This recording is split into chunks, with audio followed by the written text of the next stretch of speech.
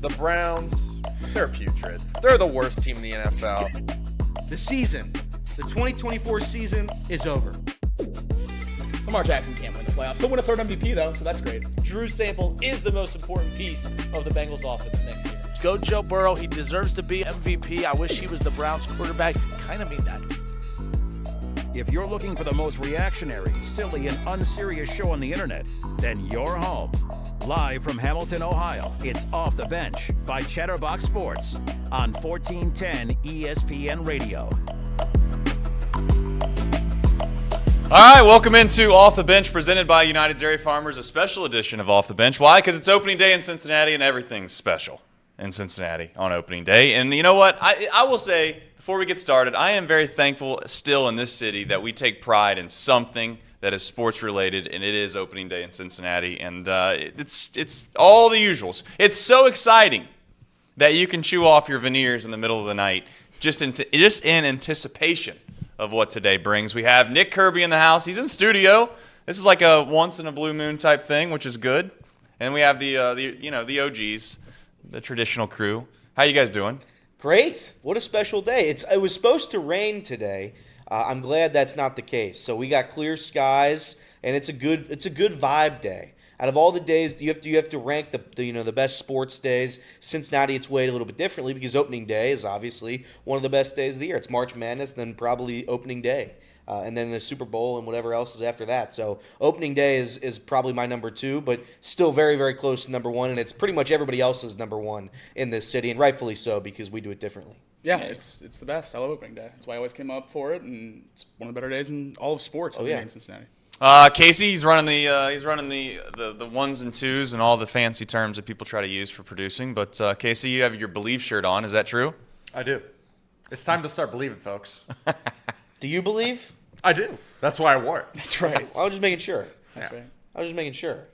All right, we have a full show, and by full, I mean who knows where this thing goes over the course of 4 hours, but we're going to do our best to stay on track and provide some insight. That's why we brought Nick in here for the big hitting, tough journalistic questions. Meanwhile, me, Jacob, and Elliot are probably going to sit here and poke fun at times, but You know what? We mean it in love. We mean it with respect. I'm going to try to be a sponge, absorb some positivity. That's right. I got to admit, I was driving up to Dayton just the other day, and we were going to the top prospects versus the Cincinnati Reds. Versus the Louisville Bats. Basically, but they called themselves the top prospects. And I said, first thing I got in the car, I was driving up with Nick. I said, Nick, I need some help.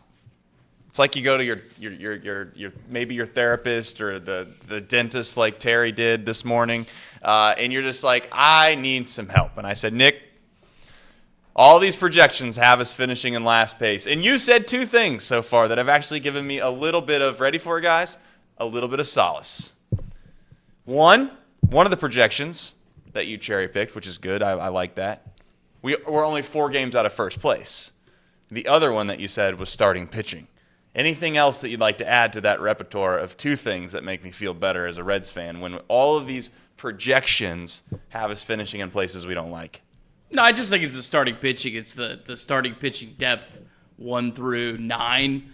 I just don't think anyone else in this division has anything close to that. So, as the season goes on and you get into June, July, and August, and pitching injuries, they come to every team. The Reds are better prepared for that. So it's always hard to predict how much depth will actually help you win a division race because it depends on your own health. It depends on the health of everyone else in the division. But the Reds have incredible pitching depth, and you can certainly win on pitching. There's a lot of teams in recent memory that have won on pitching, and that's where the Reds will win or lose this season. Well, we had some fun banter before the show went on, and I'll kind of get into that now. I'm going to make a little bit of lighthearted jokes, of course, all day about the fact that our manager maybe needed to get veneers fixed before opening day here this morning. Better than his heart. Yeah, whether that's good or bad, I don't know. We'll start with Jacob and Elliot. I mean, your overall thoughts on the vibe that Francona brings, and is he? And I'm saying, like, Is he worth as much as people are leading it on to believe? Should we try to temper those expectations? Do we just take it and run with it because it's somewhat of a hopeful feeling that you do have a Hall of Fame manager? I guess where do you stand on the totem pole that is the manager? It's the biggest offseason addition for the team by a country mile. So I'm going to choose to be excited about it because you got to hold on to something. I'll be excited about some of this young core, and I'll be excited about Terry Francona. Everyone knew how I felt about David Bell. They knew what I thought about managers in general in Major League Baseball. And whether or not, they equal, playoff success or, success for the regular season, I don't know how much that's weighed. I've never played professional baseball. I'm not in a clubhouse. I don't know. All I've seen is Moneyball. I just know Moneyball. That's it. And Art Howe. That's all I've ever known. They won that championship. They did. They did. I'm not going to sit here and pretend that I know what the answer is, but I know David Bell in his time here clearly didn't get the job done. I guess for what we expected here in Cincinnati, for what the Reds expected, for what the Castellinis expected, for what all of us expected, there just wasn't enough success with him here. So it's time for a change when it doesn't go that way for as long as it didn't go our way.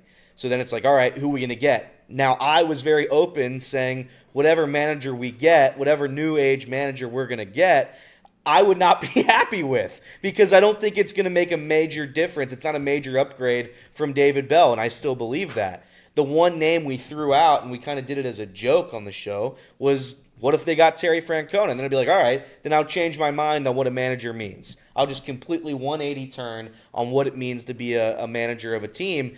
And they got him. They got Terry Francona. They have probably the number one manager that was available. So the fact that we get to have a Hall of Famer coach our team, it means a lot. And I think it does bring the energy. I think it brings the vibes. I think how he manages is going to be different than how David Bell managed. I was listening to like a little interview with Freddie Benavides, and they were talking about that. And it was just, I think you're going to see a different Reds team. How different? Is it going to be a 20-game difference? Probably not. I would take the under on that. But I do think it's a different brand of baseball. I said it yesterday. I think Terry Francona is going to bring a brand of baseball that the town of Cincinnati has come to at least think that we are. They think we're the tough, hard-nosed, we're going to do everything right type of team. And I think that's what Terry's going to bring. I don't know, you still need the guys to play well, but I don't know how much that translates. But I think it's going to translate more than it did with David Bell. That's the point I always try to say with Terry Francona conversation too, is if the Reds are good, it's not going to be because of Terry Francona. If the Reds are bad, it's not going to be because of Terry Francona. He can swing that needle a little bit, but it's going to come down to the players on the field. And that's why the Reds were bad last year. It's injuries and players underperforming. It's not David Bell. And if the Reds are good this year and make the playoffs, it's going to be because the players play at a very, very high level, not because Terry Francona has some magical 10 wins in his back pocket. Well, it's opening day, and Michael Roth's off to a great opening start here.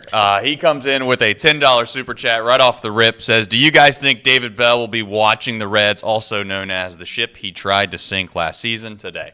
I will tell you that he is going to pay attention to the Reds this season because he's human. We're all human. If you get fired by anybody and or told by somebody that you're not good enough to do something, you're going to be hate watching. We all hate watch in certain aspects of our life. David Bell will be hate watching. And there's nobody that wants those Pacoda projections to be more true than David Bell. Let me tell you, because he's a competitor at heart. And I will openly admit there were times that David Bell didn't do himself service by just the way in which he managed his own actions or his personality. I'm not suggesting that David Bell couldn't have helped the Reds last season win some more games, but we can all admit that the team and the roster that they had put out for certain parts of that season were not the team that we came into the season expecting to have, and they weren't very good at times last year because of that reason. So I'm not going to say that the reason that the Reds didn't have success last year was all David Bell's fault. But when you mope yourself into the press conference and you mumble on the microphone for 45 minutes, you're going to have fans that become overly frustrated by that. And then on top of that, when you have rookie mistakes, if you want to blame it on the fact that the players are young, you can do that. But a lot of the fans aren't going to take that and give them a pass for that because these are professionals. And as soon as you start adding into millions of dollars or even hundreds of thousands of dollars, fans don't care anymore. They don't care if you're young. They just say, well, they're millionaires. They make plenty of money to know not to run, into the third out at third base, or to know how many outs there were in the outfield. And ultimately, you can't fire the whole team. So who do you go to? You look at the manager, and David Bell was on the short end of that stick last year. I just think from the perspective of where Terry's at, is he the only guy in town? And I think that this is true. I'd be curious to see if you guys feel the same way. Is he the only guy in town, from the owners to the very top, all the way down to the hitting coach at the very bottom, with all due respect to Valleca? I think he's the only guy that might not get criticism no matter how this goes this season. Is that true? As much as David Bell was in an absolute lose-lose spot, Terry Francona is the exact opposite in a win-win spot. It's crazy. And I love Terry Francona. The night David Bell was fired, I said, Terry Francona would be perfect. I love him, but people have gone way overboard. A manager is not worth 10 wins.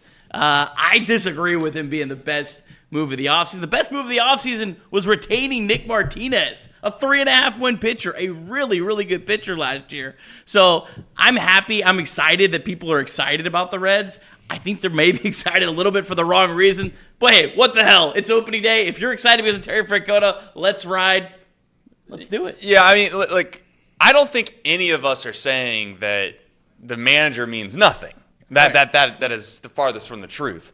I just think that there are times in which you can kind of hold on to something that isn't there, and the fact that we have folks that have notable accounts and notable status within the Cincinnati Reds organization and or around the Reds are suggesting that a manager's worth 10 wins. I can't get behind that. But I will get behind the fact that it might be worth 2 or 3 or 4. And when you start to factor in late in the season, 2 or 3 or 4 wins is a big deal. I don't want to make it sound like the manager's not worth anything, but I also don't want to sit here and act like since we got Terry Francona, it's going to solve all of our problems, as we all know that that's not going to be the case.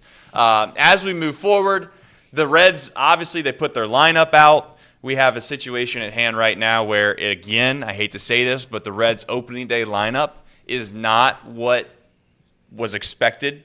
I'm not suggesting it's as bad as last year, because it's not. But Austin Hayes clearly was probably going to be marked inside of this lineup. He is not. They've subbed in what is Spencer Steer as a DH. They've put Gavin Lux into left field.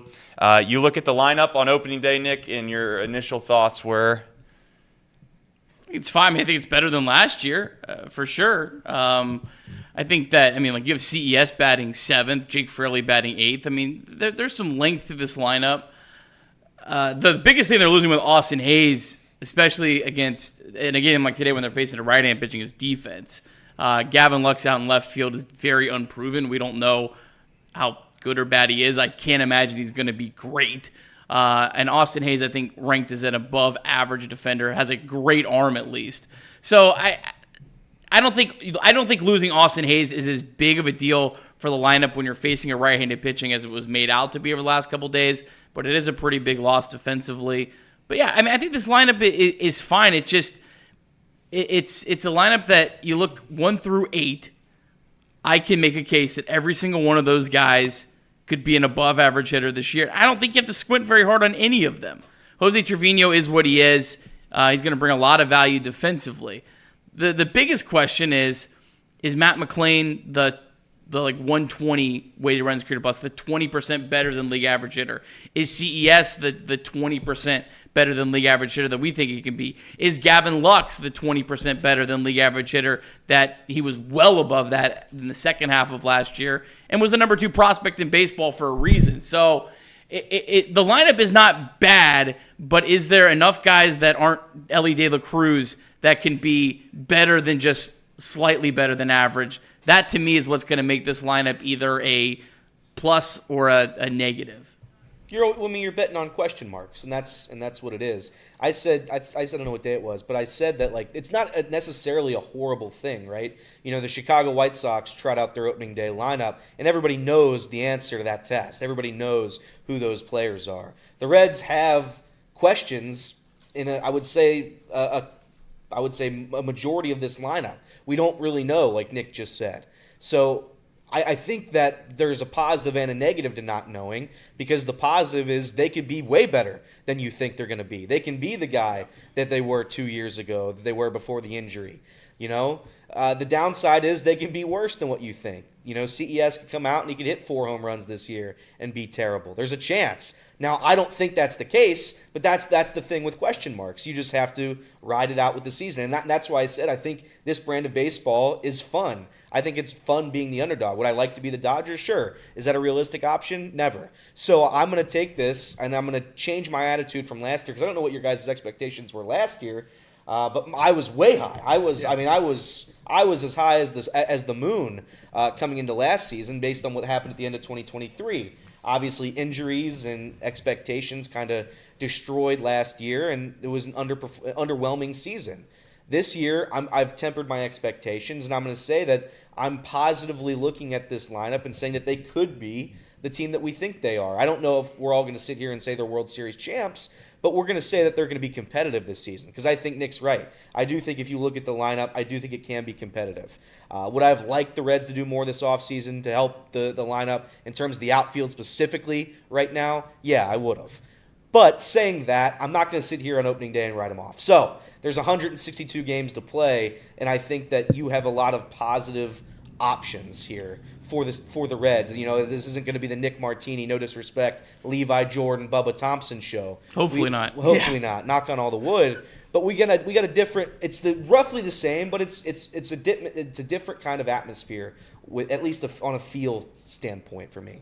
The best thing that the Reds have going for them is what you said.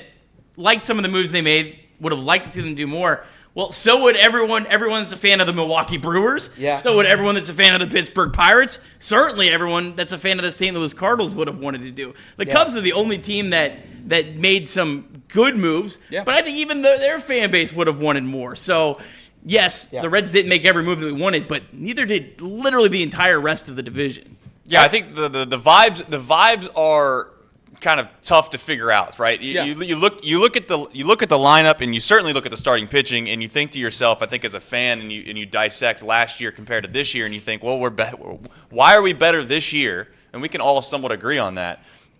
And we were more excited last year, and I've given that some thought, and I think that the real reason behind that is because we had some golden childs, we had some golden prospects, if you want to call it that, heading into last season that did no wrong since we had seen them, right? Matt McClain, since he came up and we watched him play, he looked like a Gold Glove shortstop / second baseman, and he hit 20% better than league average, and he looked like an absolute dude. Next thing you know, okay, last year, towards the end of last season, or towards the end of 2023, next thing you know, he's got a little bit of an injury, he's out, he's still out, then he's out some more.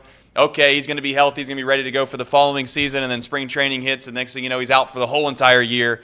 And then that just brings the morale down, because then CES gets hit in the hand, within a week of the season. He's out for the season, and it just snowballed from there to where now you kind of see some of, I guess, for lack of a better term, you see some of the downside in the players that we are extremely excited about heading into last spring. And I just don't know if that's totally fair. And I found myself in that same boat of being like, why aren't I as excited about this team as I was the year before? And I think that's the only valid reason why. It's not a good reason, but it's a reason. It'll be interesting to see how much this starting pitching is able to kind of mask maybe what is a question mark of this bullpen. Because I think ultimately, at the end of the day, if we were to sit here as a collective group and rank what we were most concerned about, the bullpen would probably be at the top of every single person's list. If not one, it's definitely two. And the cool thing about the bullpen is what Elliot just had mentioned. It's always a question mark when it comes to bullpen guys. They're the most fickle group of any, I guess, group in Major League Baseball. I'm not saying I don't believe in them at all, but I have a hard time when I look over the the bullpen usage and what we're capable of doing on a night in, night out basis, that we're not going to find ourselves in some situations asking, how in the world is this guy in a high leverage situation? And interesting enough, as we get down to the season, there's been talks, and even obviously the Phillips brothers have brought this up a couple days ago. How many of these starting pitchers that are on the outside looking in, if the Reds stay healthy, of course, start to move to the bullpen because there's just not a spot for them, and they're better than whoever we have in there. Well, and you got Zach Maxwell and Luis May sitting at AAA. So the bullpen is by far my biggest concern going into opening day, because if there's something that derails this team in April, I think it'll be the bullpen. I don't think a bad outfield is going to derail the season in April, but a bad bullpen, it could. You could lose 3 or 4 games that you should win, and yikes, that's the absolute worst case scenario. But the funny thing is the bullpen might be the one area of this team that actually internally has the chance to improve the most over the course of the year. Because like you said, they could move some starters there. I mean, Zach Maxwell, what we saw on Tuesday, I mean, he looked incredible, and he was striking out major league hitters. Maybe Stuart Fairchild's not a major league hitter anymore. I'm not sure. We'll see if he gets picked up by someone. But nonetheless, it wasn't striking out 3 guys from high A. I mean, these were guys that had big league experience, and he just blew them by.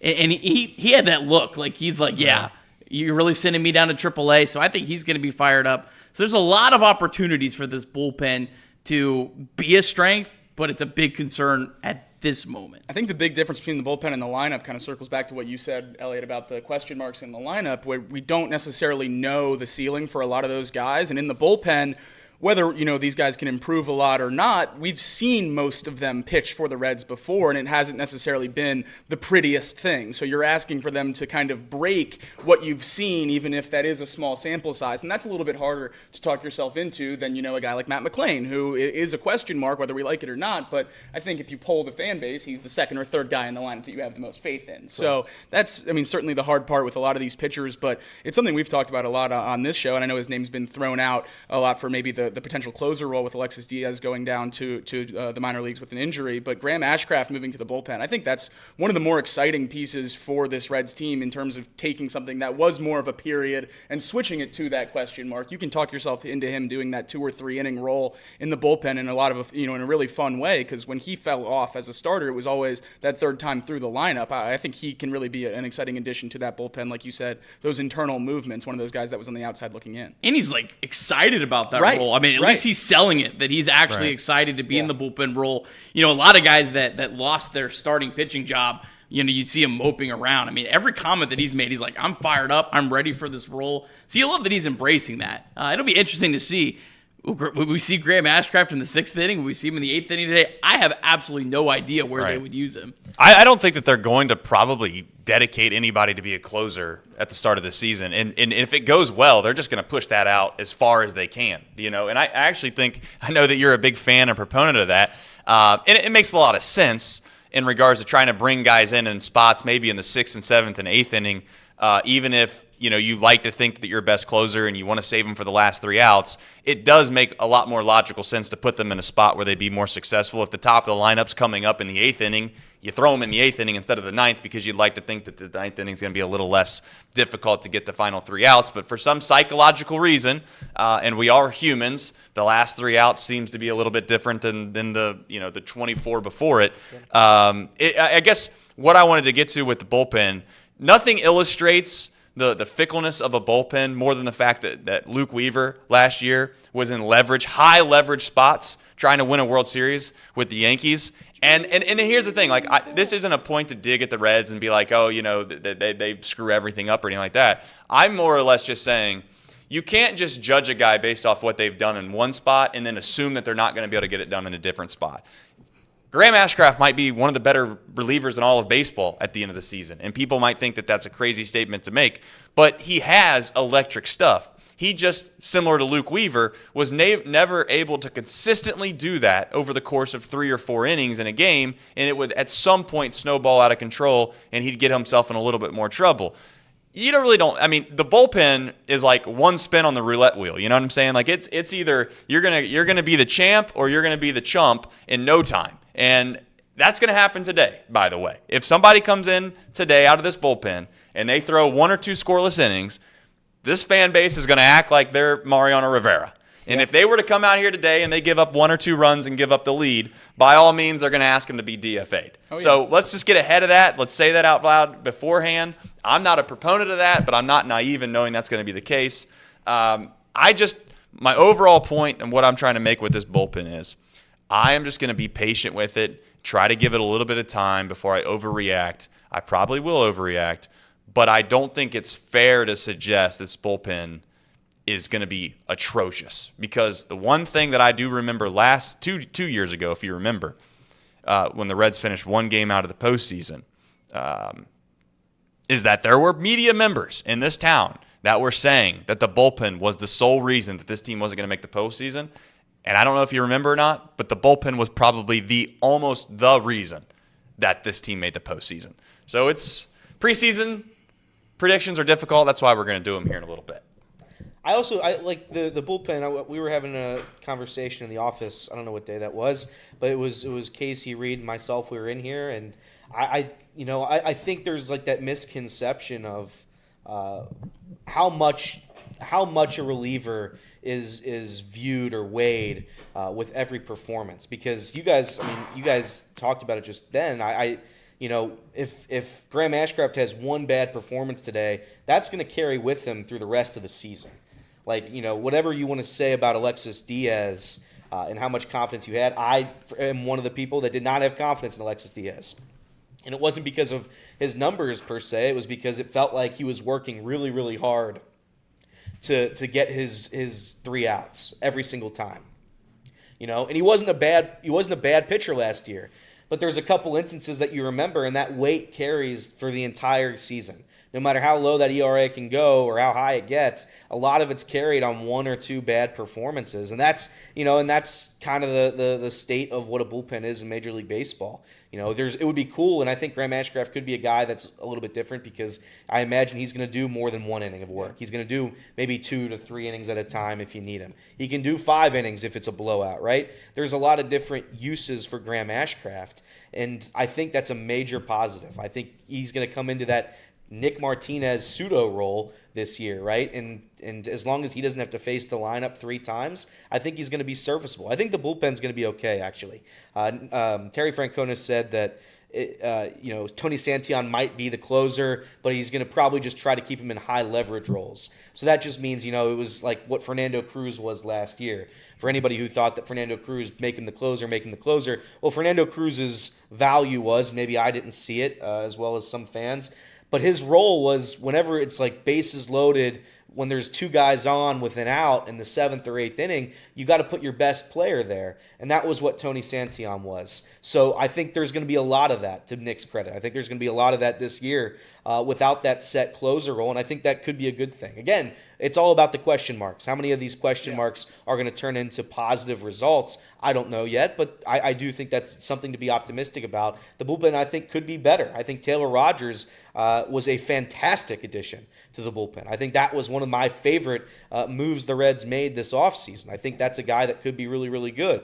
For the rest of them, Emilio Pagan didn't have a great year last year, was injured for some of it. And you go down the lineup, I think, or down the bullpen, and I think that there's a couple of names there that, again, we haven't seen here. Scott Barlow could be a guy that pitches in high leverage.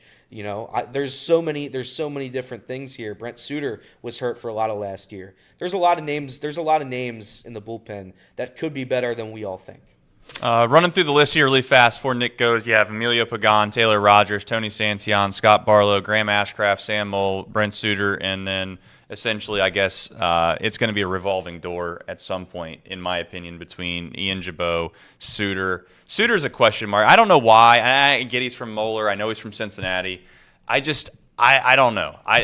If I had to make a bet on anything that was pessimistic of all of the things that could possibly go for this team, I'm betting on the fact that Brent Suter doesn't make it to the All-Star break. Which is wild, because he's the actually most proven reliever. Yeah, yes, but he's 2020, 3.13 ERA. 2021, 3.07. We'll see. 2022, 3.78. 2023, 3.38. 2024, 3.15. I'm with you.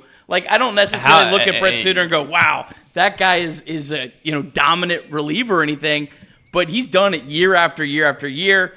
He is 35. Maybe it does catch up with him to your point, but he's done it year after year. That's kind of like the larger point of this bullpen, though, is I look at the entire bullpen.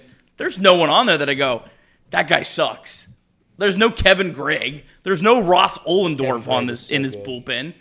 They're all have some qualities that you like, but there isn't a stud. Now, maybe Taylor Rogers.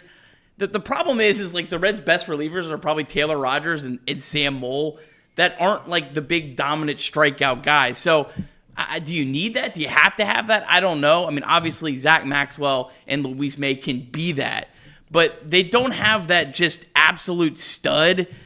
And I don't know if that holds them back or not. That's something that we'll have to see, and that it's why it's a concern to me. Yeah, I think that's a fair concern. I just also think that if the starting pitching does what they're supposed to do this year, Right.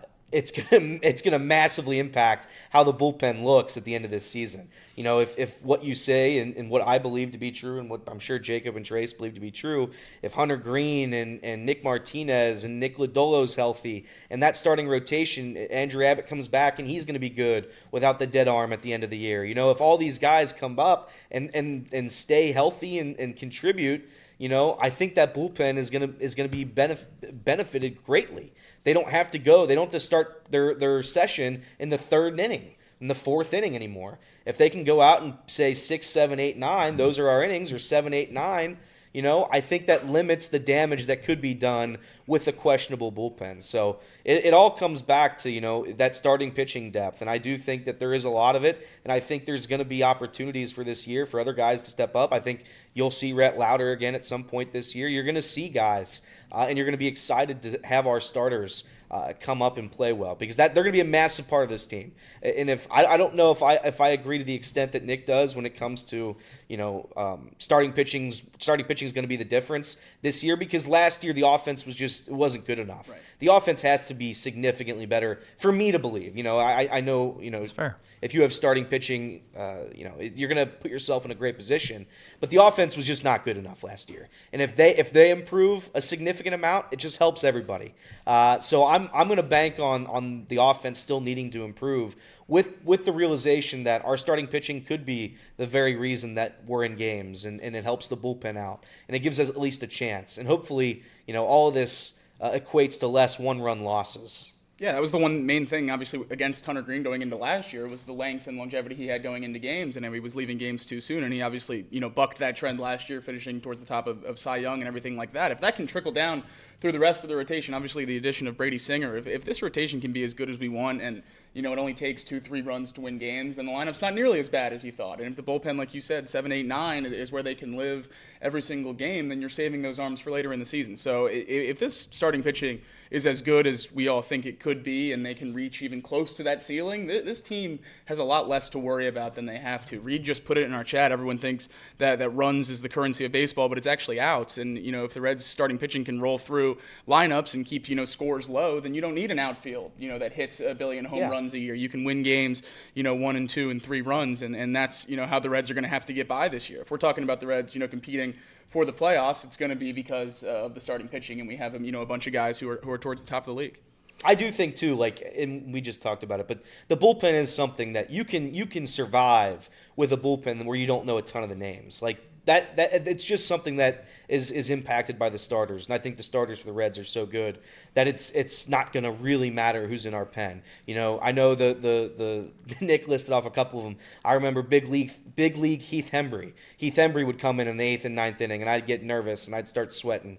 This is different. I think I like the bullpen this year. I like at least the names that we have don't make me nervous. There's not a single name in our bullpen this year that makes me nervous. And ironically, the name that would make me nervous the most is Alexis Diaz, if he was still on the roster.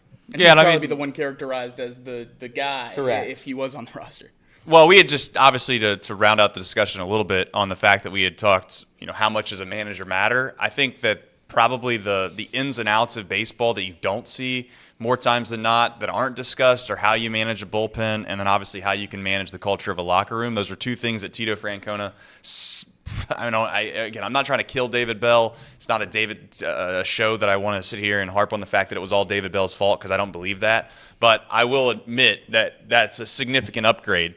And hopefully, you know, if nothing else, I know this sounds kind of maybe a March Madness is going on, so to tie this in a little bit with the Reds, when you're in the position that the Reds are in, sometimes you need to start getting a little bit of belief behind what you're doing already. You know, you just need to, you almost need to get past the first game to survive and advance. And then if we can get through April and have a little bit of fortune go our way with this bullpen and that nobody blows up, because that can happen. It can snowball the other way, right? Like if the bullpen goes out and blows 3 or 4 or 5 games in 1 month at the beginning of the season, then all of a sudden this thought process that you had about, just doing a closer by committee, it almost gets thrown to the wayside because it's hard for you to be able to believe in it long enough throughout a season to stick with it. And I'm just hopeful that the Reds can kind of see that through and give themselves a chance, because I will say, if the Reds are in contention towards the end of the season, I certainly think that they'll make a move around the All-Star break. They did not do that in years past because they obviously wanted to make sure that they didn't make a mistake and sell off some guys that perhaps were going to be meaningful in the future. But I do think that the Reds are clearly now in a position where they know what they have in Elly De La Cruz, and not to go too far down the beaten path of talking about how long he's going to be there and that whole stupid song and dance that some are doing. But I'm just saying that the Reds are understandably going to probably make moves at the All-Star break if they're in a position that has a chance to make the postseason. And in coupling that, they have some prospects that I would argue that they can stick in that bullpen that they probably aren't going to make bullpen guys, whether that be, I'm not saying Petty will be ready by that point, but it's a possibility. Chase Burns certainly could be there. Rhett Lauder could certainly be there. Nick Lodolo is a guy that's always been brought up to maybe go to the bullpen if he can't ever figure out a way to go to extend innings as a starter and stay healthy. There's unique ways that they can fix this bullpen if need be, but for the time being, this is what we're going to have to deal with, and it's a lot of uncertainty when it comes to the bullpen for the Cincinnati Reds. All right, moving forward, you have something here perhaps on Francona. It looks like you're digging up through the Fangraph machine. Yeah, just talking about, offense. I agree with Elliot's point. I don't think the offense can be a black hole and you can survive, but I don't think they have to be great. And the Reds are clearly following a lot of the Guardians mold, getting Terry Francona. But even before that, they were doing a lot of the same similar type things in terms of team building.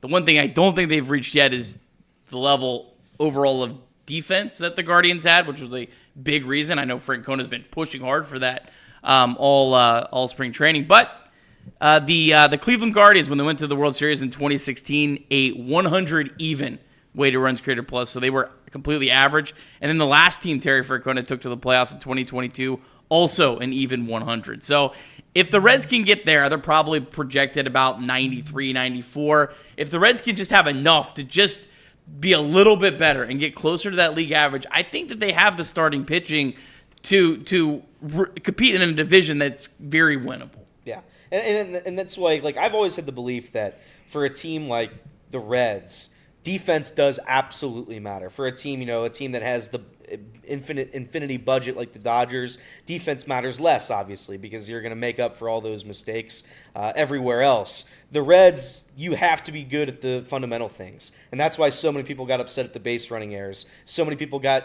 upset at Stuart Fairchild not throwing the ball home from center field when there's a guy on third and one out. There's little mistakes like that just can't be had, and that's why, to go back to Terry Francona, that's why a guy like Terry Francona maybe changes that up. I think the defense, again, I don't know how it's going to be this year. Our outfield defensively, obviously coming into the year, had Spencer Steer in left. You had TJ, who I think serviceable out in center, and I think you go to right field, and it's a complete question mark. Right now I'm a little bit nervous about that. You have Gavin Lux in left field, who hasn't really played a ton of at least defense in the outfield. He's a great defender in the infield, but I don't know how that's going to translate into the outfield. And then you go around the infield, and it's like we've got our middle infield, great. I love what we got there. And then we go to the corners. Do we think Jeimer Candelario is going to be playing third base defensively all year long? I don't think so. I don't think that's going to be the case, and that's going to be a big thing this year in terms of how Francona is going to manage, what kind of mistakes are going to be acceptable out there, and how long those mistakes are going to be acceptable for them to continue to have those spots. If Gavin Lux makes a fool of himself out and left, I think Terry's the type of guy that benches him for that. Not benches him, forever. I'm just saying he moves out from the outfield. He comes to the infield, and you'll see Santiago Espinal out there or somebody else out there, and he's going to try to continually work it. It's a process, and I think Terry Francona is going to come in and fix that. Defensively, again with the catching position, Tyler Stephenson improved, I thought, a lot last year defensively. So you are going to miss that, but then you pick it up in Trevino, right? So you're going to have that at least this year too to help the pitchers and everything like that. So I think defensively, I don't know if it's improved as of this second based on the injuries, but I do think that's going to be something to look for. I think you're going to see less and less little mistakes. I think that's the type of stuff Francona is going to at least attempt to make a priority, to attempt to fix coming into this year. And going back to what Nick said earlier about people aren't going to, push back on Terry Francona for most of the season, I would say I would certainly agree with you. I think we're going to see that most with the lineups, especially early in the year. People aren't going to nitpick these lineups and where guys are playing or where they're hitting because it's Terry Francona and not David Bell, at least, for the start of the season until, if anything gets off the rails and then we start nitpicking everything. But I think people are going to have a sort of blind faith, and it's obviously proven by what he did in Cleveland and in Boston, but they're just going to believe in Terry Francona and where he puts these guys, at least for the start of the season. So it's going to give them more wiggle room to figure that stuff out and get more comfortable. Daniel Myers has been a member for 14 months. Thanks to all the folks that are members of our channel. He said the Red season is here. He's a leader of men. So thank you to Daniel. Daniel Myers, every single video we put up on YouTube, this guy comments, helps our algorithm. He is incredible. Shout out to you, Daniel Myers. Happy opening day, my friend. That's right. So here's, as far as the defense goes, you obviously touched on it. I think it's one of those things where, similar to a lineup, you take just a couple guys out of a lineup, and then all of a sudden it just doesn't extend as far, and it looks absolutely horrific. You add just one hitter into a lineup, and the next thing you know, you start to feel better about it because you go down to 7, 8, 9, and the 7, 8, 9 hitters look a little bit better than they did before. This defense right now that they're putting out on opening day, this specific lineup, I'm just going to be completely honest with you, is not good. It's not good. It's not going to work out long term. This is not going to be the plan moving forward. It's just the hand that they were dealt for today, and I think that they're just going to try to push through it because they feel like they need to have some offense out there, right? Santiago Espinal is a guy, in my opinion, that over time is probably going to earn the trust of Tito Francona, and they're going to give Jeimer Candelario because that's what he was signed to do. It almost feels like to me that they're giving Nick Krall's original plan a shot, like a chance. But I don't think Tito Francona is going to live with that for very long. If Jeimer Candelario boots a ground ball in the 6th or 7th inning today in a one-run game, and his leash is going to get incredibly short. And I also don't think, and I hate to be a pessimist on Candelario, but from what I've seen so far, and I hope I'm completely wrong about this, the difference between what Espinal showed on the back half of last season and what he's capable of doing, maybe if you give him an everyday role, and what you're going to get out of Candelario at the plate, is nowhere near of a big enough difference, perhaps, for what you're going to lose in value at third base as a defensive third baseman. I just think that if you have McLean at second base, you have Elly De La Cruz at shortstop, and you have Santiago Espinal in your infield, you're going to feel really good about that. Now you start adding in CES at first base, which it is what it is. At first base is always going to be a question mark, and I'm not saying CES can't be a good defensive first baseman, but it's a question mark at best. I just think Tito will figure it out. It's just going to take a month and a half before he says, this is exactly what I want. But I wouldn't go and think that, Gavin Lux playing left field, I would be shocked. I would be genuinely shocked if that's where he ends up playing a significant portion of the year. Maybe it will. But I almost feel like Gavin Lux will find himself in the DH role from time to time. They'll put him in left field from time to time. But and obviously Hayes is going to have to enter the lineup at some point. You'd like to think. Hopefully, I not trying to knock on wood, this calf strain doesn't turn into Matt McLean type situation from last year. But I'm just openly saying the defense has to be better. And if there was one pessimistic thing to say today, this lineup today is not good defensively. It's not good at all on the left side. Please don't hit the ball to left field, down the line, Candelario or Lux. I don't think it's bad, the rest of the lineup, though, if you go through. Elly, we believe, is going to be really good defensively. Matt McLean, we feel, is going to be a plus defender at second base. CES got a lot of praise from Charlie Goldsmith defensively at first base. What he's hearing, there was the Fielding Bible did a minor league defensive numbers. I don't know how they get these numbers, but CES ranked as the top defensive first baseman when these came out when he was in the minor leagues. So I don't think he's necessarily a negative at first base. Fraley's ranked as a positive, slightly positive defender. Friedel last year was not, but everything before that was great. Last year his sprint speed was down. It was a weird year for him. I don't know what he gets, but he has the potential for sure to be at least average. And then Jose Trevino behind the plate is well above average, one of the best defensive catchers in the sport. So really outside of left field and third base is really bad. I'm not downplaying that. I'm not downplaying that, but they are pretty good the rest of the defensive alignment. Let's just stop doing the song and dance of acting how in the world the Brewers keep doing this over and over again. Well, we know what it is. Let's stop acting like we don't know what it is. If they have every single player on their team is a pretty damn good defender, if not an elite defender. Or they DH. Or they DH. If you can't defend, you DH. We have like 6 guys that could be DHs for the Brewers, if we're being completely honest. And then on top of that, in the 6th, 7th, and 8th inning, you already think that the game's probably close to over because they shorten the game and they have a great bullpen. We don't have either of those. So I'm not suggesting that you can't get by in having that, but I'm over the song and dance of acting like the Brewers are getting lucky. They're not getting lucky. They have great defensive players, they have a great bullpen, they shorten the game, and they don't make mistakes. And they find a way to scrap and claw and find ways to win. And you look at the lineup every single night and you're like, how is this Brewers team doing this? Well, we know the answer. And right now I'm saying on opening day, our team doesn't look that much significantly different than what it did last season, and last season was a disappointment outside of Matt McClain. And that's what I mean. When you start adding in guys to a lineup, it makes a significant difference. You add in Matt McClain at second base over a guy, and I'm not trying to be disrespectful, but over a guy like Jonathan India, you're going to get a significant higher value out of that position from a defensive standpoint. I think you're going to turn more double plays. I think you're going to get more outs out of range plays, and that will add up over the course of a season. Now, third base right now is a black hole, in my opinion, if Candelario is going to be there. So it's almost like what you gain with Matt McClain being at second base, you're going to lose with Candelario. And I hope I'm wrong. I hope he plays out of his mind, and he's a great defender.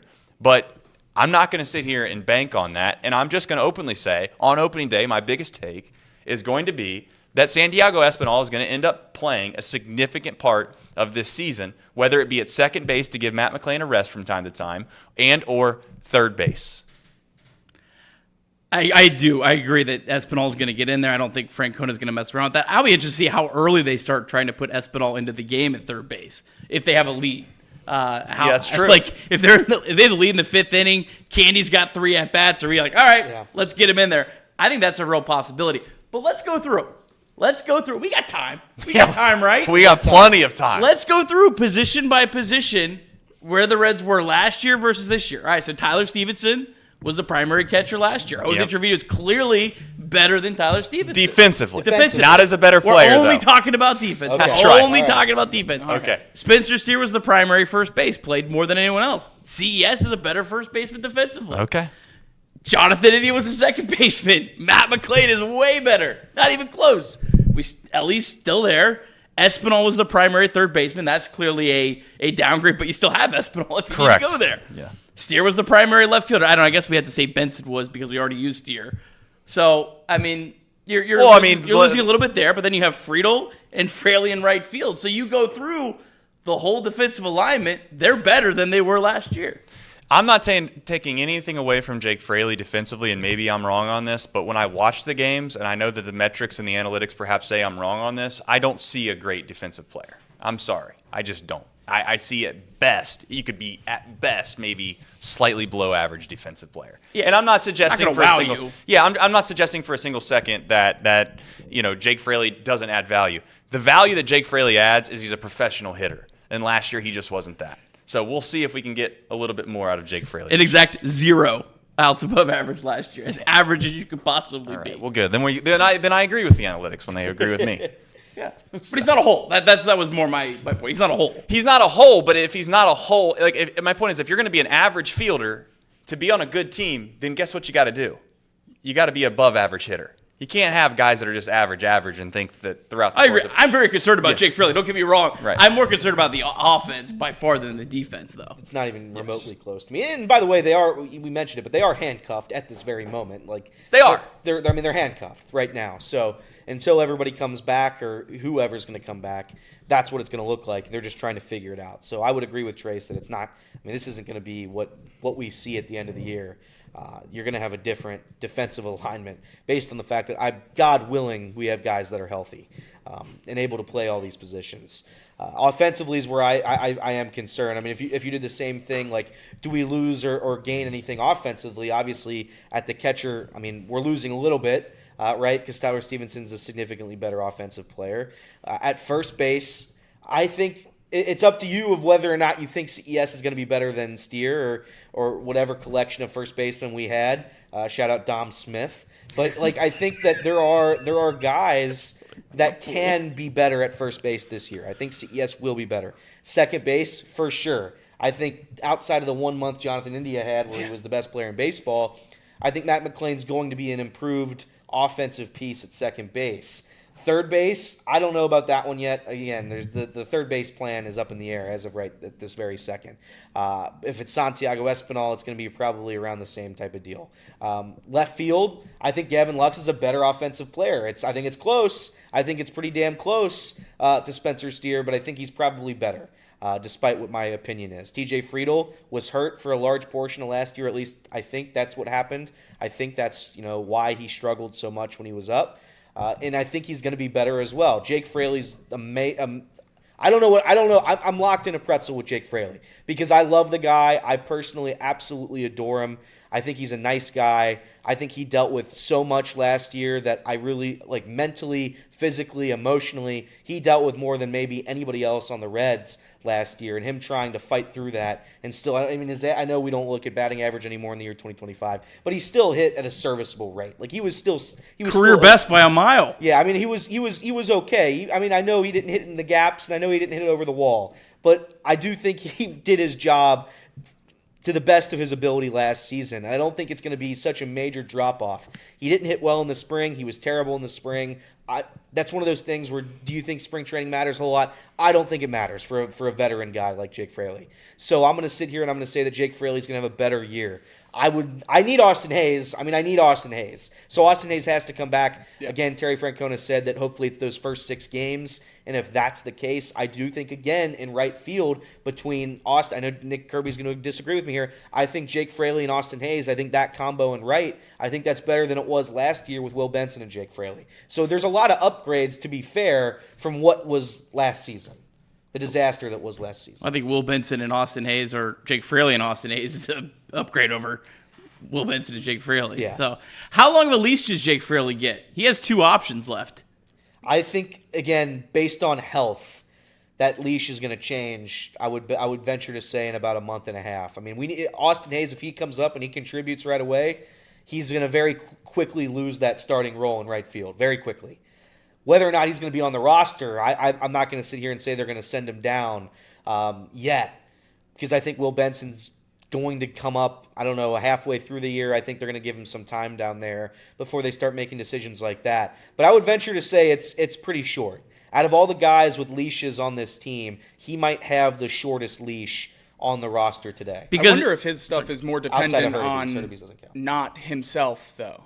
Like, how good is Jacob Hurtubise playing? How good is Blake Dunn playing? Is Will Benson hitting the cover off the ball in AAA? I think a lot of those things probably play more into the longevity Jake Fraley has in the Reds roster than how he plays himself. I was going to say, he doesn't control his destiny. Right. Like, you talk about teams controlling their destiny, you got to win this many games down the stretch. Jake Fraley does not control his destiny right now. I think that's Austin Hayes' to lose. I think if what Jacob's saying and Blake Dunn is a contributor, that's another piece that could come up, take his spot. If Hayes gets back and Hurtubise has stunk for a month, then, it's Hurtubise that goes. If Lux is great when he's in left field, if Spencer Steer comes back and he's great offensively, then Jake Fraley's out of a job. He's the only guy I would say that probably, has the most to lose because I don't think he controls anything from this season. Yeah. He can be very good. I'm not saying he's not going to be good. I'm just saying the risk, I would say, for Jake Fraley is a lot higher than everybody else. He has to crush Yeah. right-handed pitching because if he doesn't, there's a pretty easy path to get a much better defensive lineup on the field. So let's say Steer and Hayes are both healthy, which we hope is in the next couple weeks. Steer can play left field, Hayes can play right field. I don't know, maybe you swap them. Yeah. Then you could put Santiago Espinal in at third base, and then you could have the other guys DHing. So you can, or even if Steer's on it, you could have Lux playing left field.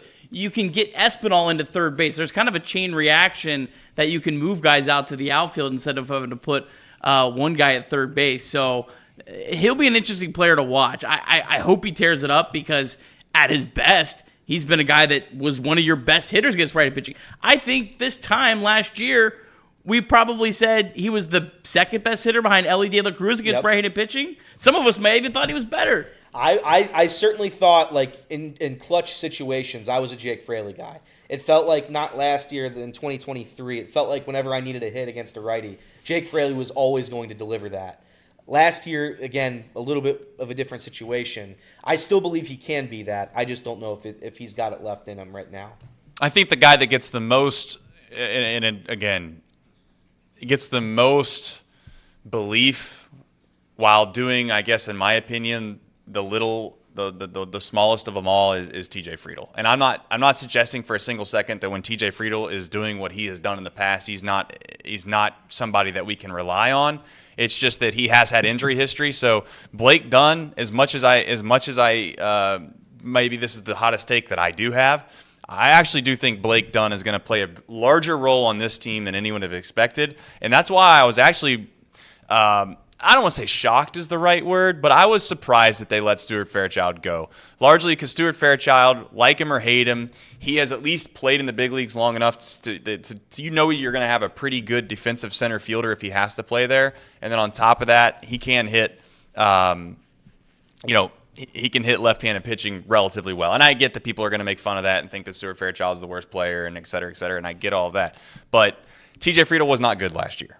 And if TJ Friedl, and again, you had mentioned it, if a lot of these metrics are on par with what he had performed on last year, I can see, again, not to be rude, but I can see this fan base souring on that position relatively faster than not. I'm watching how well is he defensively more than offensively because that's his biggest value is being the Reds' center fielder that can play above average defense, which we saw up until last year. Last year, the numbers were not good on him defensively. So that's maybe the biggest thing that I'm watching early because I don't know if I'm necessarily as concerned that the offense will come around. I think he's at least going to be a league average hitter. I don't really love him batting leadoff. I think he's more of a number 9 hitter, but that's a whole nother topic for another day. But how does he look defensively? That's the biggest key for me these first couple weeks of the season is seeing where he's at there. I'd feel a little more confident if he was 24, you're 25, 26 years old as well. You know, I'm not, and again, I'm not trying to be an age person at all times here with Brent Suter and now TJ Friedl, but, you know, you got to pay attention. We were dating him when he said, yeah, I played here 8 years ago. I was like, 8 years ago? What? That's crazy. I do think, for what it's worth, I like TJ Friedl. I like, you know, the style of the bunt hit. I know people don't love dropping bunts in the year 2025. I think that's a creative thing. I think that's a cool way to get on base. And if TJ Friedl, I know that wasn't really a thing last year as much as it was in 2023. But if he was able to, I think he led the league in bunt hits in 2023. You know, led the league in lack of double plays. He had He hit into 0 double plays and 500 something or maybe 600 at bats. Yeah. Yep. You know, there is a good player inside of TJ Friedl, but I did not know he was 30 years old. That's crazy. Well, he also has pretty good splits, lefty and righty. That's something that we can appreciate in this town because obviously there's not too many everyday players, and he did a good job of that. And one thing I did notice, and again, I don't have stats to back this up, so this is all just basically me watching 160 whatever games we watch each and every single year. But anytime there was a left-handed pitcher that was a relatively kind of I would say a difficult at bat for a left-handed hitter, he would use the bunt base hit to his advantage against those left-handed pitchers a significant amount of the time, and I think that helped his splits against left-handed pitching. So I'm not suggesting that TJ Friedl has no value. I'm just saying as you look around the outfield and we sit here and we always just debate and internally struggle on who's going to play left or who's going to play right, and are they good enough and that's good enough. You know, I guess sadly center field as well for me is not like a stamped approval, this is going to be a for sure thing. But I'm not openly saying that's a bad thing. I'm saying Blake Dunn could step into that role and surprise a lot of people. Blake Dunn has a lot of characteristics that you would want in a center fielder. He's got speed. Blake Dunn is a significantly better, and no disrespect to try to round this out for opening day, but a significantly better player than Bubba Thompson. He has Bubba Thompson's speed, but he actually can play baseball. That's kind of a good thing when you're trying to play baseball. Play football? No, he can't play football. Though. He can. He can actually. Blake Dunn? He was a 4-star. I thought that was the joke. No, I didn't know that. Yeah. What's the term for? What do you call it? 4-star athlete. 4-star athlete. He played. We were talking about this with shout out. Who was our guy with the Dayton Daily You're News? struggling, Jeff Gilbert. Jeff Gilbert. Shout out Jeff Gilbert. We're talking about it. Yeah, he went to Western Michigan. He played football. He played basketball. He ran track. Right. Not a guy that's played baseball a significant amount either. So it's like he's. I mean, it's more or less like he's an unbelievable athlete that is good enough to make it to a Major League Baseball roster.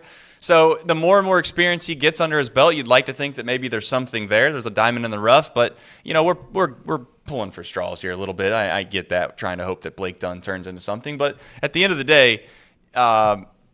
Center field needs to be a position that is above average defensively for this baseball team. Whether that's TJ Friedl or Blake Dunn, I don't care who it is.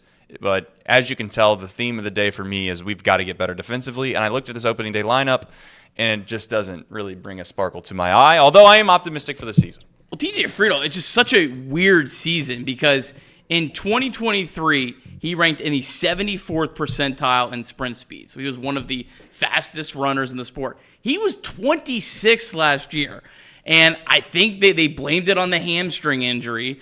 I mean, I don't think a guy ages that much in 1 year, right? That seems a little crazy. So it just his speed. I mean, that impacts every part of his game because his bunting is an absolute weapon. Bunting is massively overrated in the sport, but the way that TJ Friedl does it is absolutely not underrated. If he's able to get his sprint speed back, it probably makes every part of his game better. Because you get 10 bunt hits, I mean, your entire numbers across the board look better. You were able to run a little bit faster. Your defensive metrics look a lot better. And all of a sudden, you go from a guy that was a below-average player to a guy that's an above-average player. Yeah, I think TJ Friedl could be a position. This is why we talk about question marks.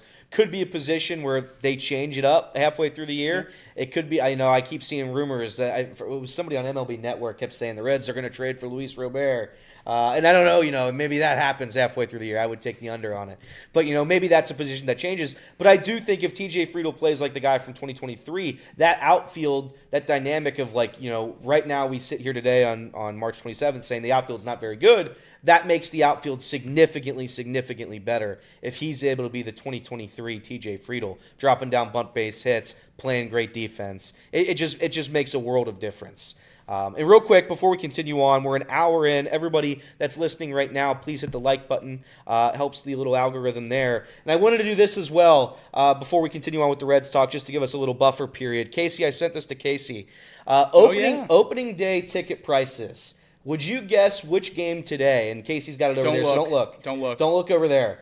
Who would you guess which game today? Casey, you can put it on the screen, though. Which game today has the lowest opening day ticket prices, and which game has the highest We gotta opening look day? at that. We gotta look at the games. I'm gonna go out on a limb and say that the highest is the Reds. You are correct. That's always been the case. And again, there's a very clear reason as to why that is. Opening day is just different in Cincinnati. That's why everybody across Major League Baseball says that. The lowest, Nick, do you have it has to be the White Sox. They're at home. Let me tell you right now. Is it the Marlins? There are 3 games below that. That's right. The Marlins? The Marlins are... Is it the Cardinals? Is it the Cardinals? It is not. It is not the Cardinals. I wanted it to be the Cardinals. For $12, you can get into the Orioles at Blue Jays. Wow. David Bell's team. David Bell getting ricochet shots left and right. It's $12. We had it on the screen there. $12 for the Orioles at Blue Jays today. $17 for Pirates at Marlins. Athletics at Mariners, $31, and up from there. It's pending. The only 4 games above 100. Wait, where are the White Sox? The White Sox are 4th. Angels at White Sox, Fourth to $33. Fourth worst. Sorry. 4th to last. Shout out White Sox. That's right. Yeah. Giants at Reds, $189. Tigers, Dodgers, $138. Twins, Cardinals, 123. Red Sox, Rangers, 122. Those are your 4 above 100. Wow. But those are your opening day prices. It still happens in Cincinnati, man. It never goes away. No matter what the vibe is, no matter how bad or good they are, it's still the same here. And where will we rank on Saturday? Where were we what? Where will we rank on Saturday? Oh, will we be the cheapest on Saturday? Those prices on Saturday are hilarious. We're not talking about Saturday. Today's Thursday. So yeah. You see how I kind of stuttered there for a second? I was like, Thursday. How much do tickets cost of those 2 minor league parks that are happening right now in Major League Baseball? Those can't be a lot. I would assume that the price is higher, right? Those 2,000 fans in Sacramento are paying an arm and a leg for those. Well, that's what I'm saying. I mean, the demand is significantly lower, or excuse me, the supply is significantly lower. So you'd like to think that the typical economics of that would make it to where either one of those teams played home today. No, I don't think so. No, we'll see what the supply. I'm fascinated to watch what that looks like. I loved watching the Blue Jays games in 2021 in Buffalo. It just was interesting. Who do you think that's a worse look for, those franchises or Major League Baseball as a whole, that we have 2 teams this year not playing at home ballparks, playing in minor league stadiums? Very different situations between the two. They'll have better atmospheres. But is it, though? Because the Tampa Bay Stadium has been a disaster for a long time. But they would be playing in it if it wasn't for a natural disaster. Sure, but again, that was because of how terrible that ballpark is. I mean, it was... I would argue it was because of... Yeah, the high winds destroyed their ballpark. I mean, certainly. I'm just saying it's a tough look to have. This is a good debate. It's a tough look to have the Rays and the A's You just can't put those 2 teams in the same. I think you can. The Rays in the same bucket. The Rays haven't attempted to fix that stadium. They still close off a quarter of it. Breaking news: Tampa Bay has half their stadium ripped off from a hurricane, and we're blaming the ownership. I'm gonna blame the ownership. Here comes. I'm gonna blame it. Jeez Louise! One owner rips the team out of Oakland. He's the same as the guy that lost his stadium to a hurricane. Make it an outdoor ballpark. Who says no? The worst look in the MLB is making the Rays play in their division rival spring training ballpark. That's true. That is. They got to walk through Yankees statues to get to their own dugout. Hey, with all due respect to Elliott and his terrible take there, I do want to say it basically is trying to play Major League Baseball at Heritage Bank Arena. It is true. I mean, it's very close to the same. If you ripped out some of the seats and you just put some turf down there, and by turf I mean just some carpet, you basically have what is Tropicana Field. I really wanted the split Expos Rays. I think that would have been awesome. Yeah. I was a big fan of that idea. I'm just saying. Listen, I'm just saying. Tough look, tough scenes. I'd say Major League Baseball is the answer to your original question before we got off track. All right, we have some projections that we are going to try to do throughout this show. We'll see how wrong we are, because ultimately that's what happens when you do projections. I do remember a take that I had last year when I was put on the spot on a show like this. I don't remember anything. All I do remember, I remember how bad it was from my perspective, so I will openly tell everybody right now. I believe you asked who was going to have the highest wins above replacement on the Cincinnati Reds in 2024, and I told you Will Benson, which was not right. I was incorrect. The easy answer is always going to be Elly De La Cruz, by the way. I feel like that should be disqualified. Okay, well, you'd have to ask the question. Let's go ahead. Without Elly, then. Who has the highest wins above replacement, non-Elly De La Cruz, on the Cincinnati Reds? I think the optimism here, you got to go with McLean. I mean, you have to hope that he's the second all-star level player in this lineup at a consistent level, and he's healthy enough to play, 120 plus games. And I think you're probably gambling on a games played thing if you have faith in Matt McLean, and that's the number we're throwing out here. I think we've seen him projected to be the all-star backup at second base in the National League by some publications. The expectations are so high. So I think if you have faith in him playing a reasonable amount of games this year and avoiding injury, that's an easy answer for him being the second. Let's do that, and then I want a dark horse. Okay. Do you have one? I have a one for my real one. I don't have a dark horse yet. My real one's Hunter Greene. I think Hunter Greene's absolutely the best player on this team, pitching-wise. And I think if you don't have him this year, if he's unavailable, if he's not healthy, if he's not good, this team has a 0.0% chance to make the playoffs or have any hope. It's our best. It's our ace. That's our best pitcher. You could go down the list for a lot of teams and say if their ace isn't available throughout the course of the season, it's not going to go well for him. I think Hunter Greene's that important. I think he's that valuable. What do you have last year? A 6.2 WAR last season, 150 innings. I think those strikeouts, I think they're going to keep going up. He had 169. That was a career best last year. And again, I just think he's so important. A 1.0 whip. I think Hunter Greene by far is my best player. If he can go out through the entirety of this season without injuries catching up to him, or whatever the puke thing is, whenever he goes out there and pukes all over the mound. Hopefully that doesn't happen anymore. Hasn't really slowed him down though, to be fair. Some of his best starts. Hasn't slowed him down. I do think he's the most valuable player. If he pukes in the second inning, we're cooking today. Yeah, he was. That's right. Yeah, he was. So I'm gonna go different. I'm gonna go Hunter Greene. It's not fun to do redundant answers. I think Matt McLean's probably my real answer in regards to someone that you want that's not of what they had said. The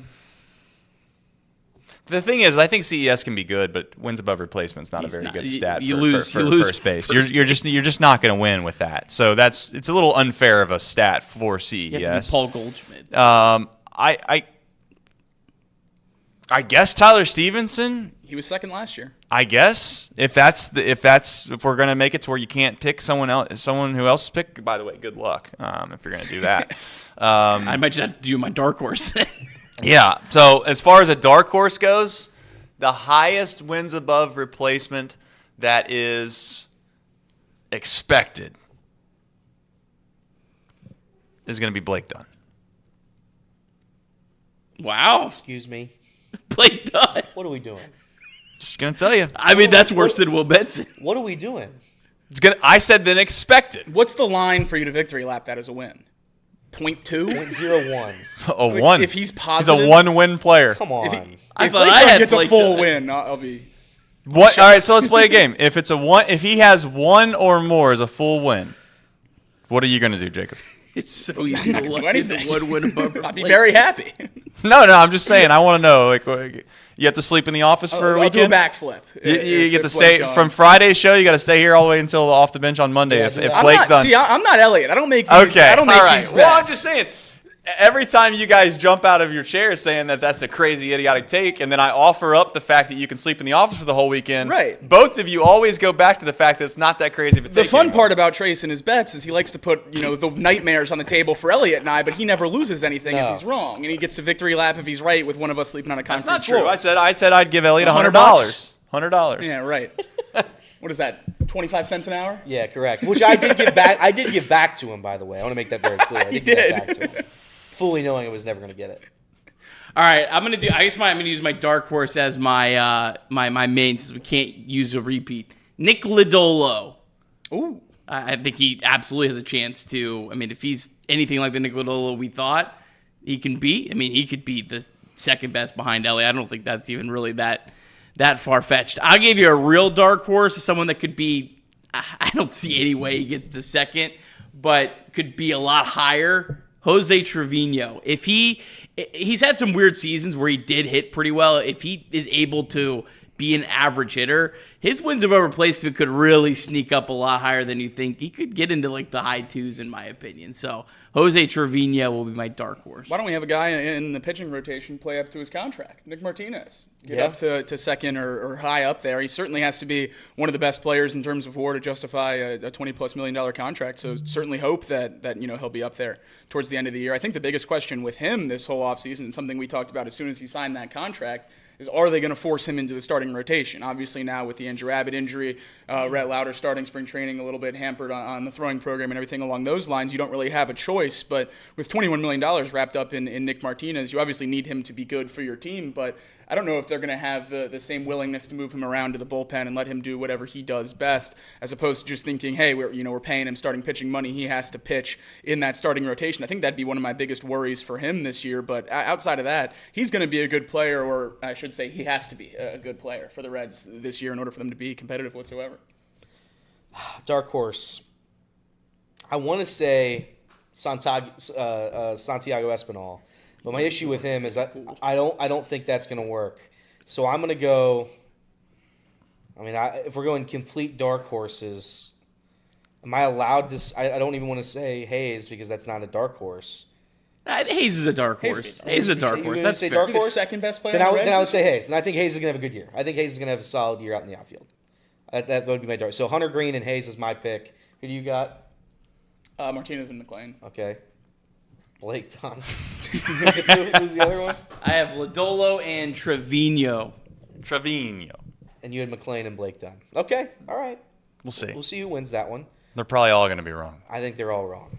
Are you ready for some more? Because Elly De La Cruz. While we're on WAR, he had a great WAR question yesterday for you that All hung right. you up for a little bit. You asked the over/under 5.0 WAR for the outfield I did. combined. Oh, yeah. And that felt like a pretty good betting line. Let's see. We had a fun talk about this. Okay. Let's see if Nick's going to be as honest today as he was Yeah, yesterday. let's see if the I will answer be stays the completely as same or honest. not. All right, I will say no because there will be a couple guys that are primarily outfielders that are going to have that negative 0.6 that brings it back. But if you gave me the caveat yesterday, right? If we taking away the negatives, only the guys that are positive, will they Absolute add up value. to 5? I say yes. I don't Trace, hate what do you that. think? Of that 5, how much do you have coming from TJ Friedl? I mean, I think you get 2.5 from TJ Friedl and 2.5 from Austin Hayes. There's your And that's 5. it? I mean, I Fair don't enough. think it's that hard to get the math there. That I guess that's the question: is how far down the depth do you But think is someone- giving you significant? Someone's going to come up and play for 3 weeks. I mean, Blake Dunn might get 5 himself. Maybe Reese Hines and be like a negative 1.2. Well, unless he plays the Marlins and the Rockies. That's true. Make sure you're strategic on when you got to call them up. End of April. I'll take the under. I think the outfield kind of stinks. But that's a pessimist in me. I'm a very negative Reds fan. I can try to talk myself into it. It's just you look at the names and it's just not a major league outfield, especially as of this very second.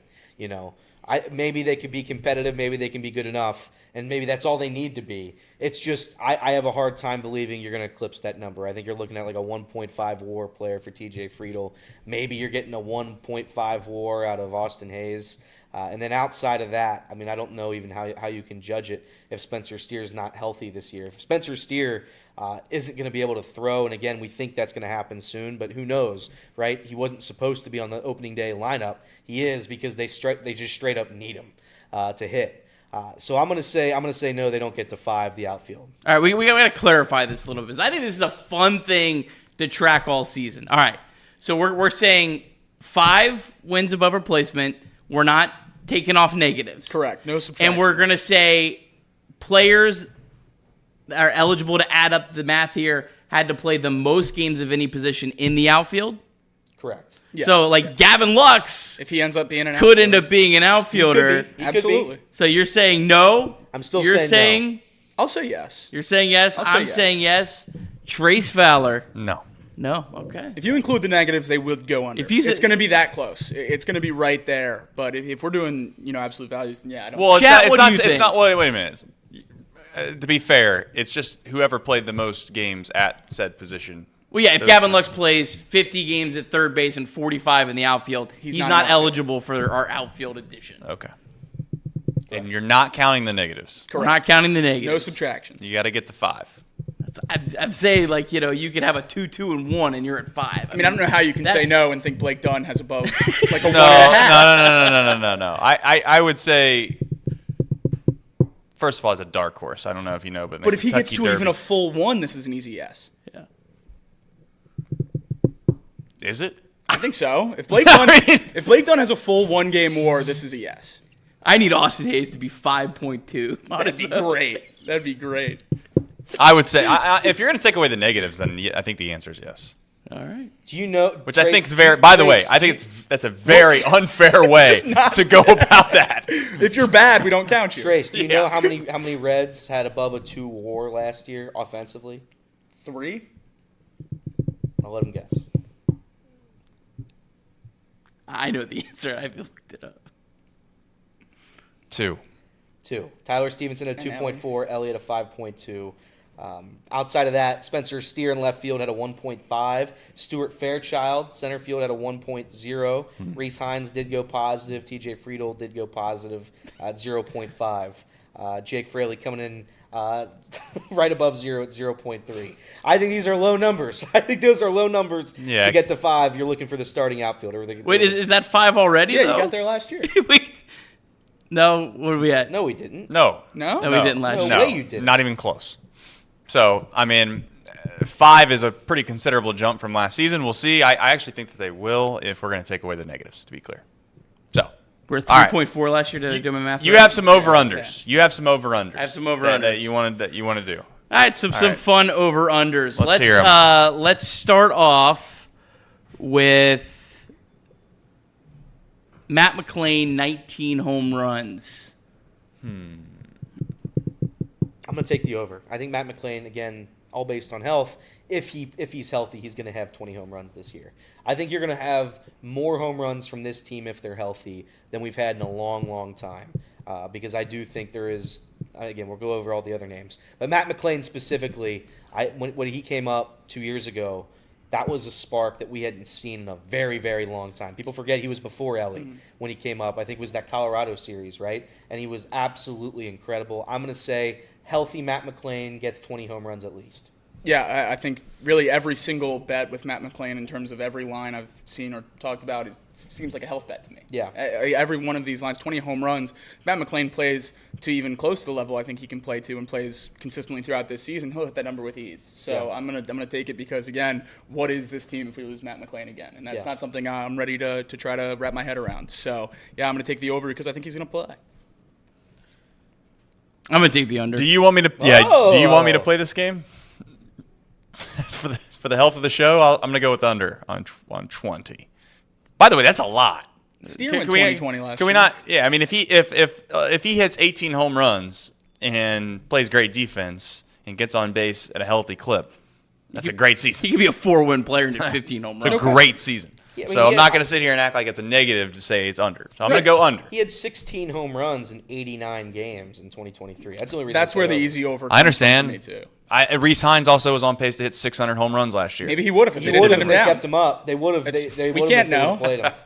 If they would have played him. I did bet Matt McClain home run today, so which is kind of ironic because you told me. Let's go. This is maybe not a tough one for you guys. CES 788 OPS. I'll start. I'm taking over. I'll go. There's over. nothing that CES you could say that I'm not going to take the over on. That 788 OPS. 788 under. I love. Again, Jacob knows this. I've had this take for a long time. He's the guy that I don't root against any of my Reds, but he is the guy. The closest. He is the take I have that I don't think CES is going to be a generational superstar like everybody else thinks. I want that to be. I want him to be great. I don't think he's going to have as good of a year as we need him to be or need him to have this year. I'm going to say he does not hit. I would take the under on his home runs. I don't think he's hitting 25 home runs. I would take the under on whatever double number he would have. I'm going to say under OPS. Yeah, I mean, I'm much higher on him than Elliott is, but he's starting to build a little house up in my head about how CES isn't going to be as good as everyone thinks. He had an 805 OPS his first season, just 63 games, but over 240 plate appearances. I think he gets back to at least close to that number. I think that's the over-under line we set here is pretty close to right where I think a ceiling for him gets to. So I'll take the over, but again, more optimism than anything else. Did you do yours? Oh, I already said over. Okay, all right. I was going to do Gavin Lux home runs, but it's 10. I'm assuming we would all take the over 10. I think a Great American surely hope so. Yeah, you can look at it. Let's do his OPS, 737. Over or under? I mean, obviously, I'm taking the over. I think you have to. I mean, again, you have to hope for the over. What is this addition if he goes under that? What is he adding to this team if he goes under that? So to mark him as one of the marquee additions of the offseason and then take the under on that is nonsense to me. So I'm going to hope that the people that are more excited about Gavin Lux are closer to right than I am on that move. So I'll take the over and pray. Let's see what Jonathan India did last year. What's the number we need to get? 737. OPS? Yep. Over. He's gone over that once in his career. Over, because Jonathan India went over last year, and I think he's Jonathan India 2.0. Okay. All right. Let's do some ERA projections, because they're not really that favorable to the Reds. It's going to be pretty hard to find some that I don't think you'll take the – what do you say? We say better or worse instead of over-under? Is that the easier way to make this not confusing? Yeah. Nick Martinez is probably the toughest one, 3.53 ERA. He has the best ERA projection on the Cincinnati Reds.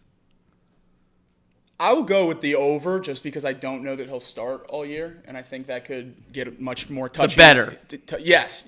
Touchy if he goes to the bullpen and end up a little higher than that. So, yeah, I'll take worse than 3.5. He's taking worse. Yeah, worse than 3.5. He's higher number. He's going over that number. 3.72 ERA. So a worse ERA. I'm going to also say worse ERA. I think Nick Martinez is good. He had a career year last year. I'm always a guy who believes right when you sign a big contract, you maybe take a little bit of a breather and you're like, okay, I got my money and I'm happy. Maybe you perform a little bit worse. Obviously, that's not anything. You can't base that on anything. It's just I've seen the Mike Moustakas thing, and it always does worry me a little bit. So I'm going to say he has a worse ERA, but I do think that he's going to still be a solid contributor for the Reds. I don't think he's going to get hurt. I think he's going to be healthy. When you need him out of the bullpen, he's going to be there and ready. When you need him to be a starting pitcher, he's going to be ready. I would predict him to have somewhere around a 3.8. The number was what, 3.72? No, 3.53. 3.5.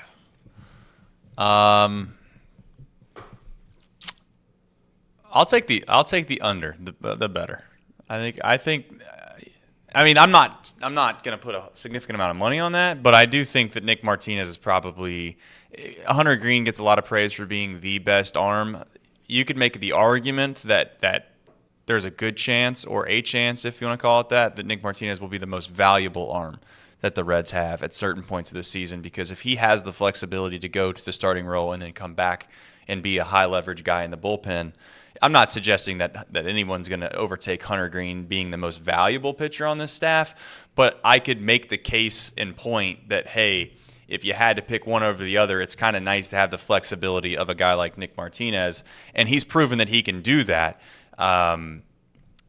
I hope that the Reds don't find themselves in a position this year where they think that the money should dictate where he belongs, whether that's a starter role and or a bullpen role. We kind of did the whole song and dance about, who do you trust in this bullpen? You put Nick Martinez in the bullpen, and immediately you start to feel a little bit better about the whole situation, because he's a guy that can go get 6 outs in a meaningful game. I don't know how many other guys in that bullpen are going to be able to say the same. So I'm gonna go under for the optimist crowd. This is maybe the best line from the Zips projections out there. I think it's like the one that's like feels like right where he'd be. 3.47 in 2022, 3.43 in 2023, 3.10 last year. I would say if I had a better idea of that he was going to be relieving more than starting, I would say for sure take the better, but I'll say worse. I don't think it's going to be much worse, but it's really hard to have a 3.53 ERA and pitch in Great American Ballpark for your home games. Where do the two of you guys think he spends most of the year? In the bullpen or in the rotation? It depends on how healthy the other guys are. I think if the Reds are to make the postseason, I think that he has to be in the bullpen. I 110% agree. That's unless he pitches like he pitched the last 2 months of the year, then you're not going to be able to remove him out of the rotation. I mean, he has a chance. Let's not also forget that he does have a chance to absolutely shove for 2 months and make it a decision where you can't remove him because he could be the Reds' best starter. I don't think it's that far-fetched to say we look up on June 1st and Nick Martinez is the best starting pitcher through the first couple months of the season. I guess thinking about that situation right now, that would lead me to believe that it's gone poorly for others rather than good for Nick Martinez. But you do make a good point, though, which I guess the question then, if you want to have some fun with this, we have plenty of time, would be that if he doesn't get moved, he does shove for 2 months, and Rhett Lauder comes back and he's the Rhett Lauder of old, what do you do there? If Chase Petty starts in wherever he starts, maybe he starts in Dayton, and then I personally think Burns specifically, Petty's not going to start. I was talking about Burns, sorry. Burns is a guy, like, I get that people are going to be like, well, they just drafted him, but his stuff is so much more mature than everyone else. This isn't a high school kid coming in. He's upwards of 100 miles an hour. He's dominated, similar to Rhett Lauder, he's dominated at a very high level in college baseball. I guess the question ultimately is when you get down towards the end of the season, what do you do with those types of guys?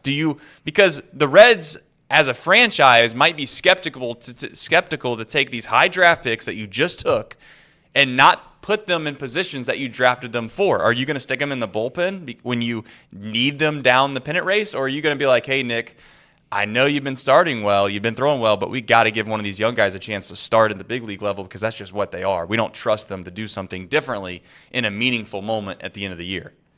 I have to think the way that it's perceived, we haven't got a whole lot of information on exactly how Chase Burns was used in the backfields and stuff like this spring. He only pitched one official inning. I have to think the way that they're using him is to keep him potentially available late in the year. So it'll be interesting to see. I mean, I would love to see him get thrown into the starting rotation, but I wouldn't be against using him in a relief role.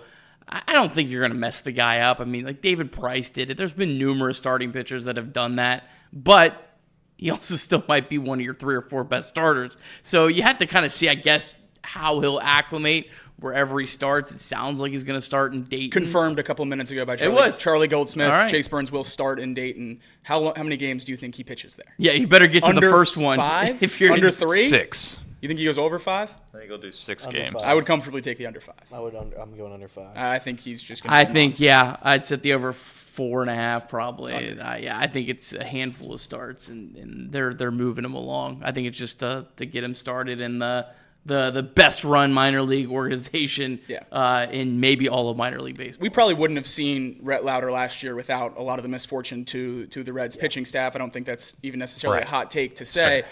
What's the expectation that we see Chase Burns at all, whether it is a starting or a relieving role to get him into this rotation or into this bullpen? What are the chances that we see him within this first season at all? I would be shocked if he's healthy that he does not pitch for the Reds this season. Wow. I would be shocked. Love that. I would be too, especially if they're in something that you would consider meaningful baseball. I can make the case in the argument that if you're in a situation where towards the end of the season you're already out of the pennant race, you got no chance to get to the postseason, you're going to maybe shut him down a little earlier than you would have otherwise, just to make sure that you're not overextending him via Andrew Abbott did maybe a few years ago. But I definitely think that, and that's the fun and exciting thing about this team, if they are around what I would call meaningful baseball towards the end of the season, I do think the Reds have some wild cards that they could bring up here and change the game. And it's almost like the bullpen and the starting pitching has the same way to get influenced the way that the position players did in 2023, right? Like Elly comes up, Matt McLain comes up, CES comes up, and you kind of like get this bolt of energy, like this whole new revamped look and feel. There's a chance towards the back half of the season that Maxwell comes up or Luis May comes up, and then Burns comes in there, and they throw Lauder in there, and then it's like next thing you know, you're like 6th, 7th, 8th, and 9th inning. You feel really good about who's coming out of that bullpen. But I'm not going to sit here and be naive. There's a chance that none of that comes to fruition, and they decide that they're just going to pump the brakes on all these guys and not rush them to the big leagues because the games aren't that meaningful. So it's you know, this season feels very much like what last season should have been for us as fans. We have to get answers that we don't know the answers to. And I know that one thing, like, as sometimes I do get down and pessimistic about some of the projections, and you get an idea of like where you're at in the standings and all that. But the silver lining in all of this is like the Reds play in a division that is winnable. Like, we're not in the West. Yeah. Like, if you're a Rockies fan today, I'm not trying to be like funny or facetious or anything like that. Like, what are you doing as a Rockies fan today? Right. You have no chance. Yeah. Literally zero chance. As a Reds fan, you know, I actually do feel like, although you've been beaten down for quite some time as Reds fans, like there is a semblance of hope that if you get off the right foot and you get a little momentum behind you, and some of these guys start to believe again that they are the guy. There's a real chance to win the division, and if you don't win the division, there's a real chance to at least be competitive in the wild card. Yeah. I will say this is a fun over-under. Over-under how many teams will make the postseason out of this division? 1.5. That is certainly the line. I'll say 2. Okay. I think that, you know, I'm not like dead set on it, but a big key this year for the entire division is, what are the St. Louis Cardinals in the second half of the season? Do they sell off everything? Because if they do, then everyone in the NL Central gets a big boost. You saw with the AL Central last year.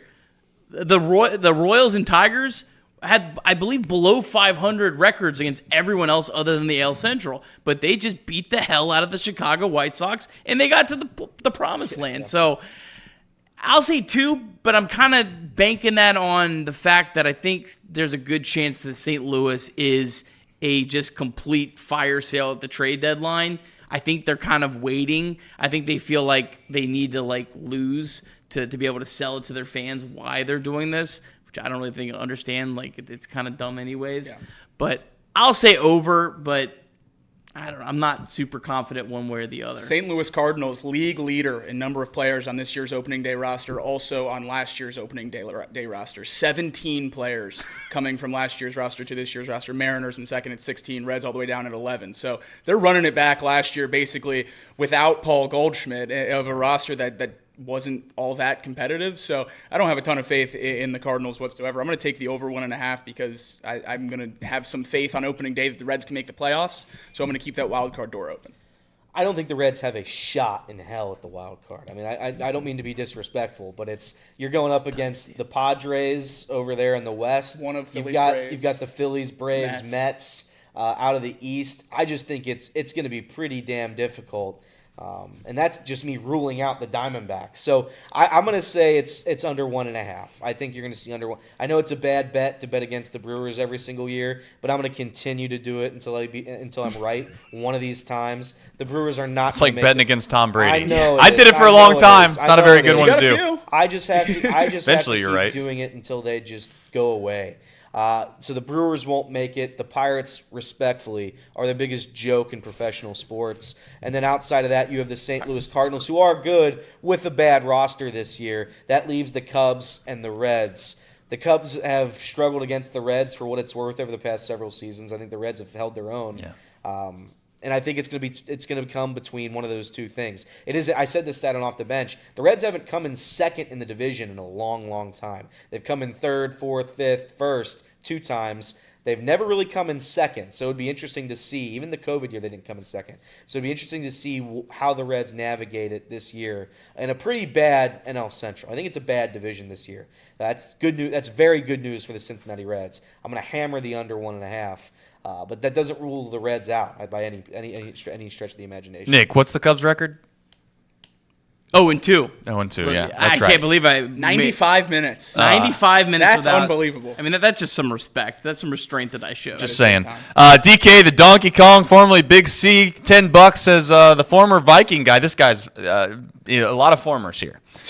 Former Viking guy wishing the Reds good luck this season. Only hit it.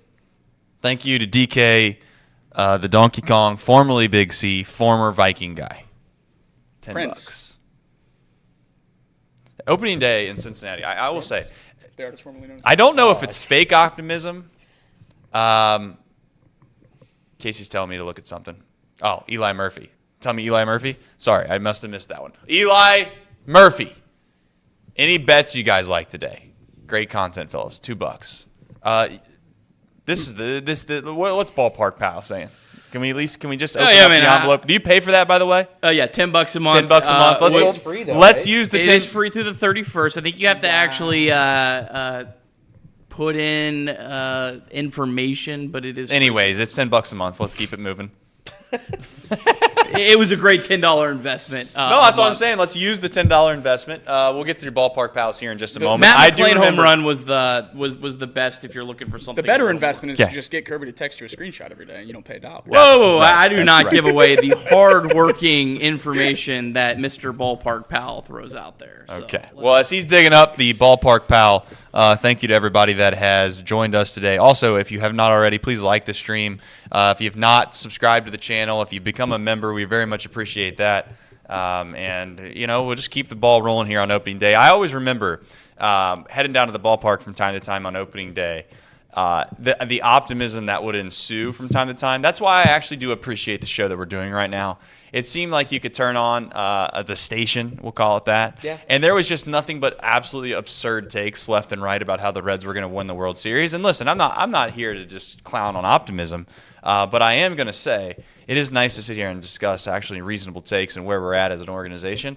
And this year there's a chance to at least gain some really good momentum for this young core, because we've talked how long for this young core to get here, and there seems to be a gap, if we're being honest, Nick, between this core, if you want to call it that, and the next core. There's not a huge gap, but there is one, and that black hole was the Chattanooga Lookouts from last year, if you're trying to find out what I'm talking about. But you have the Daytona kids that started the season last year in Daytona, had a really good year. Probably what you'd say 3 or 4 of those guys are going to go to Double-A this year. It'll be interesting to see if anybody over-under, you ready? Over-under, anybody that played in Daytona last season gets one at bat for the Reds this season? Is there at least one? I don't think so. I'd have to dig a little bit more through that roster. I don't think so. Okay. Who Let me pull up their roster. Cam is the only one. No, Sal Stewart. They all started at Dayton. Daytona. Yeah, Cam and Sal Stewart and them weren't in Daytona. They never were in Daytona. That's so. Yeah. I didn't say Daytona. I said Dayton. I thought. Oh, I thought you said You Daytona. said Daytona. You said Daytona. I'm sorry. I meant Dayton. Okay, Yeah, so yeah. Dayton. I think the door's open. Yeah, I think there. I would say there's an over. I don't necessarily can't tell you for sure who, but I think Sal Stewart definitely has a chance to be a September call up. I think a guy that's a lot older, like Leo Balcazar, could just find his way to sneak on to the roster for a couple games. Ethan O'Donnell would be the real dark horse. An outfielder, obviously, that seems like a need for the Reds a little bit. I'd say so. Is a good defensive player, great base runner, great in left-handed college. bat, so he could come in and get in some sort of platoon role. Ethan O'Donnell, honestly, might have the best chance of anyone because he was a college player. Yeah. So he's a little bit more. He's ahead of Sal Stewart, but you would be, well, I think a little more willing to push him a little faster than Sal Stewart. Okay, fair enough. Any other over-unders that you wanted to get into before we? The last one I wanted to do, and then I'll give you any things that I think are good bets today. Is Reds leader in saves in 2025. I'm going to steal it because I'm just going to hope that it all works out and Graham Ashcraft stays in a role that he's comfortable with all year long and he finds a way to be in the bullpen all season long. I'll just go with the fun answer. Get him up here now. He shoves. Big sugar. That was Jack Maxwell next week. Close it down. if someone told him to do that. That's incredible marketing. He's the coolest ever. Yeah. I want him in our bullpen very badly, whether he's good or not. He's fun to watch. I mean, I think the odds-on favorite would have to be my guy Tony. I'm just trying to look at last year a little bit to guide me. Boy, I'm gonna go Tony Santillan. People forget Alexis Diaz was an all-star. I think people do forget that. I'm gonna say Tony Santillan because I think he's gonna pitch in more high leverage situations, which obviously means more ninth inning ball. So I'm gonna say Tony Santillan, fully knowing that that's probably gonna be incorrect. Justin Wilson had 2 saves last year. A save for our good friend Buck. Where's Buck Farmer at? He get signed by anybody? Yes. He's got a minor league contract. Really? I don't know if he made a big league roster. The biggest joke in the history of this sport. Brent Suter had 2 saves. Those might have been the 3-inning saves that they give away. 1 inning for Pagan, or 1 save for Pagan, 1 for our good friend Lucas Sims. Casey Kelly saved a game last season. It was like a 3-inning save. Really? I believe. What's old Ricky up to these days? Who? Karcher. I don't know what Ricky He is. saved the game a while ago. I don't know what Ricky is. Ricky Karcher's Legend of the game. He's currently checking people into Enterprise. Oh, he dropped that one cuss word on the radio there. That was awesome. I think Tony Santillan's my name, but boy, I don't like saying it. I want Taylor Rogers to kind of be that role this year whether or not Alexis Diaz comes back, but we'll see if I'm right on that. My answer is I want Taylor Rogers, but I think if I were a betting man that Tony Santillan's going to be in. It's going to be Alexis Diaz. I'm just going to give you the boring answer. The fact that they haven't made a closer or even gave you a hint of these are the 2 guys we're going to go to the most. The fact they've just left it completely wide open makes me think Alexis Diaz will get an opportunity to be the closer. Whether he runs with it or not, he's going to get, I think, an opportunity again this year. And so he has to be the So this favorite, isn't in a my phantom injury. He's actually hurt. No, I think it's a phantom injury, but I think they're trying to get him right, and I Okay, think they're going to give him an opportunity. Yeah, I think if he had looked great in spring training, He's I not think hurt he right would now? be powering through it right now. Fair enough. Turns out, by the way, that David Bell had nothing to do with the phantom injuries. It might just be a Nick Krall thing. And It'd be a baseball thing. Yeah. well, it was a baseball thing until perhaps, I don't remember what the Mets general manager They just weren't was. very smart about it. Yeah, they clearly weren't as savvy as Nick Krall was when it comes to finding ways to get these guys injured. Who is? Shout out to Kevin Newman having what was the phrase? I don't know, gastritis. Gastritis. Yeah, remember that? Gastritis. Yeah. Shout out to that crazy incident. It just so happened to have gastritis at the exact moment that we didn't have a spot in the 40-man. So shout out to Nick Krall for finding a way, as always.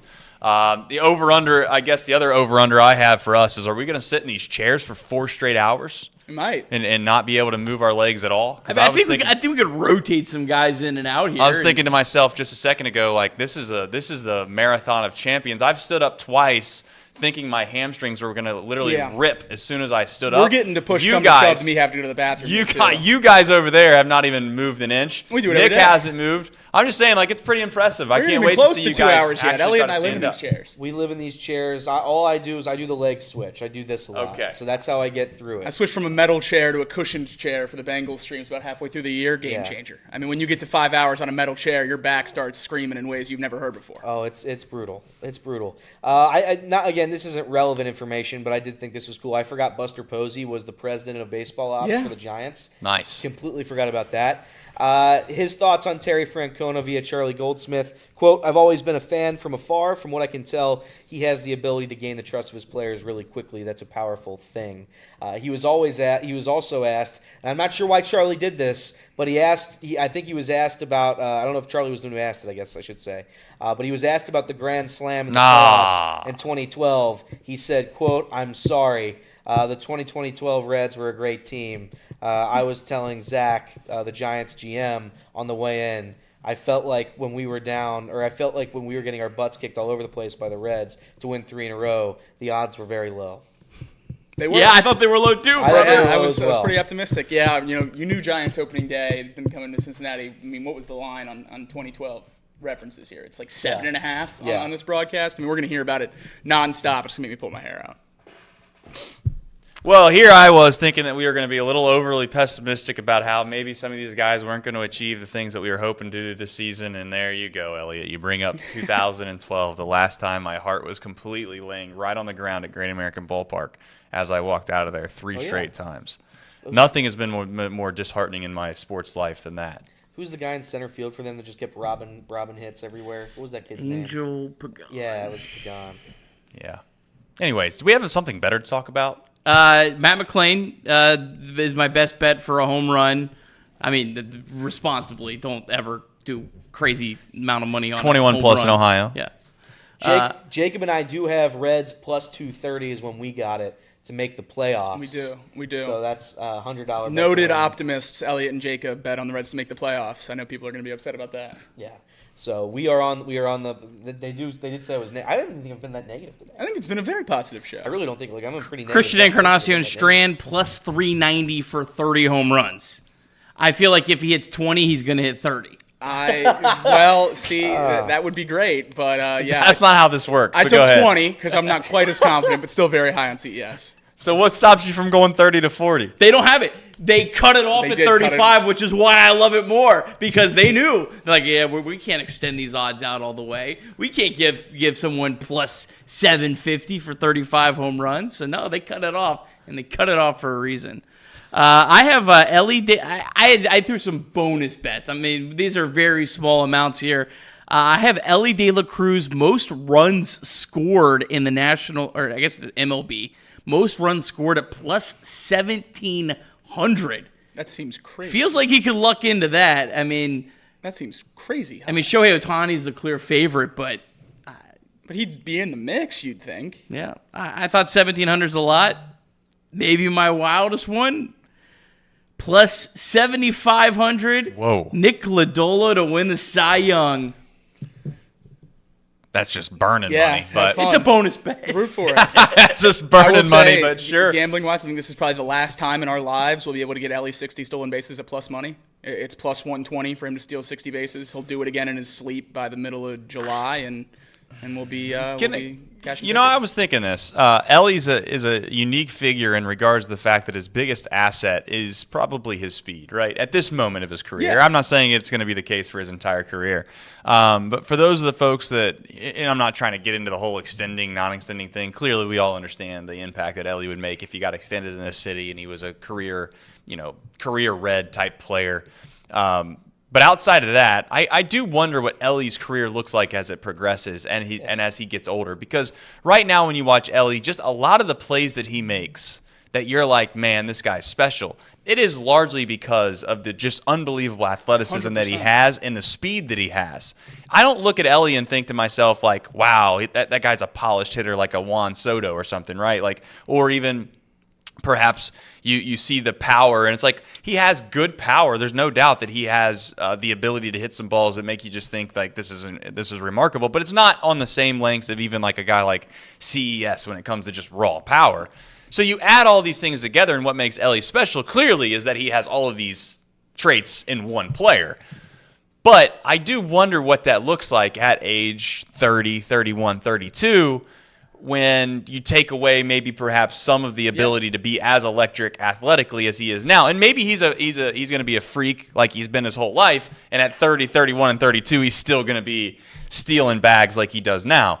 But it's just food for thought. I'm not saying we have to have an answer today on what that all looks like, but for those that are always like yelling and screaming about, Elly not being a career Red, this, that, and the other, sometimes players aren't going to be the same when they get older. I just wonder what that looks like. It's just a thought that's popped in my head from time to time. I think a good comparison for Elly, and I mean, not necessarily style of play in a completely different sport, but it's the same conversation. What you're saying right there is what we've had with Lamar Jackson for ages in Baltimore. He's a great player. You watch him, you've never seen anything like him. It's unbelievable. He's no doubt one of the best in the league, but the question is, the stuff that he's so great at, the outlier parts of his game, that's what you lose fastest as you age. Yep. So unless you're able to adapt and change the way you play, those guys that rely so much on athleticism, which is certainly the group that Elly falls into right now, I mean, we see it a lot with a lot of those counting numbers, the errors, the strikeouts, those numbers aren't as good, but the athleticism, the range, the speed covers up for a lot of those things where he does stuff no one else does. You have to have a level of concern when the stuff that you do at such a high level is what you lose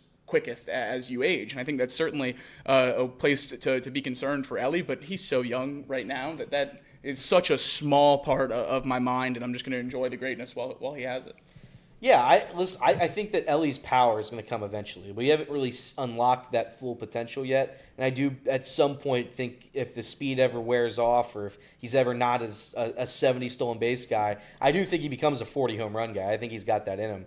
And whenever he bulks up and wants to focus on just hitting dingers left and right, I do think that's in his game and in his wheelhouse. That's what I see for him. I just think he's too good to have just like, oh, the speed's gone, so Elly's gone. Like that's not going to happen. He's a generational superstar for a reason.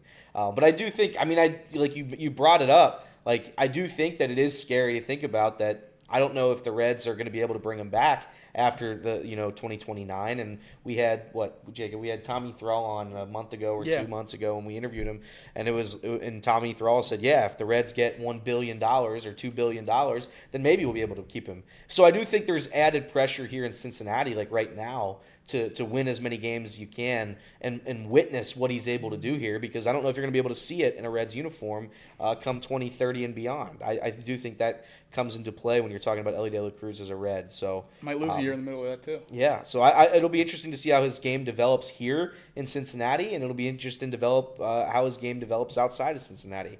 I think you're going to probably see a couple different versions of Elly De La Cruz as his career goes on. Yeah, my favorite thing is the comments right now, because we got Brennan Wood, must be his first time tuning into the program. He's trying to figure out if the guy in the black shirt's always negative. I did look around to see if there was another black shirt. I immediately was like, I know that's probably me, but I was just making sure it wasn't Elliot, because Elliot's done a really good job today to mask. Good job. He's done a really good job today. Elliot is this is a very good perhaps like what do you get for winning the good actor, like an Emmy, or is it an Emmy or Oscar? What is it? One of those things. Regardless, but Casey told me today, by the way. Casey told all of us, you have to be optimistic. He did. This was our leader in chief right now. Down. So Casey's like, you guys need to be blindly optimistic. This is the opening day spectacular. Let me clarify. I wanted you guys to have fun today. This is supposed to be a fun day, which means you need to be a little positive. That's what I was trying to say. Is the chat having fun? Are you guys having fun? I'm having a great time. I thought I was trying to be somewhat realistic with my takes. I wasn't being overly pessimistic. But here's the thing. Yeah. I am glad that there are people that exist in this world that can go and live the Cincinnati sports fandom for 30 years and still come out every single day and think that it's going to always be sunshine and rainbows. And you know what? That is an unbelievable place to be. I can't always find that. And you know what? Perhaps I will, say that there's going to be some things that are going to happen this year that aren't great. But, if you've rooted for Cincinnati sports your whole life and have optimism going into every season, I mean, I don't know what you do. It's wild to me. I would give up a non-dominant limb for that mindset. I mean, No doubt. That would be incredible to live through the offseason. But I am having a great time. I'm sorry that I'm being a pessimist, but I will also openly say that I would love for someone to tell me something I was wrong about when I was being negative. That's all. All right, I cooked up some bets for you. There we go. Look, I'll be honest, the books are not giving you any value on player props. I know everyone wants to take a player prop today. You're getting cooked by the books. Pitches per at bat, wait till they're live. So, Matt McClain home runs, the one with value. Jeimer Candelario over 1.5 total bases. There's a little bit of value, but not much. Here's your value. Reds money line. That's where there's some value. Under 8 runs, there's some value. No run first inning, there's some value. And I got one here. I think there's a lot of sick, disgusting people out there that are Reds fans that are going to say, I'm going to take Willy Adames to hit a home run. You know what you should take? Willy Adames over 1.5 strikeouts. First game with the Giants. He's facing Hunter Greene. He's going to K twice today. That is the bet you should take. I like that bet. I don't hate that bet. I will say you might go broke on that bet because I think he's gonna have a lot of success. Well, he might have 2 home runs and 2 strikeouts. Yeah, that's true. I do have a parlay here. I put a good $5 to win 300. These always hit. That's how you do it. These always hit. That's so how you you feel do free it. to make this responsibly. No free ads, but again, there's a lot of tokens, no sweat bets or whatever you want to call them out there in the world that you can find today. Hunter Greene, 7+ strikeouts. Jeimer Candelario to hit a home run. Matt McClain to record a hit. Elly De La Cruz, stolen base. That's 5 to win 267. Feel free to tail that one. Jeimer Candelario is like plus 800 to hit a home run right now. I have it. I have it as well. All right. Good odds. There you go. I think plus 1,200 if you want Fraley. The Fraley man can. Elly might have one of the hardest legs of that because Patrick Bailey behind the plate is incredible. So that would be brutal if you hit everything except for the Elly stolen base. I think I'm on a streak of Hunter Greene starts betting the over strikeout like his last 20. So Yeah. if I see him on the mound, I'm going to be taking his strikeout prop at 6.5 today. It's plus money. Absolutely love it. That's like UCLA's Reed bet under. Yeah. UCLA under. Yeah. Reed just blindly You bets just pencil UCLA it. basketball under bets, and he just wins more times than not, and he just keeps it going. It's like, I like that. That's how it's done. You got to find the stuff you fall in love with. Last year it was Will Benson. It's a real shame he's starting out in the minor leagues. 'Cause Will Benson over 5 pitches, over right? 4.5 pitches. That's and right. Will Benson at bat they was just printing cash last year. It was ridiculous. The one thing that I found as someone who just occasionally dabbles with some sports betting that there's the most value in with baseball is betting doubles, because I don't think anyone likes to bet something that it has to be kind of have some luck go your way to get it. Mm-hmm. But doubles has a lot of times the sneaky most value of anything. I lost a doubles bet last year. It got changed to a single with an error, and I'll never bet doubles again. No, you also run that risk. Yeah, no. I mean, that's how gambling works in my mind. It's all anecdotal experiences that get me in or out on teams. Yeah. By the way, as we approach hour 2, we'll do this every hour. Hit the like button if you're watching the stream right now. Hit the like button as we approach hour number 3 of the opening day spectacular. Speaking of hour number 3, I'm going to have to use the restroom real quick. Yeah, that's okay. You go run. We got other things here. $4.99 from DK, formerly known as Big C, formerly known as the Viking guy. Shohei 134, Elly 105 in 2024. I think Elly could definitely get the top spot this year. I believe that was the runs scored conversation we were having. I see. $5 super chat from Leave It at the Table. Leave it at the table. Love Nick. Love Elliot. Love Timu India. There we go. That's pretty good. That's pretty good. But I live. Shut it down. Shut it down. That's pretty good. We peaked. I've gotten India and I've gotten Dansby. but I Those are live for toxic the two Trace. MLB players I've got. Timu India, I like that. That's pretty good. I almost wore my India jersey today because I was going to say should've. if everyone was missing him, I was going to Kansas City? cosplay. You But should've. no, I didn't spend any time in Kansas City. I'm not Gordo.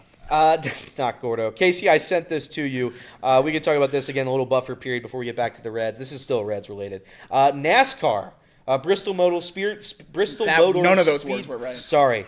Try it again. Motor Speedway. They wished that Major League Baseball happened the opening day, and they said, see you all at the Speedway Classic August 2nd. Again, we've all seen these pictures, but might as well throw them back in. Do you guys have any interest in going to this game this year? More than I've ever wanted to go to a sporting event as long Really? as I can remember. Really? Yeah. And the watching experience is going to be horrendous, but I went and watched the Blue Jackets play in the shoe. I went and watched Ohio State play in Wrigley this year. Watching sporting events where they don't belong and crossing that off a list is Casey, go to that very, picture very there. cool in my opinion. This is a once-in-a-lifetime opportunity to watch your team play at a speedway. It'll be the highest attended baseball game of all time, so say you were there. Where do you think the optimal spot is? I think if there's you about- could you imagine getting like the center field There's last 10 row? sections in You that see stadium those? can watch You the see game. the you see the stands that they've built that aren't Behind the home real plate? stands that are Yeah. right next to the field. Those are going to be Those are the spots you're trying to get to. $1 billion tickets. Yeah, those are for the VIP. Like But, if you yeah. buy center field tickets, this has to be $1 tickets. You're going to that stadium to drink. Over under 4.5 innings stayed for the people that sit in the nice seats around the stadium. The ones that they actually built. Oh, the nice ones. The nice ones. I'd say over under 4.5. They'll lock the door. They won't let them out for the TV optics. They'll say Okay, I was gonna say because more times than not, what happens not to transition into March Madness because I don't really want to go there today, but March Madness for the Final Four specifically, you watch the championship game and it's like nothing but suits for the first, how many rows up on each side. We got to bring it up if we're talking venues. It is the Sweet 16, and in Indianapolis, they did one of the worst decisions I've ever seen in the history of sports. They're playing instead of playing at the Pacers Stadium where they played the first and second round, they moved it to Lucas Oil. And they didn't even put it in the center of the stadium. I don't know if you've seen how they're doing that layout, but they're doing it like Syracuse when they play basketball in their football stadium. The court long ways or perpendicular or down the side. They put stands in the back end. Just an unbelievably terrible way to watch a basketball game when you have the Pacers Stadium right across the street, or just use the football stadium. I can't wrap my head around that. Yeah, I don't know if you've seen the picture of what it looks like, but it's just so strange that they do it. I've never understood basketball and football arenas anyway. I don't think that should be a thing. I understand that you want to get as many people as you can to your event, but if that was the case, opening up half the stadium, and that's just weird to me. Just a weird The thing. very few positives I feel like you're doing away with. Yeah. Well, they tried to meet in the middle on the whole terrible idea, which is, hey, let's try to get some more seats because we can make more money. So let's put it in a football stadium. Oh, by the way, we really can't put it in the middle of the stadium though because no one's going to be able to see because that's why they play football games there, not basketball. Oddly enough, it's weird how those things work. Only they built stadiums for basketball. Yeah, it's almost like there's a reason that they only make basketball stadiums, at most, call it 14, 15, 16,000 seats. But I digress. That's what the NCAA does. They swing and hit a home run on every decision they make. And speaking of back to baseball here, Matt McClain has Jonathan India's old locker this year. Wow. He has Jonathan India's old locker. Quote, I think Friedel was going to send India a picture just messing around, says Matt McClain. Took his position in his locker. That's right, and that's a magical locker. Did it actually come with did they have to install a place where the glove goes in there, or did that come with it? It comes with it. Good for India. That's my guy. Starting Leading second off. baseman of yore. Not starting second baseman. Starting DH. Starting third baseman. Oh. What? Leading off and playing third base for the Royals today, Jonathan India. That's the thing. If India was ever given the shot to play his real position here in Cincinnati, maybe he would have been better. If That's his a fair outs above point. average is plus at third base this year, I'm gonna cry. I'm going would to cheer be so hard for him pretty bad. to have one hell of a season. It's going to be the comeback. I hope he does well. I wish. There's no reason not to root for India, to be honest. I thought that if anything about Jonathan India, Root against everyone that leaves your team. Well, I don't. Because I actually think Jonathan India meant well. I just think that it was a bad situation all around because they put him in a spot that they needed to put him in, which was at the beginning of his career, which wasn't fair. And he stayed there. And for whatever reason, the only real issue I ever had with India was largely just because he kind of had that stronghold stance. And I get why he's a competitor. He had that stronghold stance like, I'm not going to move. Right. I'm a second baseman. And that just rubbed me the wrong way. That's why I was so shocked to see him at third today. Well, at some point, I think you come to grips with the reality, and I think that he actually did do that. To be fair to Jonathan India, he did do that. I think after McLean came up and played relatively well, but I think India was just frustrated because he had been there for a minute. He'd gone through the struggles with the organization, and then all of a sudden, you have this fan base and you have the organization, the front office, I should say, trying to, move you positions and or ship you away. And you just become like very protective over what you think that you've done, and it just kind of was a bad mix. Certainly a greater likelihood, but would you think Jonathan India would be on the Reds this year if McLean was healthy last year? Obviously, you're not playing him at second base every day. You have more chances. Obviously, with no Elly suspension, you're trying him out at third, maybe moving him to the outfield. There's a good chance. I mean, that's a good point. It's a good point because he never got a chance to play a position that the Reds were hoping to put him in. Right. Yeah, he got forced into having to play second base again, and that was probably a little bit of a detriment for his. I guess for especially his longevity in Cincinnati. Here. Yeah, exactly. But I mean, I will also say it could work out for both. I mean, if no question. If Singer comes in here and throws the ball relatively well, I don't think many people in Cincinnati are going to be upset that India's not here if McLean plays relatively well. And I guarantee you, if India goes out there and plays relatively well in Kansas City, they're gonna. I'm not trying to be funny, but let's be honest. India has some qualities about him that you like. Absolutely. The theater thing that I know that we've kind of bantered about, but there's some likability there from that, and the hair. And I know people are going to laugh about that comment, but there's something to that too.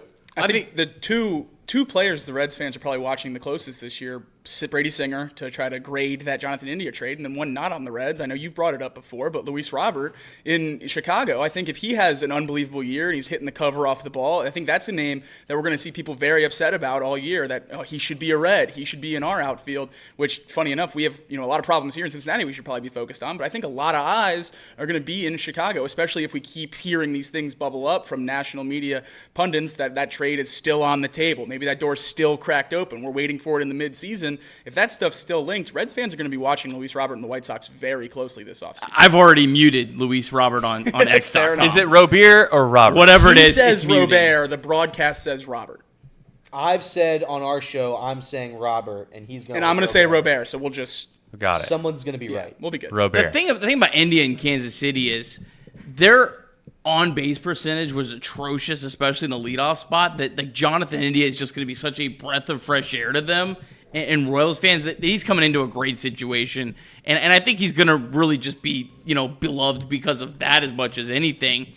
And then the Reds side, like the Reds didn't have a starting pitcher that had pitched a full season. Even Nick Martinez wasn't a starting pitcher that had pitched a full season, so he feels like a massive need. I honestly wonder if that trade didn't fall into the Reds and the Royals' lap because it was such a great fit for both sides. If Jonathan India's still here on opening day, I'm not sure the Reds would have just traded him to trade him. I think it was just a perfect situation that fit both sides exactly what they were looking for, and you don't get those kind of deals very often. It's fair. Is this where you're looking for me to help? No. We're not doing the interview now? I thought that's where we're going. No, that's fine. I was just checking out the chat, just seeing where we were going. As usual, it's all over the place. Respect. I guess we look forward to this season, and clearly there's things that we've already touched on, which is basically the entire roster. Outside of the Reds, is there a sneaky team that you guys, I wouldn't say concerned about, but you think like, hey, this team actually has a chance to kind of fly up on everybody's radar relatively quickly that's going to be better than maybe the national public thinks? I think the team that I like the most, I watch more NL Central baseball than anything else, but I know Elliot hates the Pirates more than life itself. I think the Pirates are one of the most exciting young teams in baseball. I think Jared Jones and Paul Skeens is one of the better 1-2s in the entire league. We know what Paul Skeens can do. We saw it last year. And I think there are exciting pieces on that Pirates roster. Obviously, it's a nightmare for the Reds for those pieces to click together and play a good brand of baseball in Pittsburgh, because that's obviously one of the teams you're competing against kind of more in your range than a lot of the other teams we're talking about, both in the wild card race and divisional race. But I like Pittsburgh a lot more than I know Elliot, and I think a few other people do. I don't know if I've got a ton of underdogs, because again, the NL East has their 3 loaded teams. The Nationals and Marlins are going to be terrible. The West, I guess the Nationals James Wood, C.J. Abrams, that's Mackenzie Gore, the pitcher that got in division's Minnesota. It's a man, impossible. but they're going to be better expectations wise, Yeah. I think, than a lot of people think in terms of we're looking at win totals and things along those lines. The NL Central, I just don't buy it. I don't buy what they're selling me right now. Again, maybe I guess, I mean, they're not even an underdog, but maybe like the Brewers are just way better than we all think they are right now. After losing, you lost Devin Williams. You don't have Corbin Burns thrown there anymore. It's just it's Freddie and it's Woodruff. I think Woodruff's hurt to start the year again too, though. So I don't know. I don't think anybody in the NL Central and the NL West. I mean, maybe the Giants. The Giants, I guess, could be, but I just think that's just a gauntlet of a division outside of the Rockies. Respect to the Rockies, but I mean, wouldn't want to play 162 in Colorado. I'll tell you that right now. I wouldn't. that take, I'm right about that take, and I stand by it. What was the record in Colorado last year, Chase? Reds. Well, the Reds had a great record. I don't think they lost a game. No. I stand by. When I say great, I mean you couldn't do any better. Couldn't do better. Refresh the take. I said that you don't want to play the Rockies 162 games in Coors Field. You said you'd rather play the Reds schedule than the Rockies 162 times in Colorado. I'd rather play the Reds schedule than play the Rockies in Colorado for 162 games. And that, again, that's based on could the Reds have had a winning season last year with our schedule? Yeah, maybe they could have. Why not just do this? Why not just say, you know what? The take had some value to it. I understand that maybe the Rockies were absolutely atrocious last year, so the take doesn't really suffice. Still okay at home, though. They're still serving. But you keep trying to defend this. You keep trying to defend this like it was the right play. I only defend it when it's brought up. But it was wrong. I don't. But you were wrong. You were wrong. You can just say, you know what, I was wrong on that. We'll move on. Like, I can say that, yeah, I was probably wrong when I said that Will Benson was going to be the highest WAR player. I'm wrong a lot, too. I'm wrong a lot. You were wrong last year because they went 37-44 at home. But overall, that you were on – I will defend that you were on the right path. Do you think the Reds' win total is higher or lower playing a full schedule or playing in Colorado? Last year, I'm playing in Colorado every game. But a lot of other years – the Rockies have had great records. A massive, like the Rockies. I had to dig through, but there was one year where the Rockies were like 25 and whatever that gets you on the road, and they were like 20 games above 500 at home. You would still rather play the Rockies than a full schedule. I don't know. Kirby just brought it back, and I just won it right there. I'll take my win. Well, you lost last year by a mile, so you didn't win. The large scheme of things. We do have Ricky waiting in the wings here, so I think we should probably get to that. Yes. For those that don't know, we are going to do a pregame show here starting in April for all of the weekday Cincinnati Reds baseball games. Let's say it again. Monday. It's actually March 31st. March 31st, which, oddly enough, we'll get to this topic after we speak with Ricky about the start of baseball seems to be creeping farther and farther into March. I don't know how much I love that, but we'll discuss that here in just a bit. Ricky, welcome into the program. You have not been basically talking Reds baseball for quite some time, so hopefully you have some insightful things that you can share with us. But your opening thoughts and I guess really your vibe that you walk into that is opening day here today. Yeah, two things really. In Tito we trust, and I love my family, I love God, and I love Elly de la Cruz. That's right.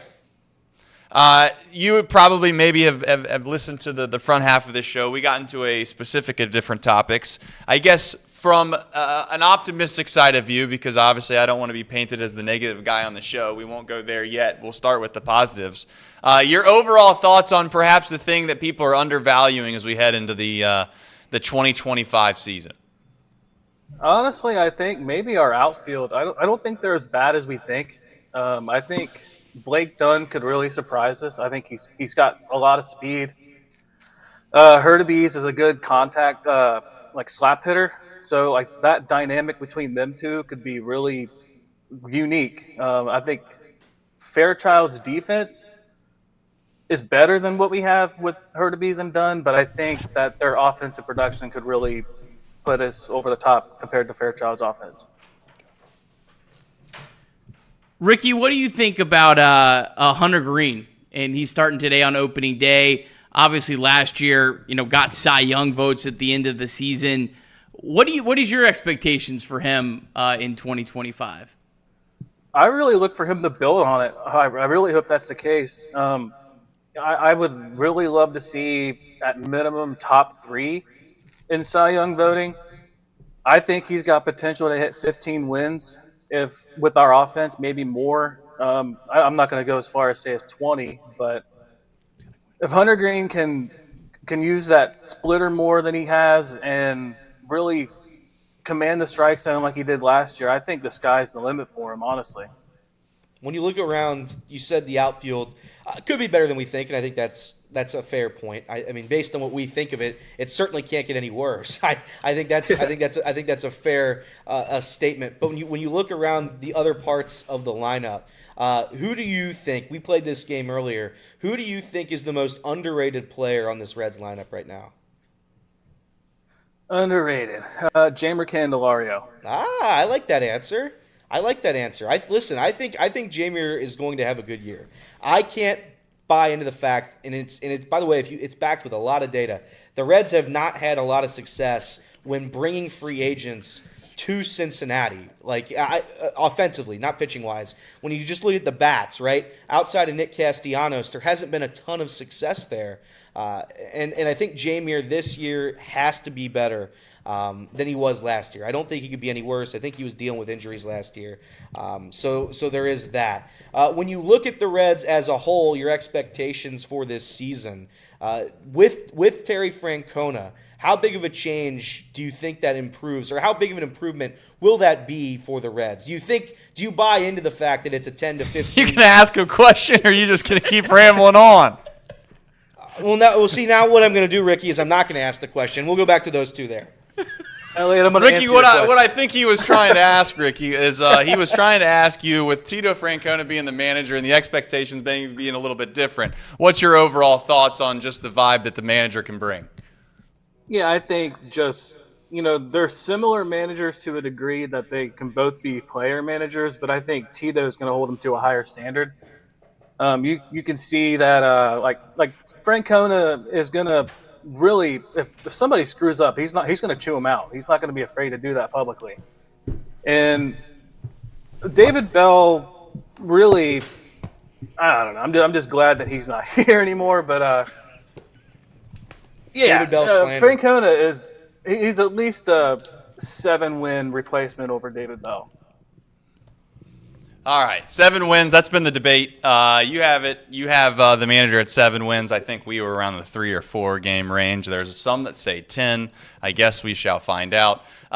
Final parting thought here as we head to opening day. Nick has a question here. I guess I'll leave you with the ultimate task of telling me how many wins the Reds are going to have.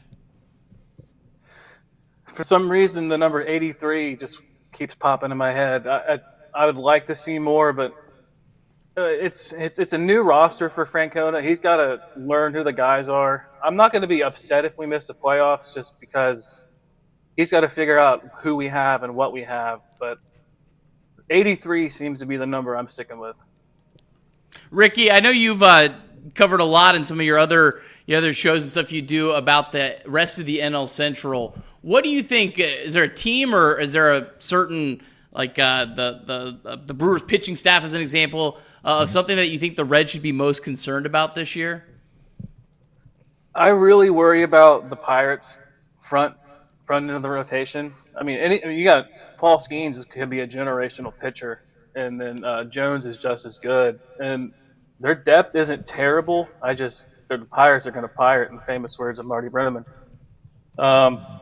The Cubs kind of worry me a little bit can Kyle Tucker be that Reds killer? I really hope he's not. But yeah, I think the Brewers, as much as you want to write them out, you can't, because they always prove year in and year out that they're going to win 85 games or more, just somehow out of the blue. I just think that you can never count the Brewers. The Cubs, they have all the resources that they have. And in the Pirates, just they have the top 2 of the rotation, and who knows what O'Neill Cruz can be. 10-16 against the Pirates, the Reds, the last 2 years. So, yeah, look, you got to beat up on the Pirates this year for sure. Just depends on when you catch them. Hopefully you catch them on the back end of their rotation, because ultimately at the front end of their rotation they have special players. So, all right, Ricky, I'm assuming you watching the game at home or what? Yeah. All right. Well, we'll all be watching together. Hopefully the Reds can find a way to win and make the rest of the city feel like we're going to the World Series because we all know what happens if they lose today. So we shall find out. All right. Go Reds. That's all right. See you, Ricky. Thank you, Ricky. I love that. First of all, my favorite thing that happens from time to time, especially when there's not the dynamics that are going on in the office, is the fact that people probably think that I'm actually mad at Elliot right now. And, here's the thing. We got 2 more hours to fill. God forbid I make one of my questions a little bit longer than your guys. What do you think? Like, it's just like I'm trying to do us all a service here. Ricky was understanding the drill. He knew what I was getting to. Yeah, do I take a little bit more time than other people to ask a question? Yeah, I do. But I was doing that for all of us, babe. I don't know what we're yelling at Elliot for. I did a damn good job. But now here's what we're going to do. I'm going to speak as little as possible from this point on, and we're going to play the game because I think that's the game we wanted to play. Oh, not pouting, Elliot on opening day. That's the game we're going to play. We're going to see how little I can talk from the rest of the point on, and we're going to see how far we get. No. 2 more hours. Here we go. It's like off the bench just started.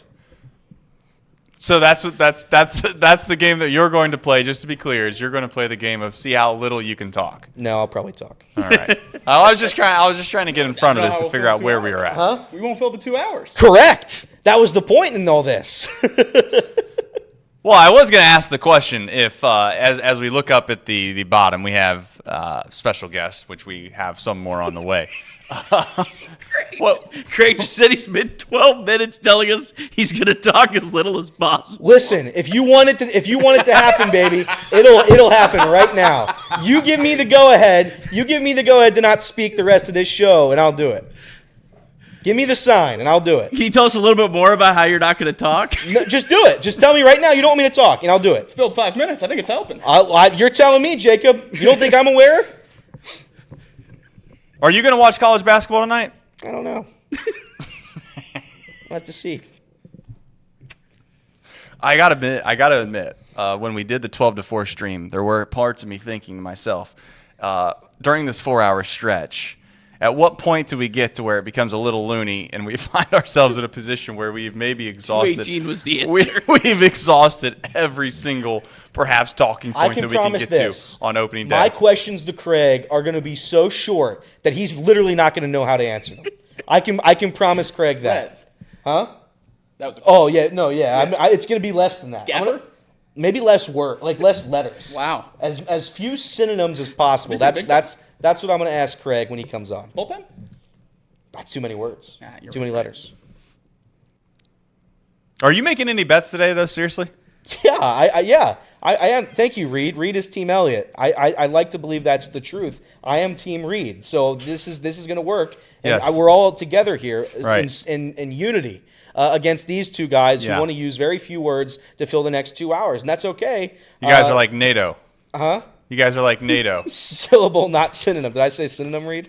I might have said so he's synonym. not Team Elliott. I said, I might have said synonym. That's my bad. But yeah, did I make bets? Yeah, I've got thousands of bets, and they're all going to lose. I don't know how many of you want to see. What's your favorite bet? I need to know the number one bet. I'll place a bet on your number one bet. I'll ride with you. My number one bet is Reds money line. I have a lot of money on Reds money line. I always bet Reds money line opening day. I don't go through an opening day. You're a heart better. I'm a big heart bettor, and that's why it's the only way to do it. It's the only way to do it. That's why I bet. You gamble for fun. If you're gambling for financial gain, you're gambling the wrong. There's a hotline you should call. Yeah. So gamble for fun. There is a hotline that you should call. Chad Waits, a $10 super chat. Here's $10. I only want to hear Elliot for the next hour. Also, how did you guys get Happy Gilmore's caddy to sit next to Elliot? That's pretty good. Let's keep these coming. Okay, serious question. Shout out Andrew Seiler in the chat. Kind of gave me some inspiration here. So last couple of years, there's been a unlikely hero. Obviously, our soldier Jason Vossler in 2023. It's true. Nick Martini, a little bit more of a known commodity last year. Who's going to be that opening day hero if there is one for the Reds? What names in this lineup would even fall in that? Yeah, it's a little tougher. You know what's crazy? Friedel McLean. I mean, the lineup's just too good. we know it's crazy. We can't put Gavin Lux as flying under the radar. We'll get killed for it. I'm literally going to copy Kirby's answer. I'm going to say Trevino. Trevino has some memorable hit for the Reds today that's going to get him over the edge. My favorite, I've lost it, by the way. What he's trying to say is Casey brought up the fact, like, what are your favorite opening day memories of the Reds? My favorite opening day memory is not even at the game. I was on my way to baseball practice, and we sat in the car extra long. All of our coaches had us in the car listening to Marty and the Cowboy on opening day when Ramon Hernandez hit that walk-off home run. I'm not going to say it's going to be a walk-off home run, but Jose Trevino is going to have some big contribution tonight offensively that you're not going to expect. We're talking about Jake Tower being back tonight. Yeah. What an entire difference, like, that day, because that was one of, like, the most miserable opening days. The Reds couldn't hit worth a lick. It was just an ugly game, and you're like, well, we got to sit and sulk about it till Friday. Yeah. And then the ninth inning happens. Ramon Hernandez hits that home run. The vibes are through the roof. And then, ironically enough, that's the only team out of 2010 to 2013 that didn't make the playoffs, which is why opening day actually matters so little. But that was an incredible. Chris Welsh, like, losing his mind, like, in the middle of that call when he's just supposed to let Tom just kind of go for it. Like, that just showed kind of how crazy of a moment it was. It's just like there's opening day in baseball, and then there's, like, a 5-month gap until once the games get really, really good, and you're in the playoff hunt, you're in the wild card. Like Trace, and we all, as an office, we went down to GABP. I think it was to the Twins series. Reed wore his Twins jersey, and we were down there. Like, that game, I know it was a day game. There was only like 2,200 people there. Gas prices were high. Gas prices were very, very high. That's why nobody can go to any games anymore. But I thought your guy fixed that. Anyway. It's coming down. Anyway.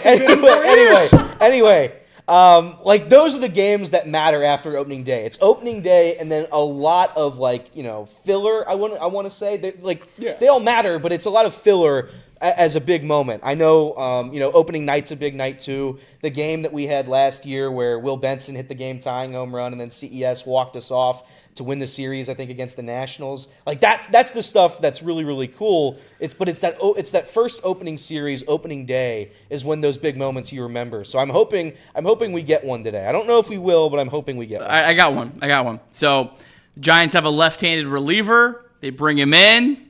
Trace's guy, Blake Dunn, comes in to pinch hit for Lux or Fraley, and he probably has as good of a chance of anyone to kind of have that moment. I believe Derek Dietrich was he off the bench? When? Well, in 2019, he had like a 3-run home run that kind of changed the complexion of the game. I think he was off the bench. I could see Blake Dunn kind of having that. You got any? 2019. I mean, at this point, the only available options are going to be some guy that's going to come in from a bullpen perspective and throw 3 or 4 innings when you didn't expect maybe a large comeback towards the end of the game, and they throw 3 to 4 shutout innings. Could be Brent Suter. We'll see. Maybe that'll be. You know what? You know what's funny is, like, that kind of is like.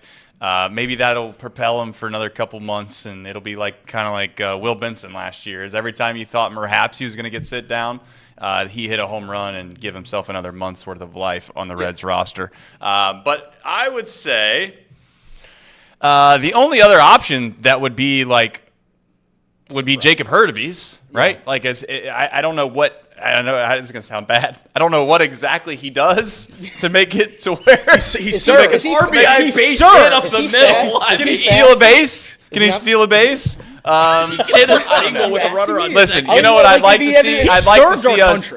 No, listen. Can I say something? Yeah. I'm being serious when I say this. Jacob Hurtubise is a guy that I honestly, sometimes when I think that he made our opening day roster, it does make me think that perhaps we're not as good as I would hope for us to be. However, saying that, Jacob Hurtubise is a guy that when you look at the overall, like, respect factor of all the players that we have, I have more respect for Jacob Hurtubise than I do probably every other player, because I think that he's gotten the most out of what his God-given talent has been than any of them.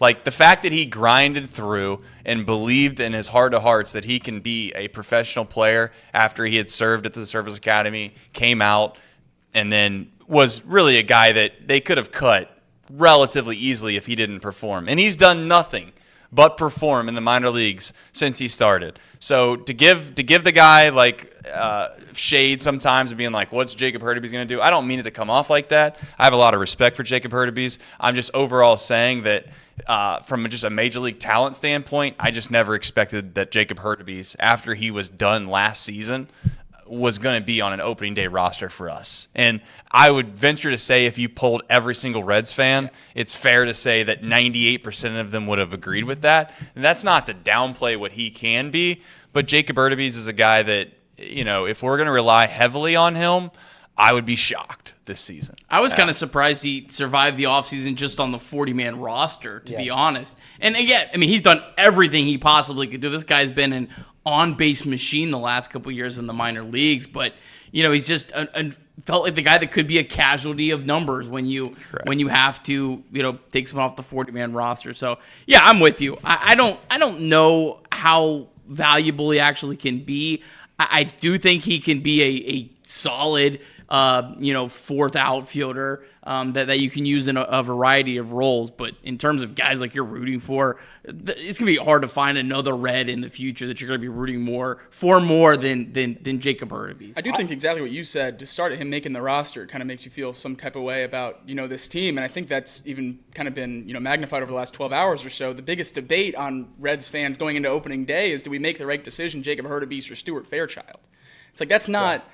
Doesn't feel like a great place to be when you're talking about the outfield not being great, and then you're deciding between those guys, and you have legitimate arguments within the fan base about how much you love some players that just aren't major league talent. So I think the more and more these guys, how it is great to root for him, and if you're going to have these guys that are fringe players, he's certainly one of the better ones to have because of he's easy to root for. But the fact that we still are clamoring over fringe MLB players, quadruple A players, some not even that high, making this team, it just really feels like not the best place. I do think a lot of teams across baseball, though, their last roster no question about it, are the same Absolutely. type of caliber players. It always feels like when it's your team, it's like why these guys? And there's a magnifying glass in Cincinnati because we feel like we've seen that caliber of player play a lot for this team over the last few years, and I think that's why it's such a hard pill to swallow. You say it every time we talk about last year. The last 2 months were guys' names that you've never heard of before and guys that aren't on any rosters right now. Well, to be fair, I don't think that the Reds feel like Hurtubise is probably like if the Reds were going to the postseason right now. Right.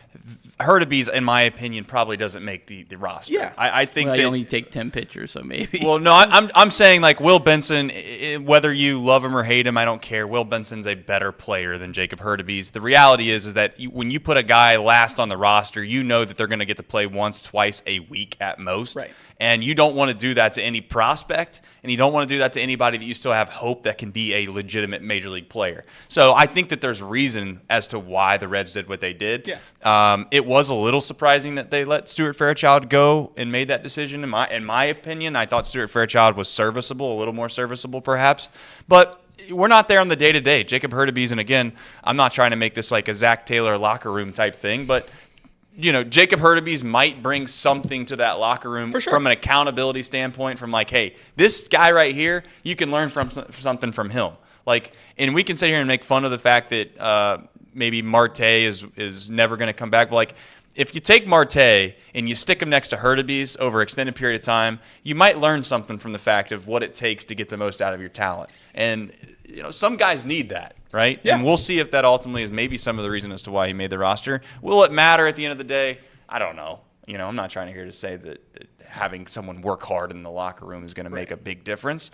But it is nice to know that you got a guy on the roster that is as deserving, I guess, of an opportunity as Jacob Hurtubise. Did you hear the story as to why? Like, right. I was curious if you guys think that story is accurate as to why Stewart didn't make the team. And this is all alleged. There's no way to know. But I think it was, the Jim Day podcast, they were talking about it. Shout out to Gingersaurus Rex, one of the great accounts on Twitter that found this. And essentially, I think it was Freddie Benavides, right? It was. Freddie Benavides was talking with Jim Day about, the dynamic of Terry Francona, and I think the entire hitting staff gave, I believe, I don't know who specifically gave him, but it was a 3-0 red light, right? Yes. It was a 3-0 red light for Stuart Fairchild, and he swung, and he popped out. And I believe that's the story as to why he got DFA'd. The whole hitting staff, they said, was disappointed in that swing. And maybe that's just you're seeing a new era of baseball under Terry Francona. Maybe David Bell lets that slide. Almost certainly would. And you don't see any repercussions. I don't know. I have a hard time believing that's the only reason.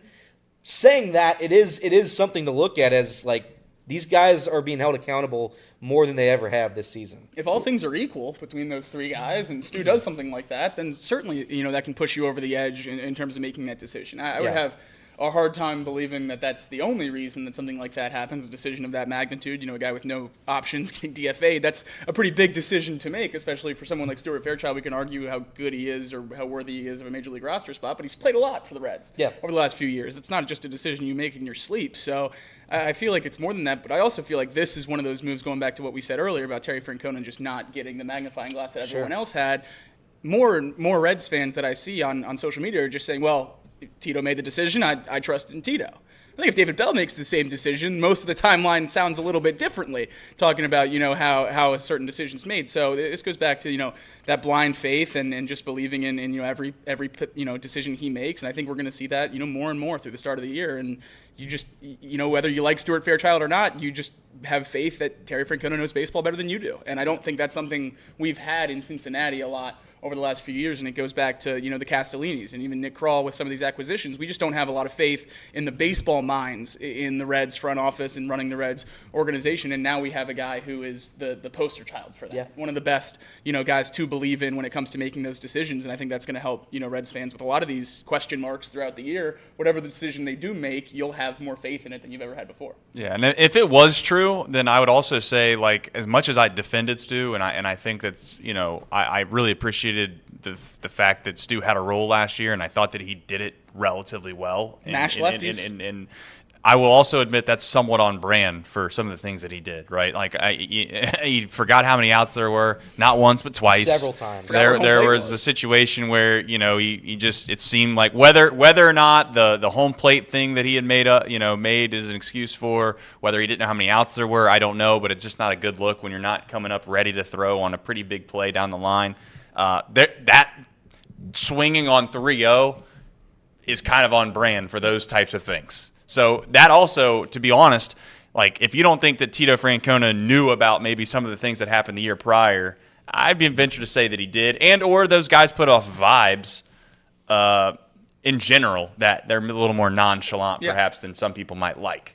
You know, and we all can agree that Tito Francona is going to get the benefit of the doubt in this city probably for the foreseeable future. I'd be willing to bet that it could go a year long until people start to point the finger at Tito and asking questions of whether or not if the reason that they don't have success, if it's his fault. It's going to be the ownership didn't go out and get the free agents that were needed. Right. It's either going to be Nick Krall didn't make the right trades, and or it's going to be the players aren't good enough. Those are the three areas that are going to get criticism. Tito is going to be the last one to go, but he's kind of earned that. That's part of it. When you have success in this league, you don't get blamed last.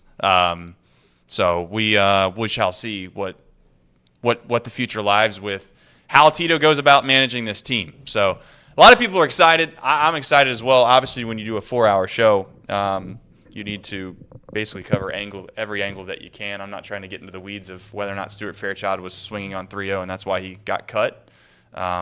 Is that the move you would have made with this roster? I mean, listen, if I felt like there's not a big gap or discrepancy between the last three guys on a spot, and I wanted to make a statement to my team, or like say, hey, like, I just want everybody to know here that this isn't going to be acceptable, then I'll prove it to you by just cutting a guy because of it. And that's been done thousands of times. Do you think he gets claimed? I asked Nick this very same question when we were in Dayton. Nick brings up a good point. Probably could not get claimed based off the time of the year. Yeah. But I definitely think I know everyone makes the fun of the fact that he's a quadruple A player. I really do think that he's serviceable on a major league team, yes. He will play in the big leagues somewhere this year. I would be willing to bet that. He'll find his way onto a big league roster. Whether it could be the Reds. I was going to say, I bet it's the Reds. I would also bet it's the Reds. How many times has a player been DFA'd for the Reds? Like, yeah, good riddance. And then here he is back 3 weeks later. Didn't Stu get DFA'd from the Reds and then go to the Giants and come back? Diamondbacks. Diamondbacks and Giants. Yeah, and then he came back. They DFA'd him and he came back. So maybe even if he does go somewhere else, he'll find his way back to GABP. Got to make TikTok somewhere. I think if Fairchild hit 450 in spring training, though, I don't think the 3-0 thing has anything to do with it. Right. I think that, it's just you have Blake Dunn, you have Jacob Hurtubise, you have Stuart Fairchild.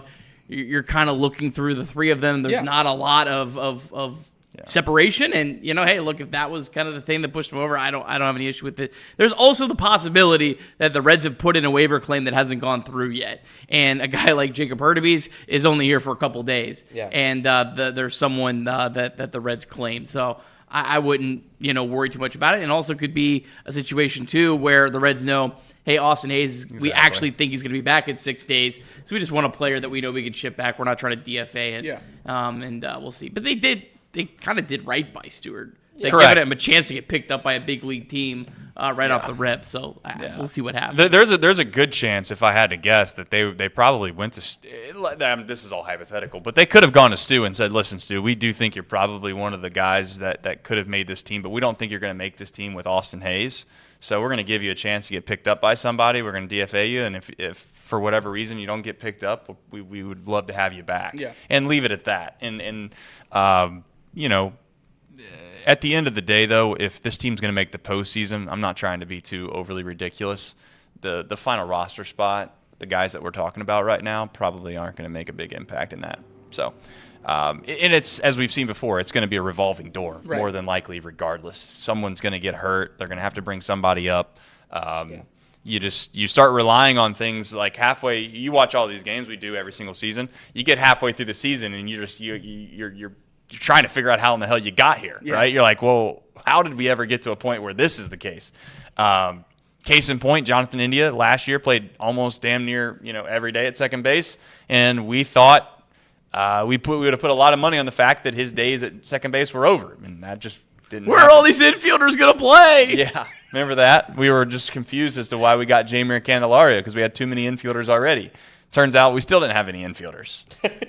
So, is that a negative thing, or is that just being honest? The guy in the black sweatshirt. A sneaky way that back at it. A sneaky way that I could see Hurtubise getting used today would be for Spencer Steer. Let's say Steer gets like 2 at bats, singles in his second at bat, or walks. They might just pinch run for him right there with Hurtubise. Obviously, I don't think they want Steer out there trying to steal bases or really go hard first to third. So the other pessimism of Steer is maybe he swings the bat and doesn't feel great. Yeah. And they have to pull him from the game. Do you think when Austin Hayes, assuming, again, Terry Francona said they're not worried about, it's a low-grade calf strain, 6 days, 6 games. If Austin Hayes is able to come back during that time frame, do you think Steer gets reverted back to the IL? Yeah, I asked Charlie Goldsmith about that last night, and he didn't really have a great answer. I don't really know. It's a weird situation because he started his throwing program last week, and the plan was for him to continue to build up. He's been swinging for a while. So swinging's been fine. He's been well up to speed, swinging at least as much as you can be. But he was supposed to go to AAA just so he could get some game action. Well, how do you have a guy DHing and then just do you throw him into the game? Do you try to have him do a simulated game on the side? Do you say, you're injured, we're going to go send you on I don't know if you can send a guy, though, on a rehab assignment without going through a full. I think you still have to be out 15 days on the IL. So it's going to be weird how they kind of transition back. I hope they have a good plan. Are you optimistic that we're going to get Tyler Stephenson back? I know there's no timetable. My thing is an oblique injury is tough when you're a catcher specifically. It's a guy that we're really counting on. We said it. He's had the second highest WAR on the team last year, mainly because he plays one of the more important positions. But do you think Tyler Stephenson's going to be back relatively soon, or do we think it's a long shot at this point? We don't know. I'm not super optimistic, if I'm being honest. Catcher, oblique, those two words together, you have to wait and see. But I'm just not counting on Tyler Stephenson anytime in the near future. That makes the Jose Trevino signing or trade just so much more important because you're losing so much less going to that backup catcher than you were, last year and years past. Yeah, I think we said that. Me and Craig were talking when the trade happened. It's this trade could be really, really big for the Reds, or it could not be that big of a deal. And now, thank God they did. I saw you posted as soon as Tyler Stephenson went down. I missed this guy a lot less than I did on trade. Yeah, I like Fernando Cruz a lot. Me too, It was not a guy I just wanted to give away. But clearly now it was definitely the right call. Whether the Reds lucked into it being the right call or not, it's definitely the right call. But an 8-9 World Series of Fernando Cruz to Luke Weaver for the Yankees is going to make me sick. That's going to make me physically ill. Austin Wins for 100 games would have made me more. That's also Is true. Austin Wins, is That's Austin true. Wins the backup right now? Yeah. And He had that one double that one time. is Banfield going to be the next guy in line there? Wins in Banfield. There's some reasons I like Banfield, but oh man, that's 2022 all over again, where it was just like revolving catcher after revolver that were not even like remotely big leaguers, and it just was. I've never seen a position be more of a disaster than catching was for the Reds in 2022. It was ugly. Hopefully you guys didn't actually watch every game that season like I did. There was a couple seasons there where the Reds lost me during my high school and early college years. But ever since then, I've been pretty much locked in on them. You brought up Derek Dietrich, that 3-run home run. We're going to do a little trivia, and then maybe that can segue into Casey's trivia because I know Casey's got one too. That game against the Pirates, March 28th, 2019. The Reds won that game 5-3, in large part because of the 3-run pinch hit home run by Derek Dietrich. Can you tell me the 1, 2, 3, 4, 5, 6 pitchers for the Reds who threw in that game? Whew. All right. I think you're going to ask me who Dietrich hit the home run off. It was a guy with long hair on the Pirates, but I can't remember his name. I think you can get, for what it's worth, I think you can get 3 of these confidently. So starting pitcher 2019, Sonny Gray was 2020. Man,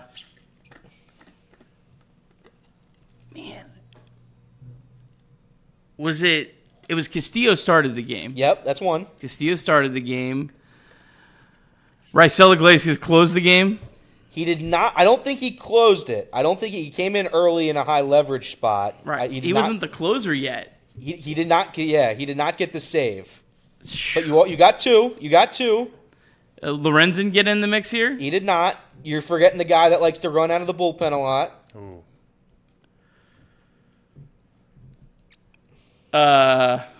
He sprints out of sprints out of the bullpen every single time he throws. Why am I free? Oh, Jared Hughes. You got 3. Jared Hughes. Oh, this guy Hernandez. David Hernandez. David Hernandez is 4. He got the save. You're forgetting 2. 1 you're not going to get. 1 you should get. Lefty played basketball at St. John's. Oh, Amir Garrett. And then there's the other one who got the win in this game. He got credited with the win. I don't know if he didn't or pitched again after this. Zach Duke. Zach Duke. The old dog. Zach Duke came in, and those were your 6 pitchers for the Reds in that game. Did I do it better or worse than you thought? You did fine. The fact of the matter is that was a team that will probably in 15 to 20 years, no one will know any of the pitchers that started on that team. Lorenzen did come in to pinch run. He played center field. I knew he got in the game. Outfield, yeah. Scotty Shebler. What a time to be alive when Lorenzen was fighting for his life at 2 different spots. Yeah. Yeah. Oh, my goodness. That was a fun game, though. Jose Iglesias, Reds legend. That was a toxic talking point amongst Reds fans is Jose Iglesias good or not in 2019? Better artist or shortstop? I mean, OMG, bang. Bangs. I mean, let's call a spade a spade. Absolutely. I mean, you got Grimace and OMG on your side. Now you got Soto. Sheesh. Yeah. All right, we have more trivia. Trivia, Casey. I mean, I was really hoping that we wouldn't have to use this because I started reading through the questions and. Now, this is where you're going to get me in trouble, Casey, because I try to defend you a little bit. Let's do a little backstory here for those that are watching. So I just... Pre-show, Casey, really quickly, pre-show, Elliot was like, hey, let's hear the trivia questions. And I was like, well, let's not, because then you're going to think about these trivia questions over the course of 15, 20, 30 minutes, perhaps, before the show started, and you're going to get them all. And then Elliot did say, I don't know, or maybe Jacob did say, I don't know, we probably should vet these. So now... I was going to. Now, wait a minute, Casey. You're coming live on air, and the first things out of your mouth when we go to trivia are, well, I was hoping we weren't going to go to this. We have a 4-hour show, Casey. An hour left. Yeah. We got an hour and 15 minutes left. I know. I haven't even got into the batter versus pitcher numbers that I got to go through still at some point. So, well, here's the thing. These questions are more for the casual fans, the people in the chat. I think you guys are going to be able to answer these pretty quickly. All right. It's not gonna take as long much as it's time. not you never know. Numbers. Well, we'll see. We'll see. Play that game? My kryptonite. We got an easy one to start off things. Okay. We Who buzz? are Great American Ballpark. the top 3 players in extra base hits in Reds history? Pete Rose. That's one. Johnny Bench. That's another.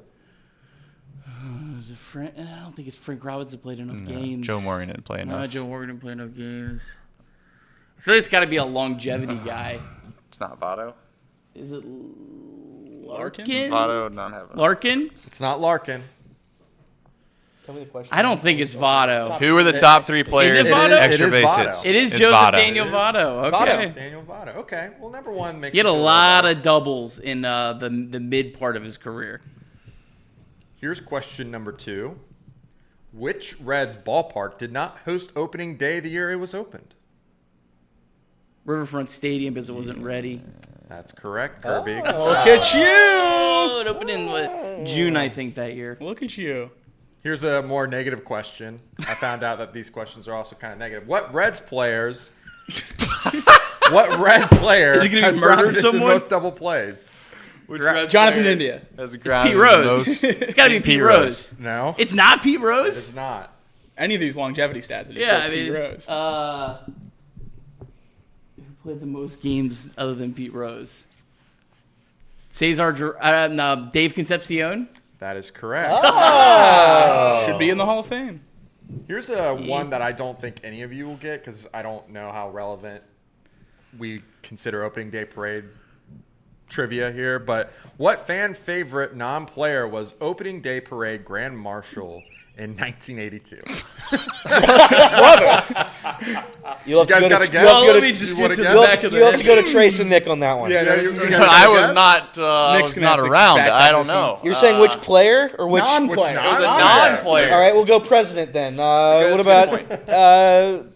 good I don't know history. Is that Nixon? I don't Or either. Nixon. Ronald No, Reagan? It wasn't a president.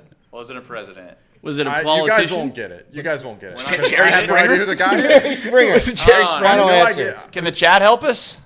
Do you guys know who Peanut Jim Shelton is? Of course, Peanut Jim Shelton. But act like we don't, I don't know who that is. just in case we Who don't. the hell is Because that? I have no idea who that is either. But I thought I'd put it up there. Because this was a Reds Trivia Day, opening day question. When I think Reds, I think Peanut Jim. Those are Shelton. more for the casual fans. That Yeah. question. Yeah. some of them Fan were, fa- and then fan some of them favorite were, for you know, the- like really far out 6 there, feet right? under fans.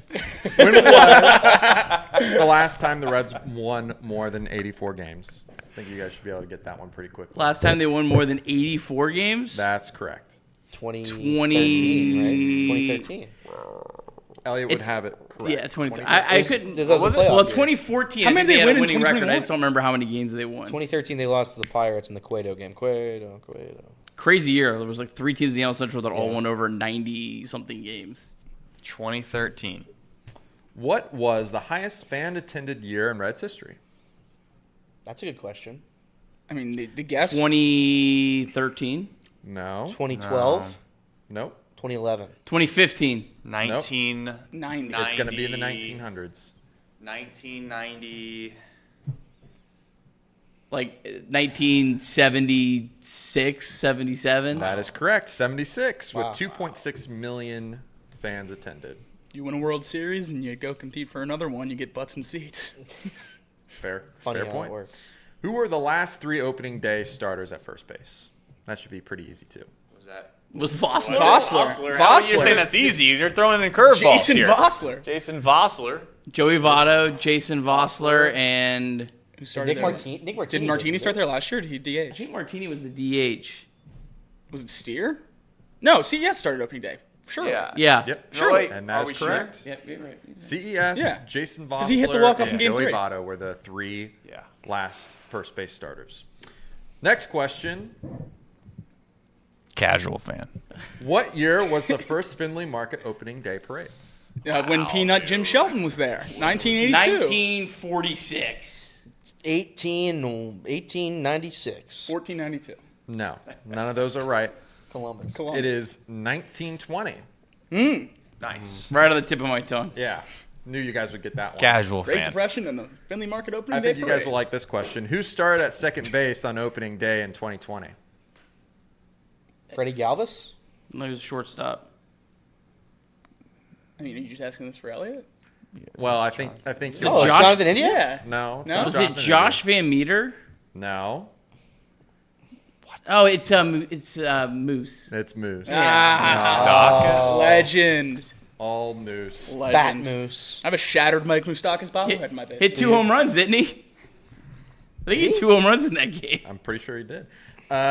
Who were the last 3 first-round picks for the Reds? That should be pretty Burns, easy. Louder, Burns, Collier? Louder, and I think so. Burns, Louder, Burns, Collier. Louder, Collier. I have Ty Floyd. I don't know if that's correct. Oh, they had 2 picks. they had the 2 picks. They had the comp They had 2 pick. picks. Okay. These are trick questions. I mean, the casual fan. Respect the game. Casual. Well, I genuinely thought that you guys would be like on these pretty quickly, but maybe I was wrong. Maybe We were wrong, apparently. I didn't know they had a comp pick in 2020. My bad. I didn't have Peanut Jim Caldwell in the back of my mind. Who were the last 3 Cincinnati Reds to make the Hall of Fame? Now this one, Barry Didn't Larkin. someone just make it this year? yeah. Larkin's one of them. Barry Larkin. I thought someone just got in this season. Is Marty count on this? No. Is it players? This is probably outdated because I have Dave. I 100% Yeah, know you that couldn't this look is it up. outdated because Yeah. I have Dave Parker, Scott Rowland, and Lee Smith. Dave and Parker's that's the one that not made it That's this actually year. right. That Dave is Parker right. just made Dave it. Parker made it in 2012. Scott Rowland. I just don't. made I it don't too. consider Scott Rowland a Scott Red. Rowland's not a Red. He's a Red. I mean, he played for the Reds. You should have The to pick a corpse team. of him played for the Reds in Pick a team. 2012. You're not going to give him any credit for the year that he had? 2012? No. For just what he brought over to the team. Yeah, he came over and they won. Yeah, he kept Todd Frazier on the bench in 2012. That's what he did. Disgusting. Leader. 3rd in Rookie of the Year voting. Played 1 game in the playoffs. Last question I got. There was going to be a lot more, but I just. You're bailing? Well, I thought these were dumb questions, so I started. Yeah. Anyways. You got like a 65% success rate. Yeah. Who You're has doing pretty been well. the Reds' opening day pitcher the most? So who started 6 the most? opening day starts. 6 opening day starts. Harangue? Jose Rio, No. Mario Soto. It's not Johnny. It is Mario Soto. Ah. Wow. How many did Harangue throw? 3? 2010. He probably 3. 3? That'd be a fun, just random look through and guess one.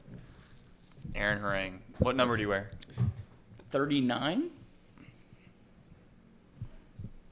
Aaron Harangue had made 30. 5 opening day starts for the Reds, tied for 2nd. Look at that. I was close. Mario Soto with 6, Tony Mullane, Pete Donahue, Aaron Harangue with 5, Jose Rio, Johnny Cueto with 4. Jose Rio only got 3. He was hurt a lot. I don't know what. Was he 37? 39 sounds right. I don't know. What number was Aaron? Do you remember what number Aaron Harangue was? No, this is not a game I seems thrive in. right. Aaron Harangue. Why what a is his face on first that 5 guy. pictures not in a Reds uniform? What a terrible look that was. I mean, he had a face on. 39. Nice. Good Look at work. me, Good- big number good for guy. you. Yeah, you are. All right. Someone's saying 49. Some are saying 39. 39 is the right answer for those that are wondering at home. All right. You have some pitching matchups, and then from there, we have an hour left of this show to do. So we're going to have to figure that out. Just repeat the same conversation. Well, that's what they do on the radio. You But think Terry Francona's worth 10 wins this year? this is where they tape the first Isn't hour. Craig supposed to come on? Yeah, Craig's supposed to come on. This is where this is Craig where they, got an hour. I got questions to come on. I got questions for Craig. Oh, I can't wait for Elliot's question. I got a lot of questions for old Craigie boy. So whenever he can come on here, I got a lot of them. All right, I'll run through Craig, and you're watching, so come on. Reds versus Giants, 4:10 p.m. This is the debut on FanDuel Sports Network. How exciting about that, guys? Are we going to get a new score bug? No, they've been using the same old terrible one. The only thing I do Are you like, sure about this? You said no so confidently. They were using it. I mean, unless they had them in spring They training. used it for spring training. I guess it's possible they debut them on opening day, but I doubt it. The only thing I will say about those score bugs are, if you're ever out somewhere and you see the game, it's really nice to be able to see the score like presented very easy to see. But in terms of like if you're watching a game, I hate it. It's like the worst. Do you guys like the score bug? I don't think, other than the Super Bowl this year, I've ever seen a score bug that I'm like, I can't watch this game. I've never really paid attention to it again. Yeah. That Super Bowl score Super bug Bowl was is burned into unbelievably my bad. eyes. Probably just because I watch a lot of other baseball, and I think that'd probably be the only reason you notice score bugs if you watch a lot of different broadcasts with a lot of different score bugs. the Yankees one is a little nice small one in the My roommate was a Yankees fan. I was forced to watch a lot of SNY, and it's a better broadcast, it seems like. But nonetheless, Hunter Greene against Logan Webb. Logan Webb, fifth among all pitchers in baseball in wins above replacement since 2021. Wow. Probably one of the more underrated pitchers of the sport. But Hunter Greene, he's had a lot of success against the Giants. 2-0, has yet to allow an earned run in either of his two starts. 11 and a third, only 4 hits and 2 walks. The active Giants just 6 for 45 against him. Adames is 4 for 13. 2 of those hits were homers, though. Matt Chapman's 1 for 7, 4 strikeouts. Patrick Bailey 0 for 5, 4 strikeouts. Lamont Wade Jr. 0 for 6 with 3 strikeouts. And then Logan Webb, tough luck. 1.64 ERA in 5 starts, but he's 2-2. Only start last season with 7 innings, only allowed 2 runs, but gave up 8 hits and took the loss. Matt McClain has homered. That was not part of why I took Matt McClain. If I remember correctly, Logan Webb was the starter for the Giants on the first Chatterbox night at Jake. Questions for Craig. So let's let Elly. Opening day. Holiday. Hot dog. Ketchup. Only. Outfield. Weak. Weak. Elly. Goat.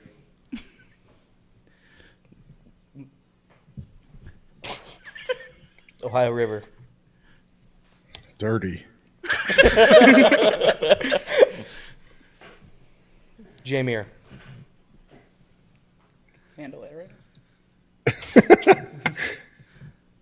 Healthy, hopefully. Is that a question mark? That's 2. That's 2. I won that one. Outlook.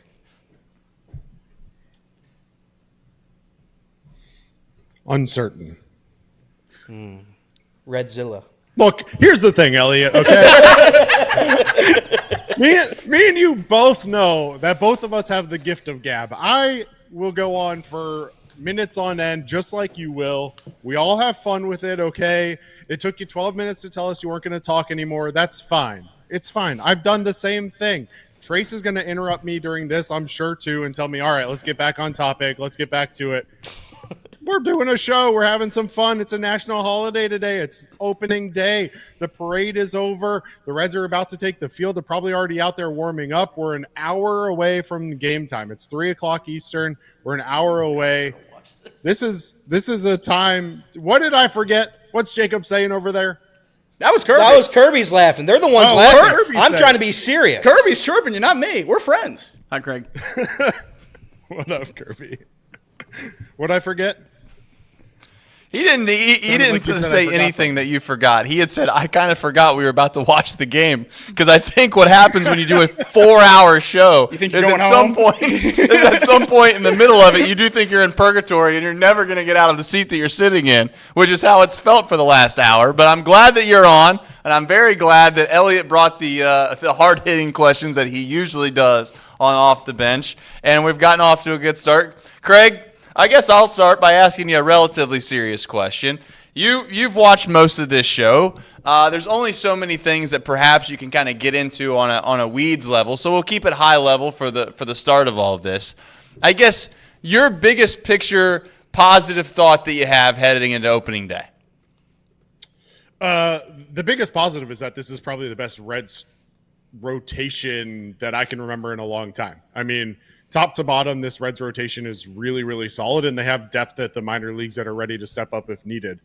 And you look at years past, I mean, that was the biggest challenge for this Reds squad, was that the rotation wasn't great outside of the top couple guys, and the depth just wasn't there at all. And so now you're going into 2025 with a rotation that at least the top 4, Carson Spires obviously looked good in the past, but is a question mark. The top 4 look like proven major league starters, and Nick Lodolo obviously has to stay healthy, but the ceiling for this team is so much higher than it's been in years past with this Reds rotation that for me, if you're looking at positive outlook, the number one place that you have to start is this starting rotation. And it starts today with Hunter Greene. He's going to go out and he's going to back up a season in 2024 where he got Cy Young votes with another season that I believe that he could be. I think Ricky said it earlier. I think he legitimately could be a top 3 Cy Young guy this year and compete with guys like Paul Skeens to win that award in 2025.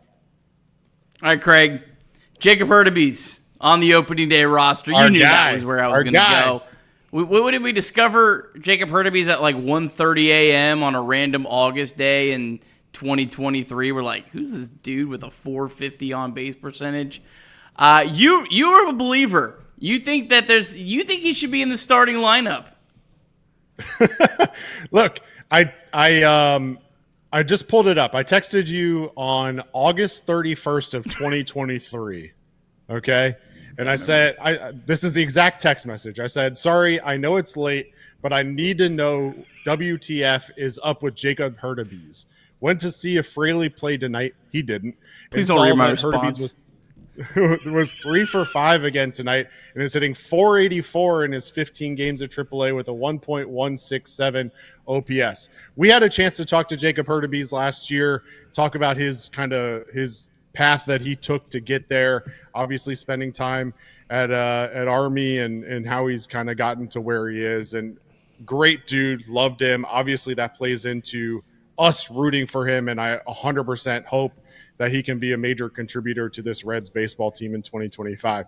The truth of the matter is that without any power, which he acknowledges is not his strong suit, it's really difficult to work him into the lineup on a regular basis. But everybody loves to hate on his sprint speed, and everybody loves to say that he's a mid defender. But like at the end of the day, if you watch him, he makes plays. He's able to create chaos on the base pass, and he gets on base, and he did it yet again this spring. And he earned that spot on the roster. And I realize that people look at Stuart Fairchild, and you guys talked about him earlier and about how he kind of didn't really do enough to earn his way on. Jacob Hurtubise is the exact opposite. He earned his way onto this roster. He works hard. He's the kind of guy that you want in the dugout and in the clubhouse during the game.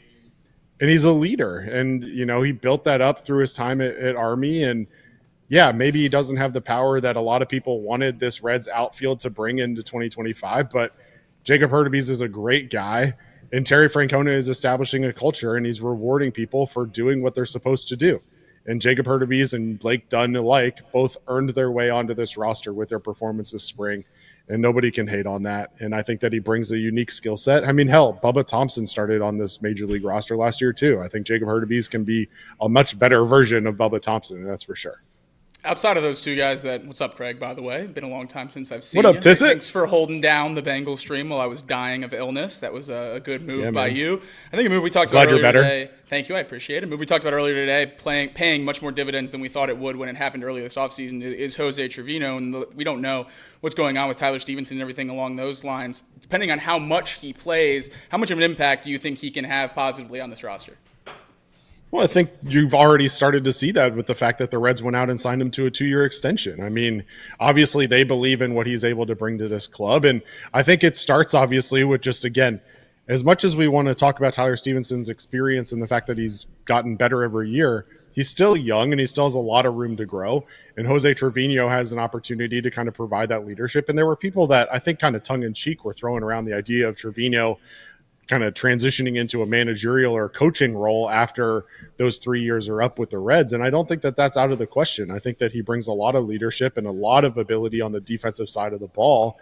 And I think the relationship that he has with this team, and especially with the pitching staff, which we've already seen at spring training and everybody coming to his press conference and everything else, that he's exactly what you were looking for. You're looking for a veteran leader who can help kind of nurture these young guys and Tyler Stephenson and others. One of the downsides of this team is that they don't really have a ton of depth at the catching position, but Will Banfield has shown some capability in his high upside, and Austin Wynns is more experienced obviously, but these are guys that can definitely get better, and Jose Trevino can provide that leadership and that guidance in doing so. And not only is he going to make the catchers better, but he's going to make the pitchers better because of what he's able to bring defensively for these guys. And until we get ABS, his framing ability and his catching ability is definitely gonna help that staff. And speaking of Tyler Stephenson, I'm not a doctor. Okay, not a doctor. Important disclaimer. Oblique injury is kind of the outer abdominal area, right? I think. Yeah. I loved the picture that the Reds tweeted out this just shortly ago of him sitting on the back of a convertible with no support on his back, as if like the dude doesn't have a muscle injury that affects his back. I don't. He must be okay. That's all I'm going to say. He must be able to sit on a convertible for several hours or however long the parade takes for them to complete without any support. So shout out to Tyler Stephenson. I hope you're back soon. Definitely could use your bat in the lineup. Obviously, a lot of questions with this lineup. We spent a lot of time talking about the outfield. The only two names, batting-wise, that I think people have penciled in as, cornerstones of this franchise are Matt McLain, even though we haven't seen him much, and obviously Elly De La Cruz. Outside of those two, who's a name that you think this time next year we're talking about as a cornerstone of this franchise to throw in with those two in terms of position players? Oof, rough. That's a good question. I mean, look, I hate to say it, but like if you look up and down this roster, there's not a whole lot of guys that you're like, all right, that's a cornerstone player, right? There are a lot of guys that I hope can contribute this year and maybe for a couple of years. But in terms of like legitimate cornerstones for the long term, I mean, obviously Elly, CES is a guy that you need to be able to take that step. Matt McLain. But other than that, like nobody sticks out as a long-term cornerstone of this offense, right? I think a guy like Blake Dunn and his power certainly has the opportunity to take on a more important role than maybe he seems to have right now. Obviously, I know Nick loves CES and betting that 35-plus home runs this year. Good luck on that. But I do think that some of these young guys have a chance to compete and to become important pieces, but I'm not going to sit here and say that any of them are like cornerstone pieces out of Elly and maybe Matt McLain. So, look, I the biggest thing for me is I want some of these guys to show that they can be a part of the piece of the puzzle, right? Like if the Reds can go out and add, whether it be through the draft or through free agency, and they can find one of those kind of cornerstone pieces, then that's great. And they're really only a piece or two away. And I've said that since last year. They're really not that far away from being a really, really good team. But I do think they're missing that one star piece. And right now they don't have that. But if you get somebody like a Blake Dunn to step up and be serviceable, you can package him with a prospect potentially to go out and get one of those big pieces. And that would be what I'd be looking for, is who can step up and show major league ability, so that when the Reds need to make a move, whether it's at the trade deadline this year or in the future, that they have pieces that have shown major league ability. Because right now, outside of your 2 or 3 cornerstone guys, you don't really have a whole lot of proven, controllable bats right now.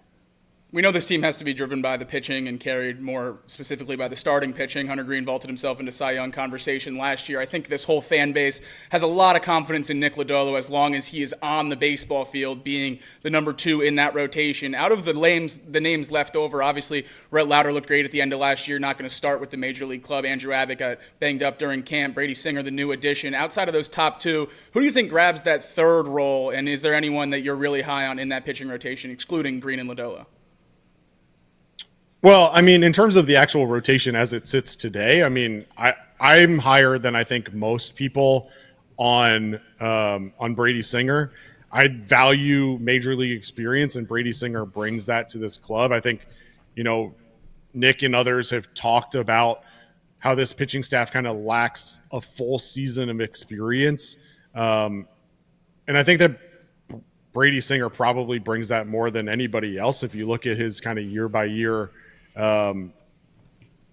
stats, I mean, he has shown an ability to pitch multiple innings over the course of his career. And so, 124 games started isn't exactly something to shrug at. So I look at Brady Singer as a guy who really can and should step up into that kind of third role. Nick Lodolo has to stay healthy this year. I mean, it's kind of a make or break year for him. And you kind of hate to say that about someone who's so young, but you can't continue to pump the type of investment and expectations into a guy who year after year doesn't give you the kind of volume that you really need. I mean, last year was the most starts he's had in his 3 years, and that was only 21 starts. Besides last year, he's only combined for 26 in the 2 previous years.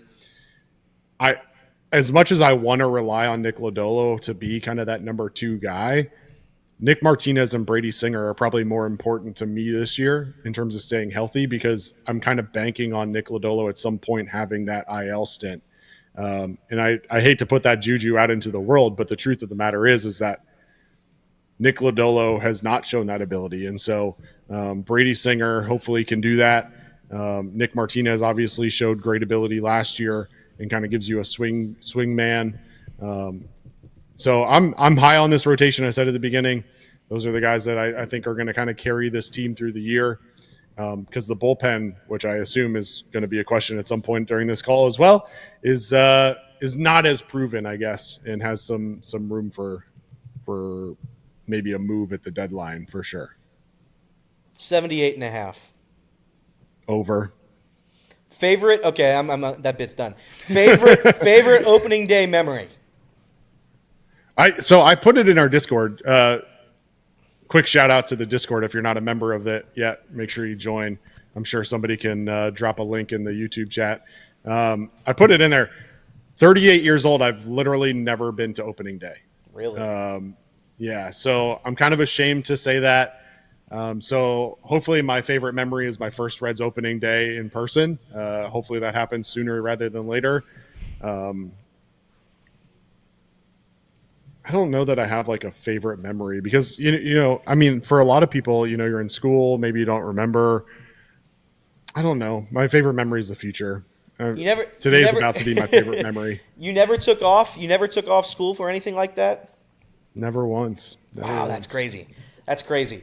We'll go to the bullpen real quick. Your thoughts on a closer. Kirby, I think I know. I think that the idea of having a committee, a closer by committee, is a good idea in theory. I'd like to have one guy that I can trust to come in the bottom of the ninth and shut it, or top of the ninth, whatever, and shut it down. My name that I threw out was Santillan. Do you have a name that you would like to have that role, if there was a role? Well, man, looking at the roster on opening day, who's going to be the closer? I mean, it's really hard to say. And Tito said it yesterday that realistically, he doesn't even know, right? Santillan would be great, but he had command issues. I realize that he hasn't had a chance to really do it, but like a guy like Graham Ashcraft has the stuff to be able to be closer material. You look at his kind of previous experiences, and he's pretty good early on in games and kind of wears out, and he has the pitch mix to be able to do it. I think that there's an opportunity for him to step into that role. I'm not as high on a guy like Taylor Rogers as I think someone mentioned earlier today. I think Taylor Rogers is perfectly serviceable as a reliever, but I don't think that he's a guy that I'd go into opening day as my closer per se. I'd give Graham that opportunity to earn it, I think is the thing, right? Like, nobody has earned that role today. And so you're going to have to give guys opportunities to earn it. And it may be closer by committee to start, but eventually somebody's going to rise to the top and show that they can do it. My money's on Graham Ashcraft right now. I don't hate that. Craig, success is up to the eye of the beholder, right? And I think that Reds fans probably, if you polled them, they would be pretty drastic on the spectrum of what success would be considered for this Reds team. Where would that lie with you? Progress with the young guys, right? So for me, I want to see future viability. Everybody wants to talk about what does this season look like in terms of success, and they put a number on it. Oh, they need to win 81 games and finish above 500, or they need to be a playoff team, or whatever it may be. Truth of the matter is that I want to see guys like Blake Dunn, Christian Encarnacion Strand, even Jacob Hurtubise, Matt McLean. I want to see these guys healthy for a full year. I want to see them contributing for a full year, and I want to see that they can be legitimate pieces to the puzzle long term.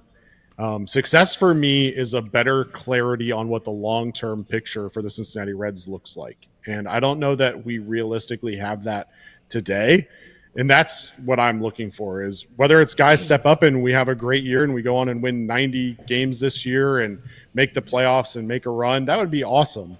But for me, I want to know, what do we really have, so that this coming offseason, Nick Krall can go out and actually put together an opening day roster that all of us can sit here and be proud of, because there's not a single person on social media or on this call or everywhere else that would sit here and legitimately say we did everything we can to put together an opening day roster that is able to compete for an NL Central title right now. I just don't think that that's the case.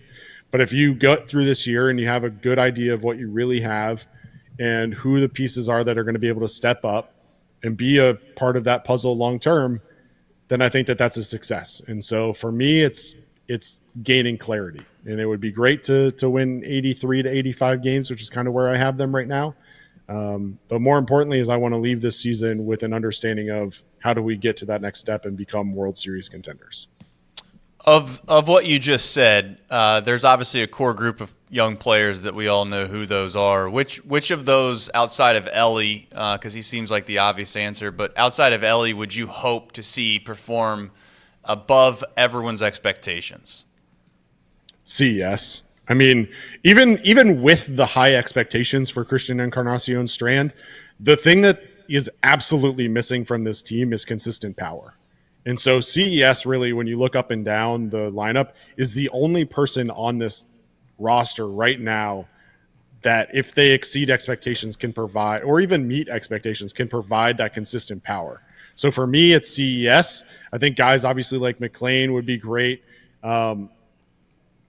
But at the end of the day, if CES can meet or exceed expectations, especially in terms of the power piece, I think that takes this team to a whole nother level and gives them something that they were really missing and are missing, quite frankly, as you look at this roster.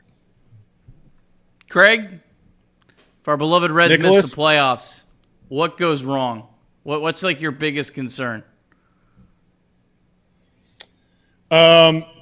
Lack of progression from the young guys, right? I mean, if you're going to ask me today, like, based on the actual roster, what goes wrong, it's a lack of progression. And you heard Nick Krall talk about it when he made the decision to fire David Bell, but the young guys just weren't taking the right steps in improving year after year under David Bell. So if the Reds don't make the playoffs this year, it's because of a lack of progression from the young guys. Obviously, the easy answer is injuries. Injuries can happen to anybody. We have already seen a number of players on the injured list here to start the year. So we'll see what that looks like as the year goes on. But more importantly is the young guys and their progression.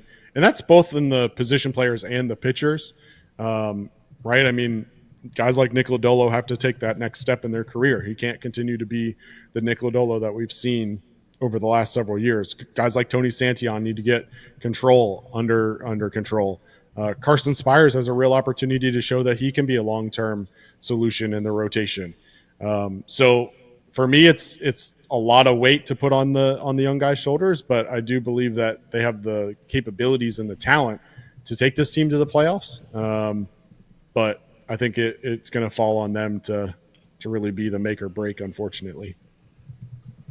All right, any final plans for opening day? Do you have like some chili dip around the corner, or some plans to go and maybe perhaps throw a fiesta out in the front yard? Do you have any plans, or are you just going to sit right there and watch this game? Yeah, I'm about 5 steps from my couch. So when we get off this, when I get off this, I'm going to stand up. I'm going to take about 5 steps. I'm going to take off my shoes, kick up my feet, and not move for about 3.5 hours. So that's my plan for the day.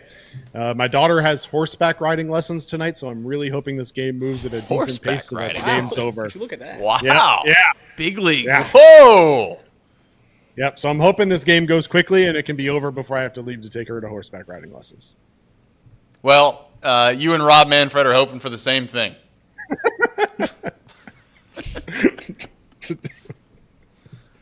Is that positive? Great. I don't know. Not negative. Oh, okay. Craig, I'm sure that we will talk relatively soon. In fact, I know we're going to talk relatively soon. I appreciate you as always to being a part of everything we do here at Chatterbox, and hopefully the Reds can find a way to win just for our own sanity, because ultimately we know that Friday is going to be a great day and or a tough day for us in sports talk, depending on how this game goes here in a few hours. Yes, sir. I appreciate you guys having me on, and I'll be in the chat tonight in postgame, whether I'm at horseback riding or not. And then, Trace, I'll see you on Saturday, my friend. That's right. That's right. All right. Well, take care, and good luck watching the horseback riding. Appreciate you guys. Bye, Craig. See. All right. Well, hey, listen.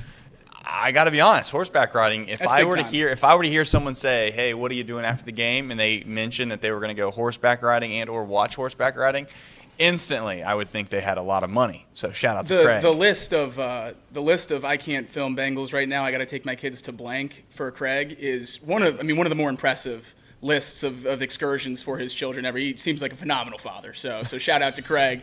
They're living some good lives. I hope that my kids never find out how much Craig's daughter gets to do. Hope you're not watching, kids. Turn it off. What you said right there, Trace, I think is probably the biggest thing about today and why everyone in our chat all week and today has been, begging for the positivity. This is the most important game of the year for vibes. I think if you get down into, September, obviously, depending on how the year shakes out, you could have one single game that can, get you in the playoffs. And that's obviously a different slice, of the cake there. But I feel like this one, opening day, when you have obviously the biggest crowd you're going to have all year, the crowds down at the banks this morning, we've already seen the pictures rolling in. This win or loss determines your mood for a month almost. Oh, yeah. I mean, even if you lose this series 1-2, you get through opening day, you can hold on to that win for a while with good vibes. Winning opening day is as big as it gets for especially a team like the Reds. It's a good point, because the one thing I have not considered is when your team starts 0-2, how you feel. And I actually got to see that around the office here relatively of recent, because we have somebody in the office that likes a team that started 0-2. Who's 0-2? Kirby? There's who is it? Kirby 0-2? UC football? No. Probably. No, they played Western Kentucky or something. Yeah, UC always starts 1-0. By the way, the ricochet shots on this show have been all time by Nick Kirby. UC football actually opens at home in Kansas City against Nebraska this year. Oh. That's because I got a dynamite AD who scheduled that. But go ahead. That's got to be 30 minutes of talk. It's the Cubs. You're supposed to answer the Cubs are 0-2. That's right. That's what we were trying to do. I actually thought and the fact that you were talking about the Bengals. I actually just now realized that Nick had no clue what we were asking him to do. I thought you were talking about the Bengals. No idea. No, I mean, Nick's in his own world, clearly. He's over here on Fangraphs just trying to find completely into the weeds. Trying to find any projections that are positive for the he's, Reds. He's got Fangraphs up as we speak, and clearly he's not listening to anything that we're saying in this room, which is perfectly fine. That's fine. All well that ends well, as they say. Plans for today. We did not publicize this, but we are going to keep the stream rolling for the game, do a little watch along here. We're probably going to take a little bit of a break here.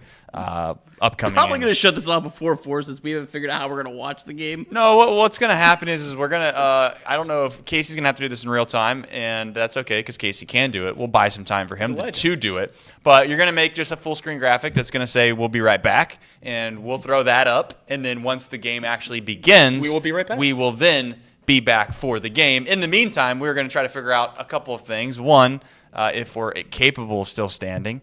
And then the second thing would be where we're actually going to watch this game at. Although it is on local television, so it shouldn't be very hard to find. I did find it a couple final topics here before we end the show that I think are kind of fun and or funny or negative, perhaps, too. One is the Reds put out the Reds.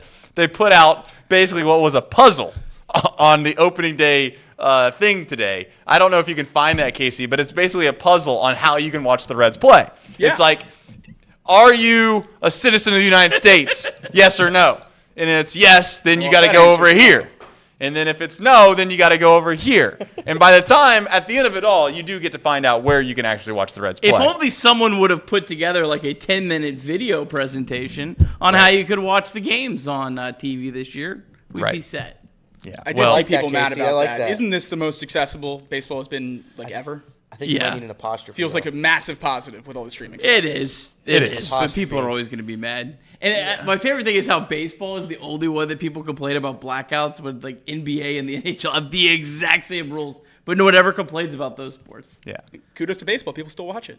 Right. Well, I also and no one watches the NBA. The only thing that baseball, in my opinion, doesn't do right with the TV stuff is that you can't buy a package, and for some reason that package then doesn't include perhaps your favorite team that you live relatively close to. That just they've got to figure out a way to do that. And I mean they have now because of the FanDuel, because of FanDuel, but before this, when you had a situation where you had to either have cable and or that was the only option you had. You couldn't buy an individual package and or buy MLB TV. Like if you're a Sunday ticket holder, right, for the NFL, you buy the Sunday ticket, you watch every single game because ultimately you know that essentially it's going to be on the local TV.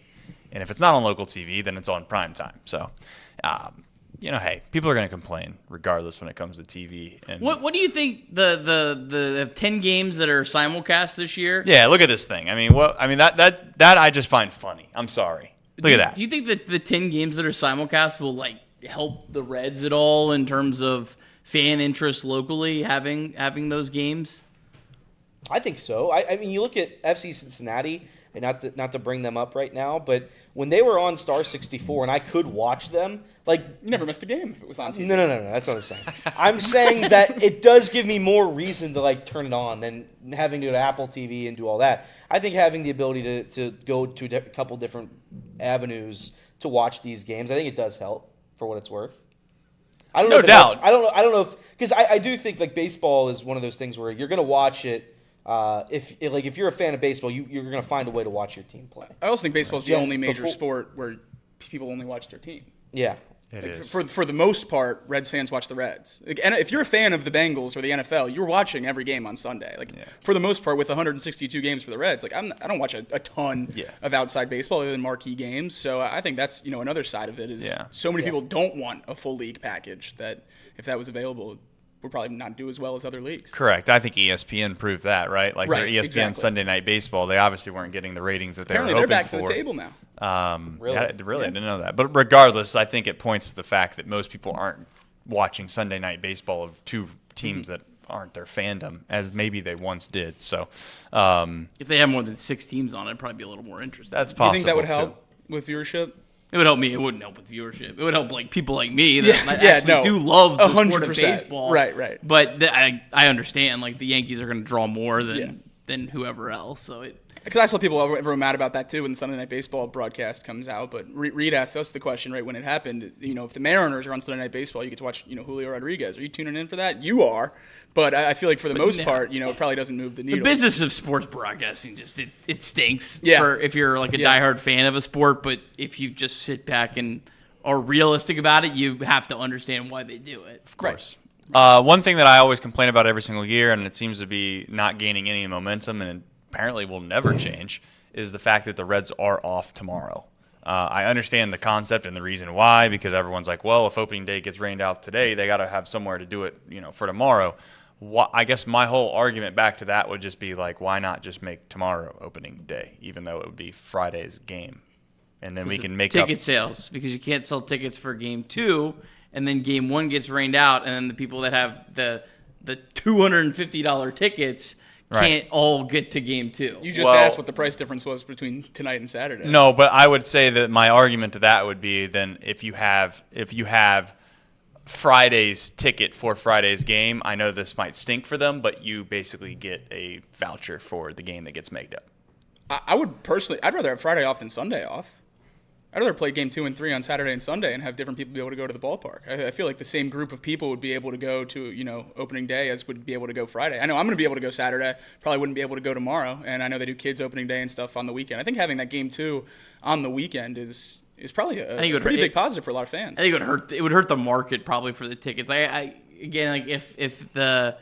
If there was a possibility of the game getting rained out and that's the only you're actually to get the actual opening day, I think it would hurt I mean, they sell these tickets. Even the Reds sell these tickets for more. They try to entice you to buy some sort of season package. So, you're saying that the price, if they started this game on Friday instead of Thursday, that the price would be different? It would have less value. Why? Because it's still opening day. I think we agree in general that opening day buying a $200 ticket is overrated. But there's a lot of people that don't agree with that. So if you're buying that ticket and if the game gets rained out, you don't get access to the actual opening day, it's going to decrease the value. I mean, I guess maybe you really want to be smart. Yeah. You would buy a ticket to the second game, right, and bet on it. You keep running that out every year. No, I think you misunderstood what I was saying. You're saying just screw the people with tickets to Friday, which is not possible. No, what I'm saying is that if you have opening day tickets, it's opening day tickets, and therefore, if it gets rained out on opening day, guess what? You move the opening day to the next day, which then would cancel the tickets for the day in which you theoretically thought you bought them for. You're saying you already have Game 2 scheduled there. I am saying that instead of having opening day on Thursday, I have it on Friday, and if opening day gets canceled on Friday, the people that have tickets on Saturday, this would already be known. I wouldn't want opening day on the weekend. That'd be miserable. Opening day's got to be during the week. Well, I'm just telling you. I think Saturday as if it was Friday. Well, right. Saturday's tickets would basically be null void. You don't have. But you'd have to play opening day on Saturday. Could you imagine the headlines for that? Like that would just. I think that would make more people mad. When was the last time opening day got canceled for weather? Just curious. I think the last 5 or 6 years there was one. But in your example, you'd be playing it on Saturday if it got rained out on Friday. I don't care when you start opening day. I'm just saying. That's my argument. Is I think that matters. It has to be during the week. Why does it have to be during the week? Because you can do different stuff on the weekends for kids opening day and stuff. I want opening day on Thursday or even a Wednesday in the middle of the week. You get into baseball, opening day is a weekday event. It always has been. Opening day on the weekend would be crazy. Decides. They've been deciding Thursday for the last several years. Yeah, I mean, anything that is normal in sports, you just get okay with. But opening day on the weekend, I would be very against. Well, I just don't know how you'd say Saturday's a I'm going to go on Saturday. That's what I'm saying. Saturday's a worse day to go on opening day than a Thursday. Oh, I think opening day being during the week is part of what makes it so great. Everyone going down there when you have work, you get off work, you go down, you experience the whole thing. I think that's part of what makes it as great as it is the fact that it is during the week. I do think it being on a school day actually is kind of like a fun part. The parade, and I know when I got to not go to school and Elliot asked about memories about opening day. I think every kid in Cincinnati's memory has something to do with school or not going to work. That's fine. I'm just saying you play 162 games throughout the entirety of the season. There's going to be stretches of baseball where the Reds are going to play like 14, 15, 16 days in a row in the middle of and they're going to be basically scrapping because they've been playing for so long. And then you're going to be like, oh, hey, by the way, of the 10 off days you got all year, you got one right after you played just one game of the season. I would say 85% of Reds fans don't care about 161 games. Opening day is the event. Just saying in general, though, like burning an off day, like right when the season starts to me, seems just blasphemy when you play 162 games. It's annoying. Like, I hate that there's no game tomorrow, but I accept why they do it. I think that it makes sense to do it the way they do it. I think they would get way more flack if they tried to go the other way. And because they do try to go the other way. The first year it's going to rain out. No question about it. I mean, Chris is saying that today will likely be the only weekday game with a sellout crowd. It's almost certainly. I mean, it's going to be one of the 4 games all season. Yeah. Like, that's going to be a sellout crowd that doesn't have a marquee team in it, with all due respect. There'll be a sellout. There'll be a couple sellout Saturdays. Well, yeah. Well, if the Dodgers in town. Dodgers or Cubs. Yeah. Will there be a small market team? Fun question. And this isn't like whether the season goes well or not well. That's despite the point. But will there be a sellout crowd that's not a major market team for the Reds all season long? No. Depends how good they are. Let me. If the Reds win 90 games this year, then yeah. I was going to say, for sure. It doesn't matter who they play in July. If the Reds are in first place, they'll sell out one. Yeah, no, Kirby's right on that one. Let's see. I mean, but will it though? Because when we were in that playoff run and when we were talking about going to games, still nobody went to games, and they were winning the division or at least in possession of that final wild card spot. So I don't know. What's a sellout? I mean, they sold out a Brewers game, 44,000 in 2023. I bet we get one. And the Braves was part of that streak. I mean, they're kind of like a big market team. Yeah, I would consider. Looks like they sold out. I would consider the Braves. They had over 40,000 for another Brewers game. They had over 40,000 for a Pirates game last year. They had 41,000 for a Washington Nationals game on a Saturday in 2023. 40,000 for an Arizona Diamondbacks game. They'll get there. Yeah, if they win, if they win and they're able to sell it too. Was that Nationals one not the first series of the year though? No, it was the second half. Yeah. Oh, really? Yeah. No, this was 2023. Oh, was it? There was a 38,000. Yeah, they played the Nationals. They opened the Nationals in 2024. I see. Yeah, if they win, they'll be. You got the illustrious Ohio Cup coming to town at some point. You're going to get 45,000. They do those on like Tuesdays and Wednesdays every time, though. Yeah. It seems like Tuesday, June 11th, 42,000. Speaking of which, people. you can go to every Tuesday game this year for $50. You think I haven't bought that yet? Maybe so. I'm just curious. I can't miss Tuesday games. It's the greatest thing the Castellinis and Nick Krall have ever done. The weird thing is that's a bold take. If the Reds are in first place, low bar on July 1st, they'll have sellouts in July and early August, and then they could stay in first place, be fighting in September, and they will not do well in attendance in September. Like they just haven't. Look at any of the years they're in the playoffs. They had games in September where they had under 16,000 people. It's really crazy how once school starts, it doesn't really matter all that much how good the Reds are or not. The ticket sales just plummet. We take our education serious in Cincinnati. In high school football. In high school football. Although that seems to be kind of waning as well. All right, we have 20 minutes. What would be 30 minutes now, directly until opening pitch for opening day. I don't know if you guys have any final parting thoughts, but here's the plan. We will not go off stream. We will just throw up a little quick break. We'll be right back. We're going to get our situation set up to make sure that we can watch the game live with you guys. And then when we come back, we'll watch the game. In the 8th inning, we'll obviously end that stream, and then we will start up our traditional stream for Chatterbox Reds for the 9th inning, and then the post-game show thereafter. But otherwise, we've done nearly 4 hours of what is opening day sports talk with 0 ad breaks, by the way. That's one thing I do want people to understand is if you did the radio side of the house, right, you do 15 minutes, boom, we're going to go to ads. Ads are for like 5 minutes, 10 minutes maybe sometimes, and then you'd come back and do another 15-minute segments. Today they are 10 minutes because they got to pay the bills. But no, not here. So it's, I'm just glad that I didn't say too many things that were absolutely stupid over the course of 4 hours, because at some point you start to feel like you're getting into that Looney Tune land, which I must admit, after we were arguing over Saturdays and Fridays there for a minute of what tickets were going where, I think I've met that. I think I've met the place. First home run of the MLB season. Looney Tune land. First home run of the MLB season, only a home run in Yankee Ballpark. So we are officially back. Nice. Oh, what's the score? We Brewers are in. 2, and Joe Buck's on the call, which is unbelievable. 2-0 Yankees up over the Brewers. Let's go! Good start. Let's go! First place Reds for one day this year. That's going to rock. I just read the White That's why you have the off day. You can soak in 1-0 for an extra day. I just read the White Sox lineup. Boy, if you don't think it can get worse. Did you see they asked our friend Luis Robert Robert he would be great at about whether or not he thought he was going to be a White Sox, and he said absolutely not. Really? I got it. I got to admit, Elliott rearing. maybe. Oh my God, that would be a cesspool. We would be great. Oh, that would be. Could you imagine Elliott and Trace doing Chatterbox White Sox? Over under one smile during this. Oh man. This is the lineup for the White Sox today. Leading off, third base Miguel Vargas. They got a decent 2-3, little overpay for Benintendi, but it's Luis Robert in center field, Benintendi DH. Benintendi's not good. Andrew Vaughn, fourth in first base. Former Red Austin Slater's hitting fifth in right field. Wow. Lennon Sosa, second base. Corey Lee Leonardis is the catcher. Jacob Maya is at shortstop. Michael A. Taylor's in the left. Good luck to him. Damn, Michael A. Taylor went from the outhouse or from the penthouse to the outhouse. Yeah. Everyone wanted him last year. I'm not saying. I'm not saying he's bad. I'm just saying that dude was living in L.A.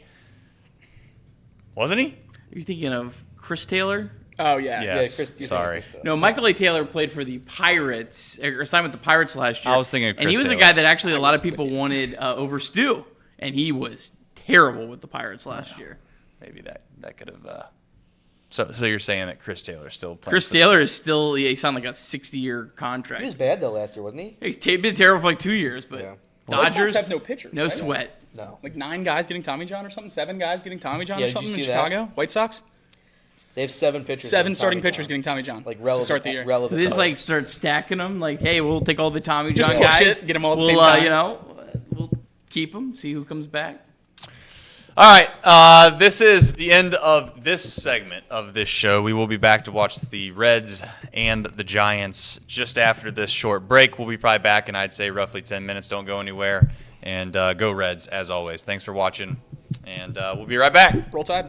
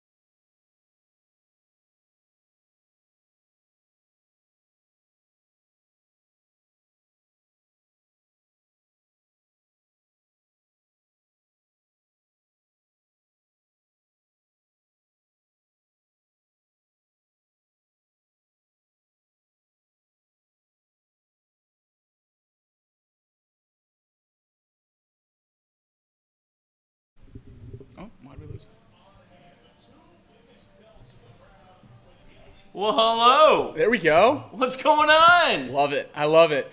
Casey, I do a little peek behind the curtain here. Probably could have said it before we went live. I no longer have access to the singular because I am here. Yeah. So any updates to that will have to be done from elsewhere. There we go. John Sadak, Barry Larkin back in the booth. Beautiful sight to see. I think I saw Sadak jogging down the road near my parents' house yesterday. Oh, wow. I swear it was him. He had a Reds zip up on. Okay. So shout out, John. That's big time. Turn it up a little bit. Yeah.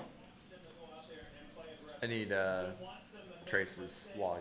Yeah, Desperately. we're watching on Desperately need that because He's filling up his tank now.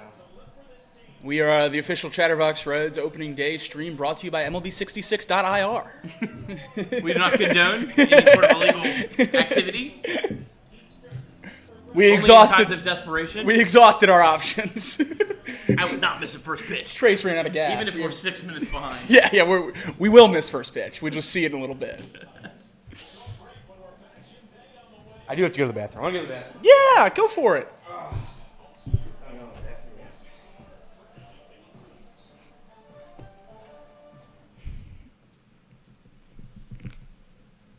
You said your big favorite wager of the day was McLean. Yeah, McLean home run. I mean, I put a bonus bet on it. I don't go hard. I got you. I don't really, I rarely ever bet anything in any sport that I don't have some sort of bonus bet or profit boost. Gotcha. I didn't look at any of the profit boosts today. I just looked at what they had last night. I Gotcha. didn't have any time today. I don't know. Was there anything really good on any of them?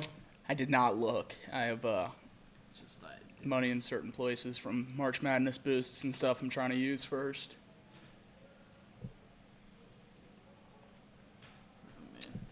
I love the Reds money line, Bama money line parlay. Every time I get a chance to take it, I do. In there again today. About 6th inning, my focus will shift. What time they play? They're the first game, so I think 7:09. Who do they play tonight? BYU minus 5.5, almost. I think I have BYU. Yeah, BYU's almost a system play. I think 72% of public is on Bama.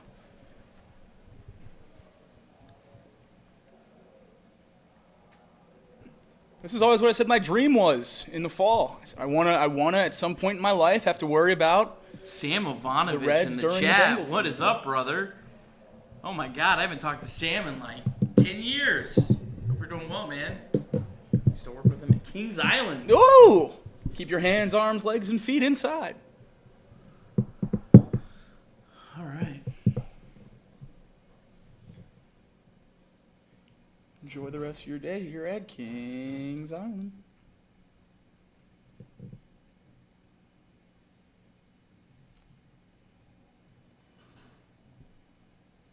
A lot of people in the chat complaining about watching this game and the struggles of getting it pulled up and the stream and logging in different places and not having access and just a new world, man. When you back, I mean, it's literally on local TV. Like when we were kids, you just turn on the TV, you have a local, you have an antenna. No one has that setup anymore. This just should be the easiest game of the year to get. Oh, no question. No question. Different era. Only place it's hard for me to watch Reds games is in Cincinnati. So when I go back this weekend, I will have no more issues. All right. Here we go. The MLB TV app and website are down. No way. Yeah. Via X the Everything app, but that's what we're being told is that they're down. Wow.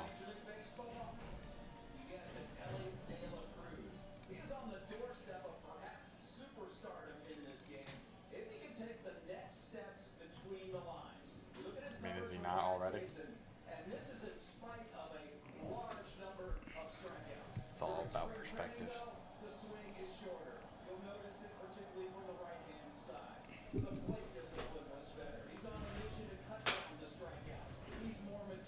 Will he get to 70 this year? 67 bags last year? I don't know. He has these stretches where he feels like He'll have game a 25 by the end of day, April. A game, and, one every day, and then like he'll go like 4 or 5 games without stealing any. So yeah. I don't know.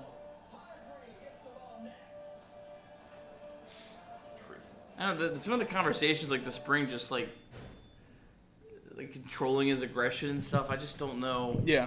No, that's definitely fair. We got a $20 super chat. Hell yeah. Whoa. I don't know if you guys got it pulled up. I got it. Michael Rolfe, let's effing go Reds. Is Trace napping? Trace is getting gas.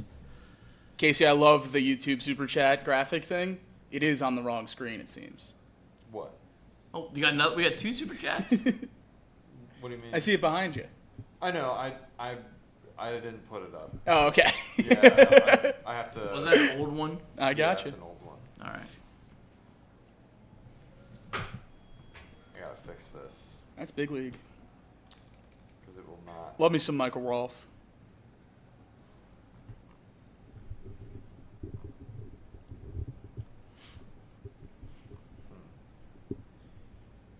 The VMix Social is struggling today.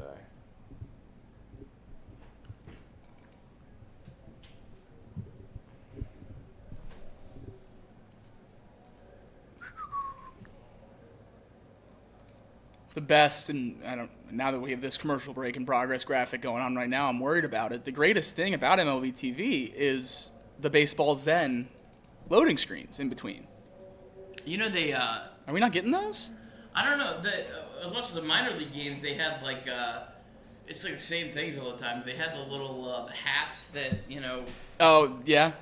do the rotation, and that was cool. My kid, that was their favorite part of the. That's fun. The game. So, kind of sad that's not on there.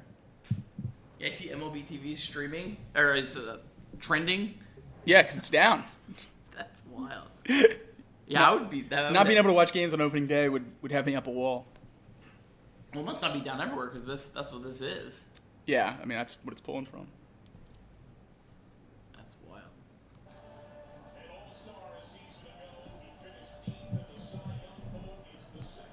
Big fan of Hunter's new cut. Big fan.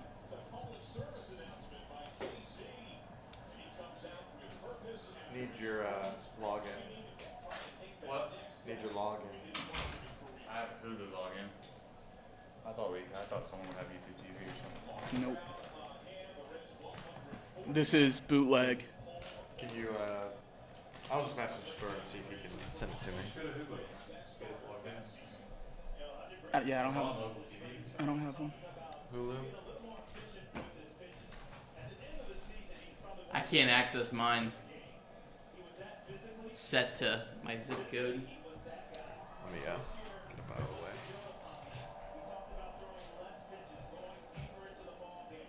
Colin, I don't know if he's asking. It's on 700 WLW if you're looking for it on the radio.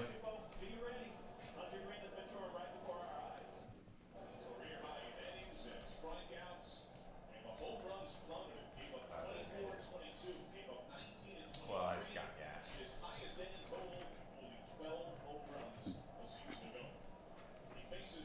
Is that a new camera angle? It feels more straight on than.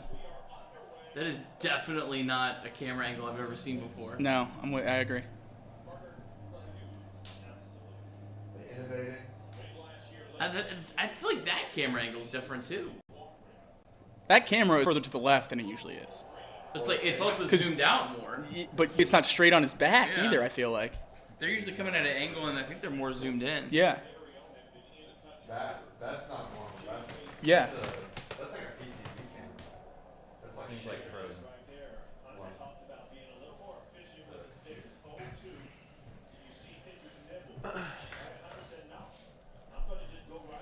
Are we frozen? Oh. Go hit local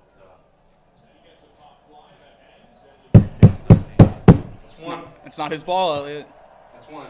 That's a bad joke. That ball and the other ball. It's not his ball. Elliot has a fun. Elliot's my favorite baseball stance of his is I think Kirby remembers that one. super athlete. Him in India and the ball dropped. No, it was him and Steer. Steer out and left, and he was sprinting out to go get it. Oh yeah.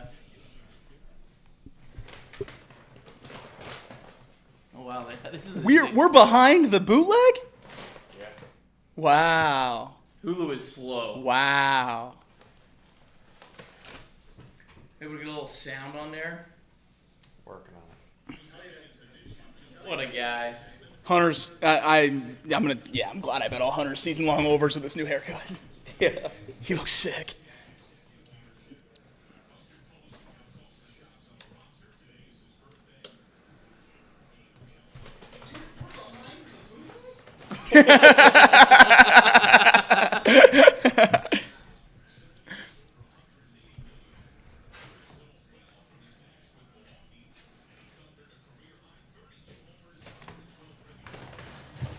Damn, he had 112 RBIs last year. He really?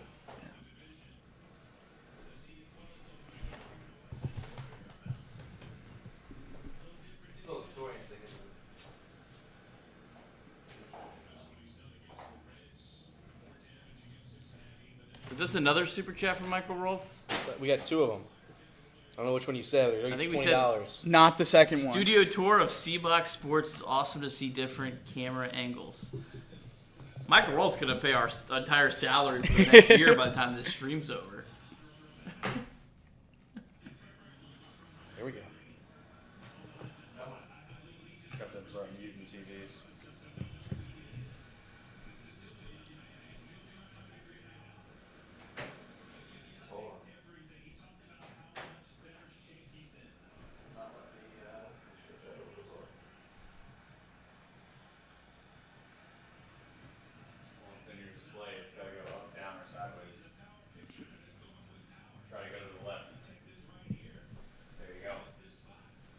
Beautiful. Glad I can help.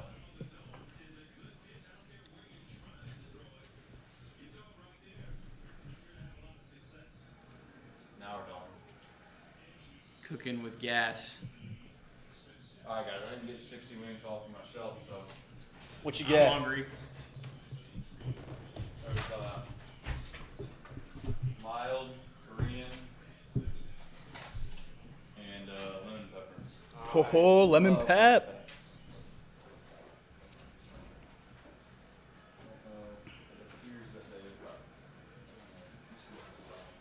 2 Ks in the first. Was Adamas a K? Oh, yeah. That's one. one. That's one. That's one Willie Adamas K. What's the pizza equivalent for wings? You know how like you always get like 2 pieces like when it's a shared thing. How many wings is it? Well, I mean, we got. I feel like each person should have. You said you got 60. There's 5 of us. I think I got 40 something or 50 something, whatever. We got 8 or 9 per person probably what you get. Yeah, we're plenty. These are mild. Hunter on a roll, man. Are these livers over? Those are mild, those are medium. These are kind of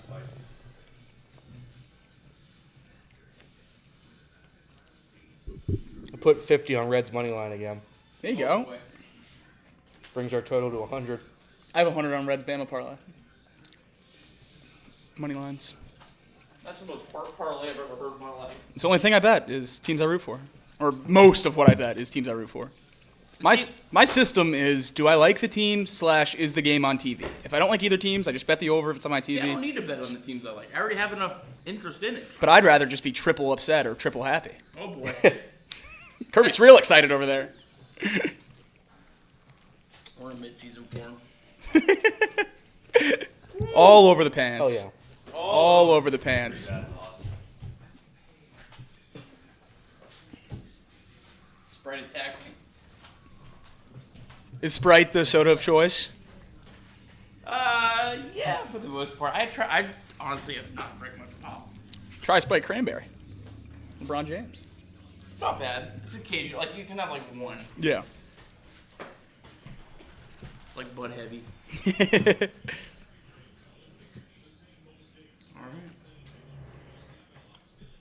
We get water.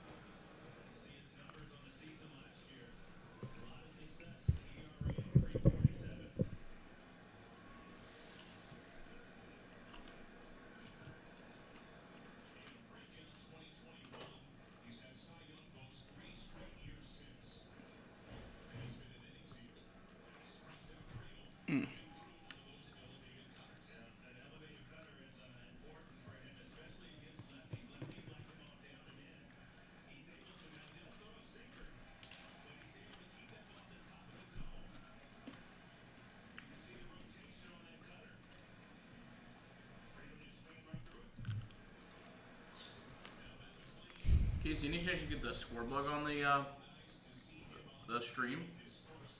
Yeah, I can do that. Thank you, sir.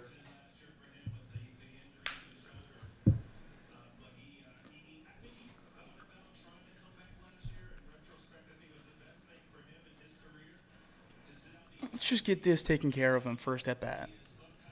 Home run? Well, yeah, let's just get this taken care of. No. What do you think about this camera? He went, didn't he?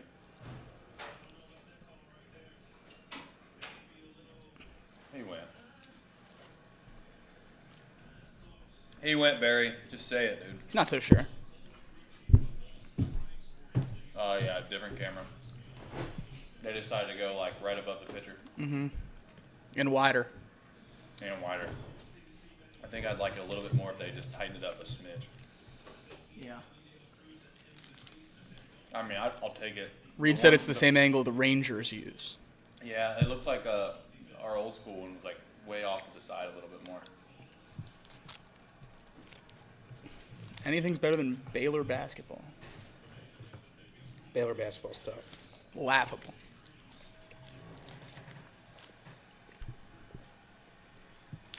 Here we go, fours.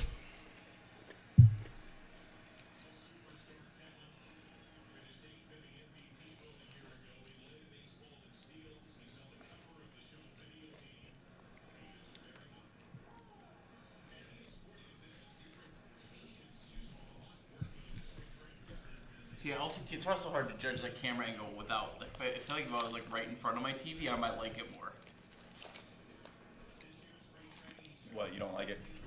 No, I feel like if I was closer to like, if my TV was like closer to Yeah, me, it's a little far. I feel like I would like it. I might like it more than. It needs to be a little tighter. Yeah. In my opinion, like just a little closer. I just can't stand that shaking. The shaking is really bad. Is it really? We're trading in stability for a different look. Yeah. It's every time they go wide, it shakes.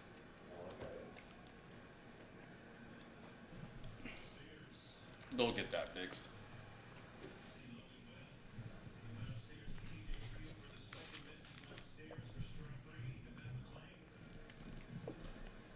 Yeah. There you go, Elly. I don't think. Who knows? That seems wild that they would have something up there that would shake. Yeah. I know, that's like it. They should have like some big,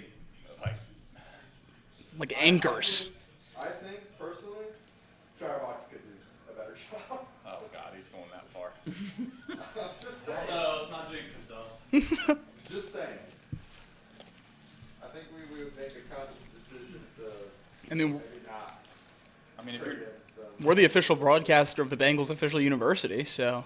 That's right. I mean, we're just, what, 2 steps away? good at bat by Elly. That's why, honestly, him not hitting first sucks. I want him to hit first because I want to see him hit as much as anyone on the Like, team. if he leaves it off, he's gonna steal second base probably. Maybe not today. Let's steal. Let's run. What if we hit that 60 today? You do gotta steal though. I mean, We can do it. 60 bags today? you do gotta steal.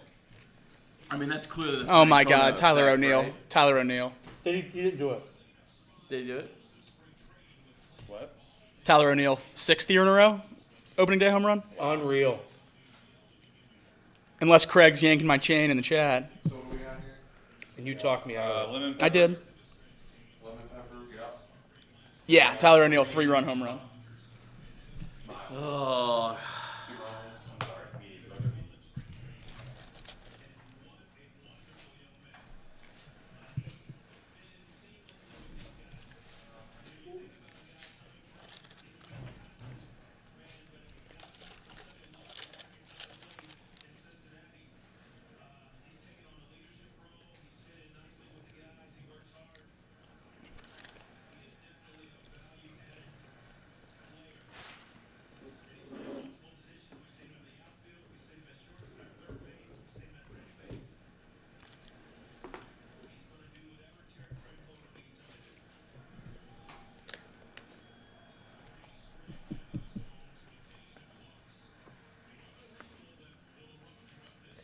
Green light.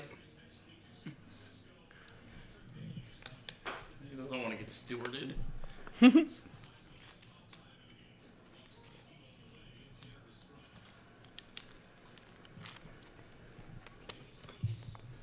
20-pitch first inning.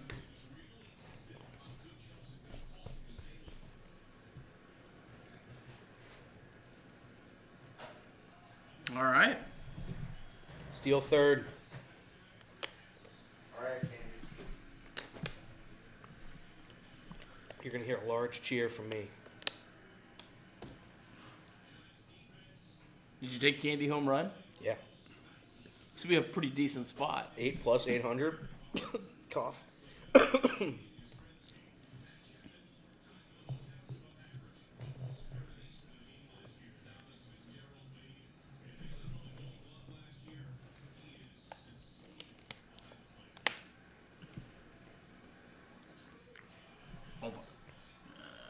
Yes! There we go, boys. Let's go. That's one. All right, what I miss? Back-to-back walks, Elly and Lux, and then Candy a little base hit. Nice. Yastrzemski just out of his reach. I seen that. I didn't know how Lux got on. Going to tweet.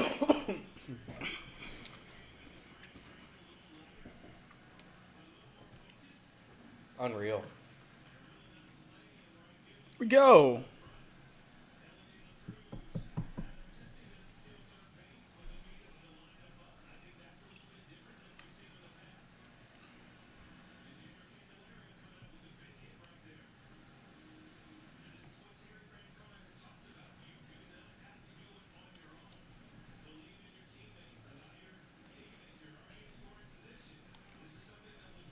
Gonna be all year, isn't it? Just get used to it, man. It's an RBI.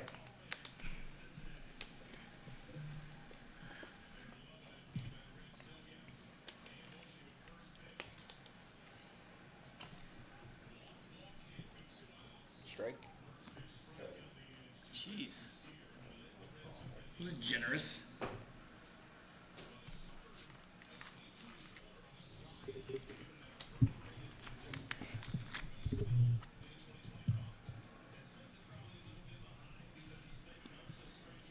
When do you think the automated balls and strikes thing are coming next year? Yeah. Yeah. Yeah. Well, if it's not, then they're gonna have the challenge system for sure. Yeah, I actually think it will be the challenge. Yeah. I hope that's what it is. I would like the whole thing, but I'm either one is massive improvement.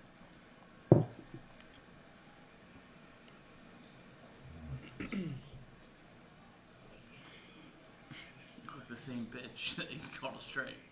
Load them. Please load them. I'd like to groove one right down the deal here. See one go to the old bleachers. Strike. He was begging for it.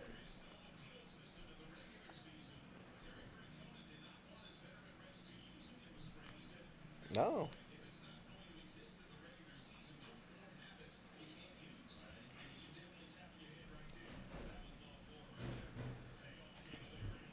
That was bad. That was a really, really bad swing by my guy. It's all right. Good round. Good inning. Oh, he was begging for it, too. A lot of pitches. A lot of pitches. A lot of pitches. That's the thing about strikeouts. $6,500. Oh my god. Yeah. I can't believe I let you talk me out of that. Yeah, I just will never take that. Next year. Next year I'll be on it. Next year, For sure. Next loss. year I'll be on. Can I bet it now? Yeah. So I don't forget. Who talked you out of that? I did. I came in here and said, Tyler O'Neill, let's go for 6. DraftKings and FanDuel posted will Tyler O'Neill hit his 6th straight opening day home run. Usually that just gets me out. Yeah, that would make me out, but you know what? Tyler O'Neill, he's just got special powers. That's pretty impressive, man.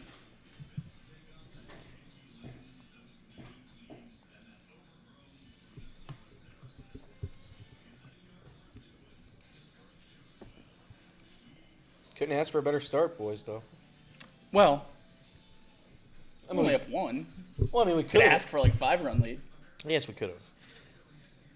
I'll take 1. So I just cash out now. Of what? The Reds? Every Reds money line bet. Just pack it in. Pitches over 100 in the first inning for. Got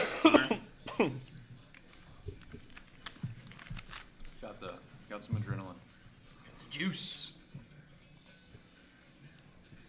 Luis Robert Jr. double down the line. Yeah, every at bat. Would be nice. All year, aren't I? Would be nice. You'd have been up right there too. I'm just gonna text Kirby individually every time he gets on base because I know he has it muted on Twitter.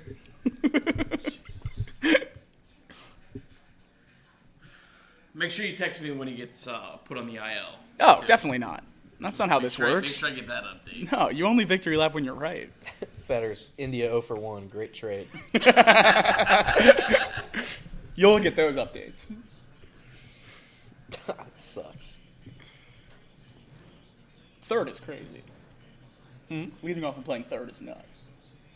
I mean, leading off is why he was there, right? Well, but That's part third of is more of the... Third's, he hasn't played third. I mean, he played third all throughout college. Oh, yeah. I don't know how much that matters, but I can't see the strike zone.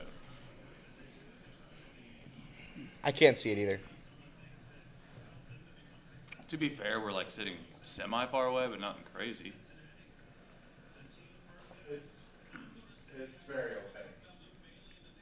Like the line is. Yeah, I mean, I'm having a hard time seeing it, and I'm sitting right here. Whew. Bang.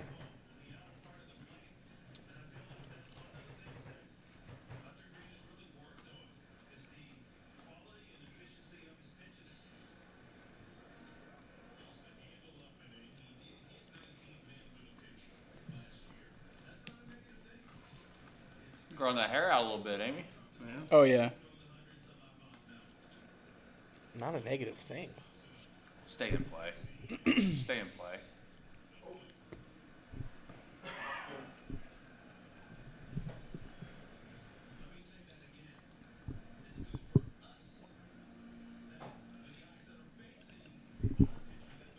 Yeah, I was going to say, good correction.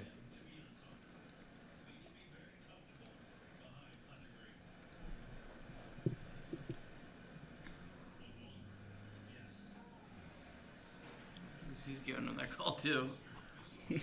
Well, I'm not the only one.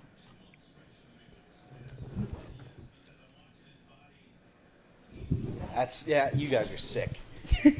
You, the most crazy gambler I know when it comes to those superstitions. Is that 4? 4. He's faced 6 guys. That hair's so sick, too. New looks great.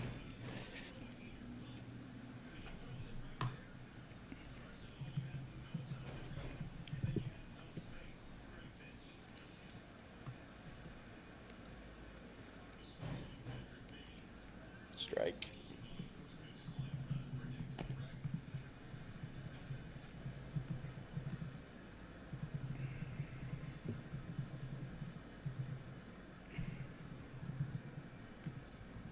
I'll go for it. Go for it. Get the whole side. See ya. Is that 5 of 6? That's 5 of 7! Or 5 of 6! I gotta tweet. I'm going to do it. Okay. I didn't tweet anything from the first one. I just tweeted the candy home or Hunter RBI. struck out 5 of the first 6 batters he faced in 20. He didn't give a base runner, did he? No. They posted a video of his first 2 strikeouts if you wanted to use it. No, I guess I'll do it. Okay.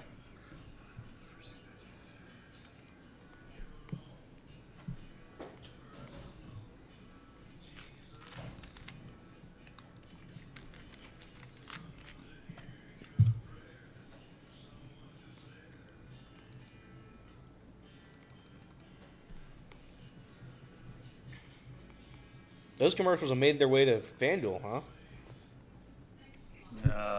I bet it's local. This Fox? is local. Oh, you think? Yeah. This is on cable today. Yeah, this is on cable. Yeah, that was a curveball. Nathan.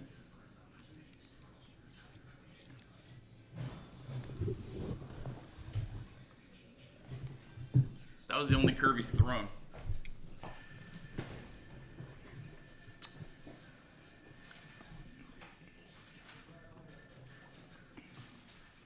Hunter Greene adding a curveball would be pretty sick. Yeah. That'd be pretty sick.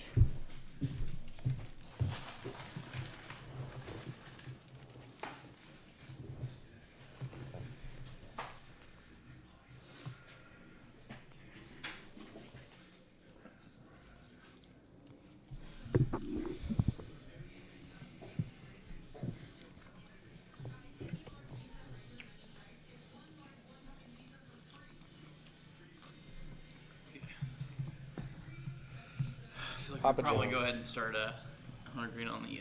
Who's up? CES? That's right. Here we go.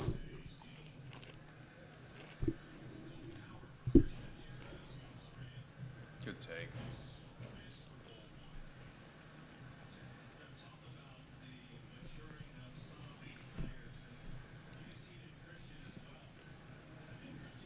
Ah, that's a good pitch.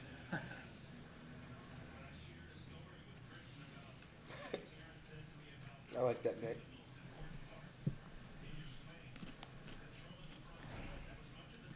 Always got to keep that dog picture in the back of your head. When can you use it? That's a hit. I'm so excited for that bobblehead. Him and Ross. I haven't seen that. Apparently, well, I don't think they have pictures yet. But one of like the days it says Hunter Greene and Ross bobblehead. Nice. Which is awesome. I love the obscure bobbleheads. Oh yeah, I think there's 3 Elly bobbleheads this year. I used to like get them all, but I haven't kept up much lately. All right, Jake. Whoa.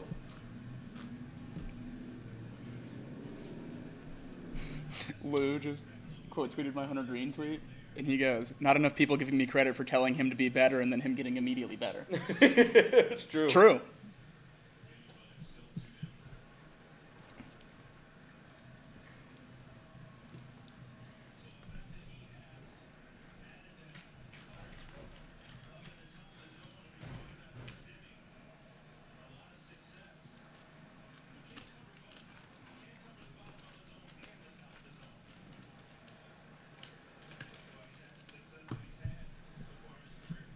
Come on, Trevi.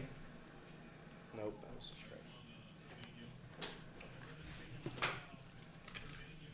Casey, do you have the music, the intro and outro for Chatterbox Reds?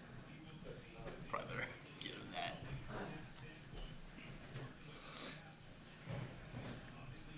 I'll run singular.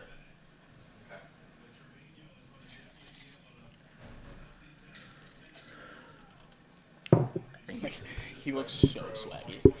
Oh my god, dude. Turtleneck too. Yeah, we have a video intro.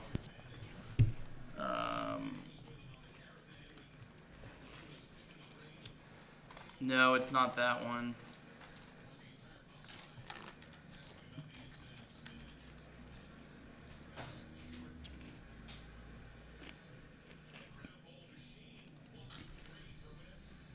All right.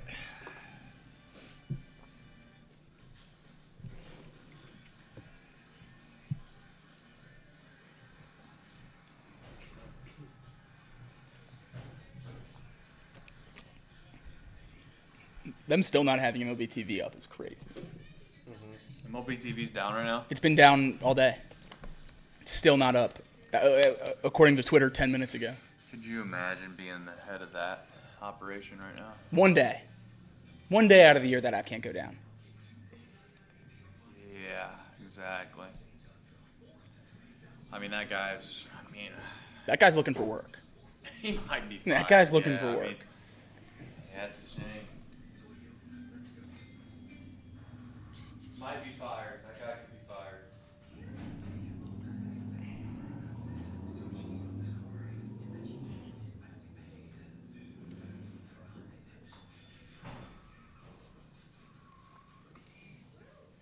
Could be fired.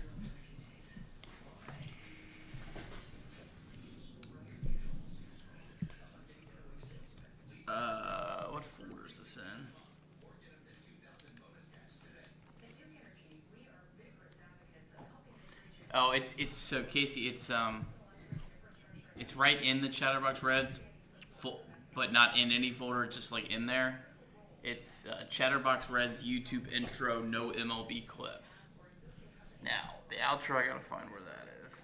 So say it one more time. So in the Chatterbox Red shared drive, it's just right in there. It's called Chatterbox Reds YouTube intro, no clips. It's like scroll down. Yeah.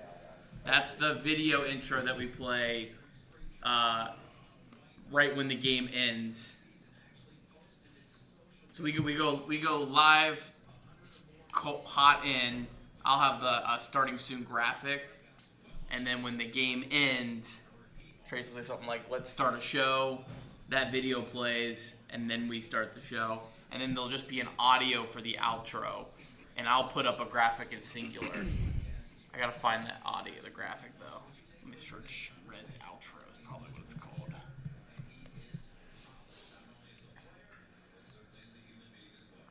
Chatterbox Red's outro MP3 is probably it, right?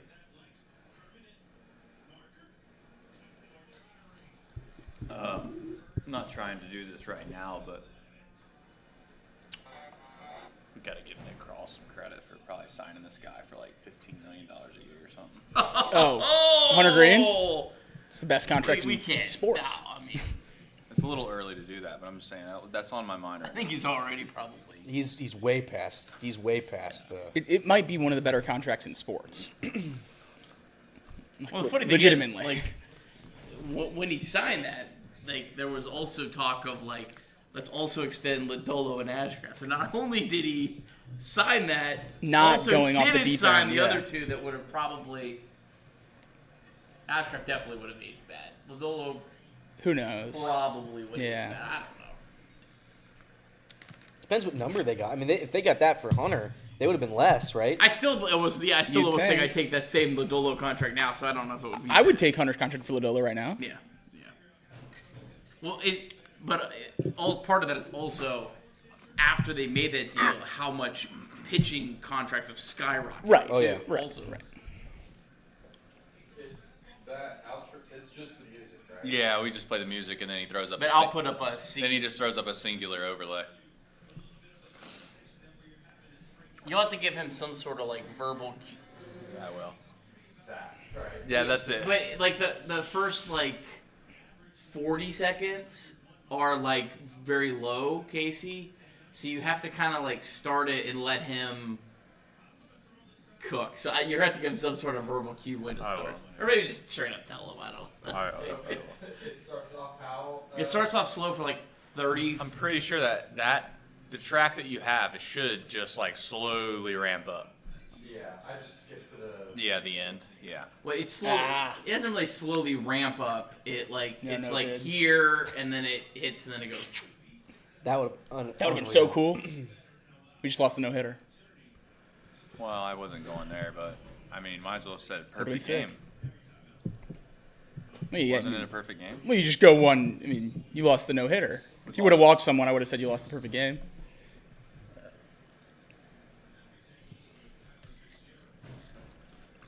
We're a little early in the game for that, but yeah.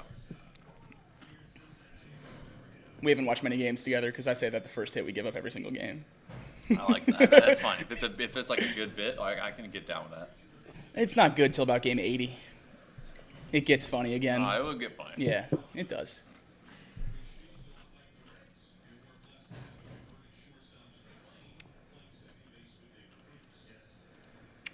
Could use an out right here.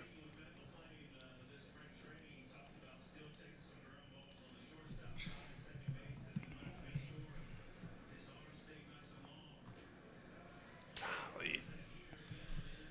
Good luck trying to hit a 100-mile an hour fastball. It's 4 inches off the plate on the inside corner. I mean, maybe if this lineup's as bad as we think it could end up being, we'll still have Hunter to watch every 5 days. That's what I'm saying, dude. That's going to be awesome all year Let's long. not go there yet, but yeah. I mean, come on, brother. We're winning 1-0. Oh no, grabbing onto the silver linings. I mean, they scored a run off of Logan Webb. Elly scored a run, which he does a lot. Jamer got a hit. Lux had a great plate appearance, drew a walk.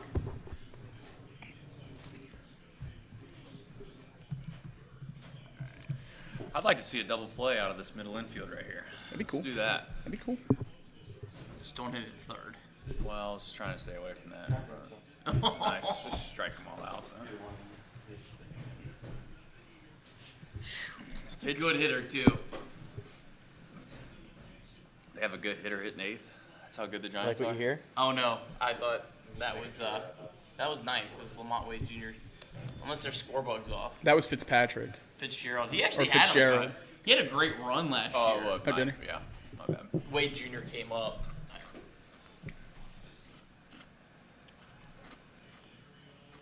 Candy kind of striding that out a little bit. He was running. Oh boy. I'm not worried about him being able to move. I'm worried about him being able to catch.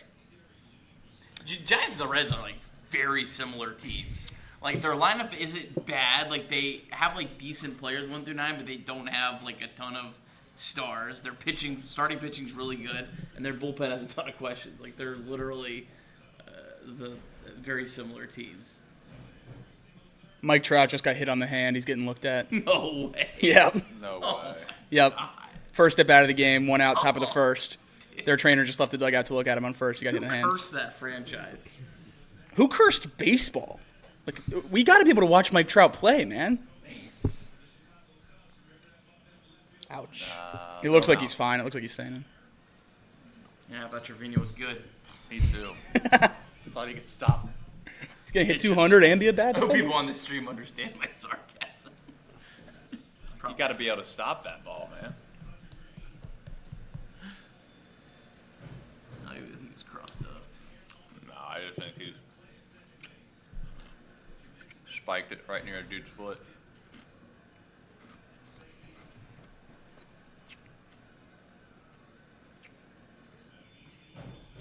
All right, make a good Reed pitch. says the TV strike zone is way off, which I could. They've been saying that in the chat all day. The I whole bet. game, yeah. Well, let's just throw a good pitch right here. He heard you. That was a middle fastball that he just blew by a guy. Sometimes when you're good enough.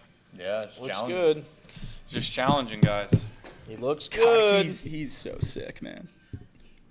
Looks good.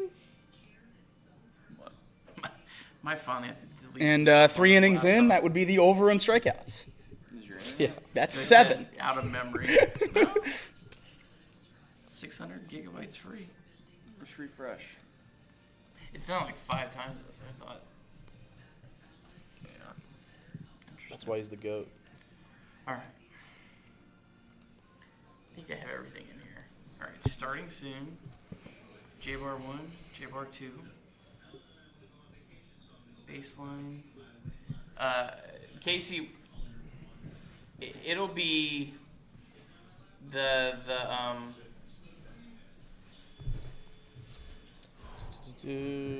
headliners, me and Trace's names.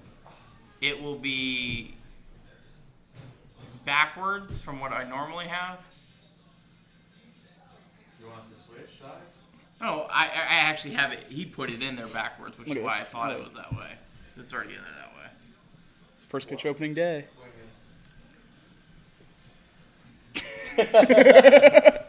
That's so funny. If my name's on this side, is that on the right one? Yeah, it's on the. You put him on the right one, right sides. Yeah, how you guys are sitting right now. Right? So this would be facing the camera this way is. That's right. If how you were sitting there before is the way you're sitting for the post game. You put it in there right? Okay, yeah. Because that's backwards from what we normally do, which is fine. I just want to make sure that was right. Yeah. Okay, gotcha. That's fine. 35 strikes out of 46 pitches so far.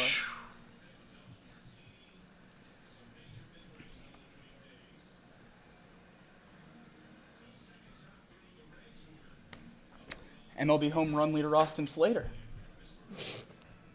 Reds legend.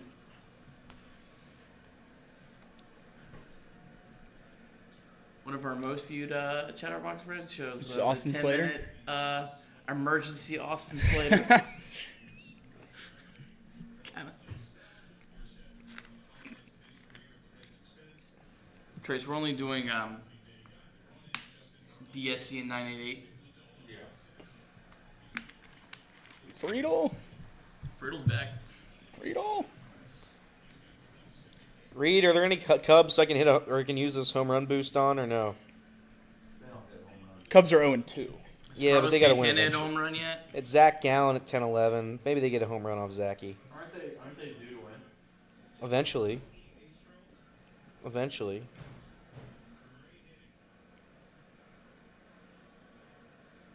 All right, playing.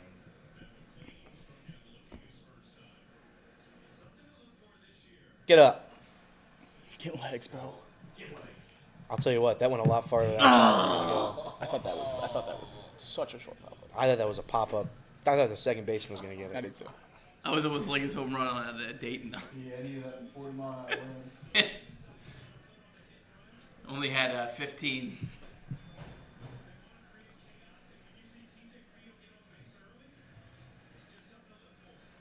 Reed Mouse says Pete Crow Armstrong. I'll bet Pete Crow Armstrong. It's dirty money, man. What am I going to get for that? Better be plus like 1,000. Oh, it's going to be.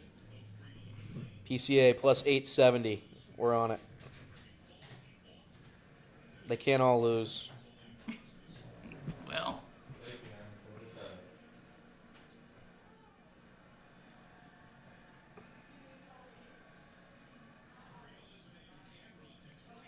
The pitch clock has genuinely changed. 199 super chat from Fergie Fowler. Imagine sitting like Trace on a live stream. My back's got problems. Just sharing our super chats.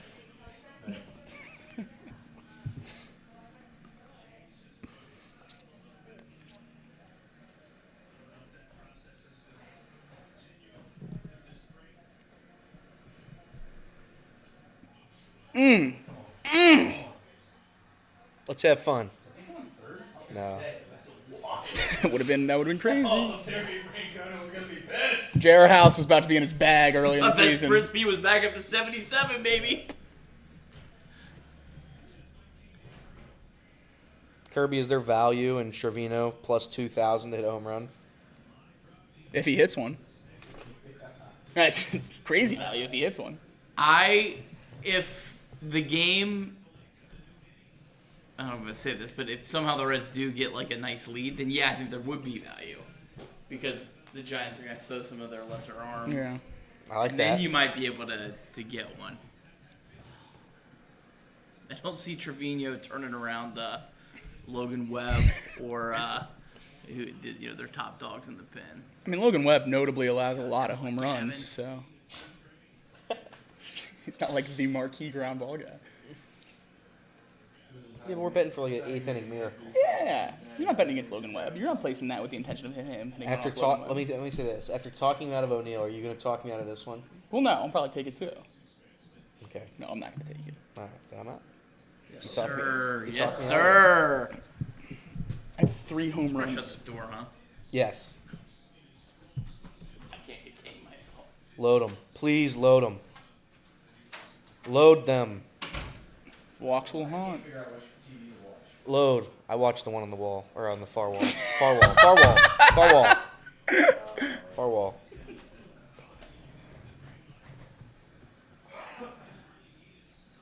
We got loaded bases or no? Don't get spoilers. Up. Safe. Up. They're all Oh, They're all safe. Safe. They're all safe. See him run through the bag? Hard 90. Respect the game. I was wrong about Gavin Lux. See him run through the bag? I'm a big enough man to say it. I was wrong about Gavin Lux. Why did He didn't get that? He's not out. he's safe. He got that. Hell yeah. I don't know what he was doing. That's the Gavin Lux effect, guys. He got it.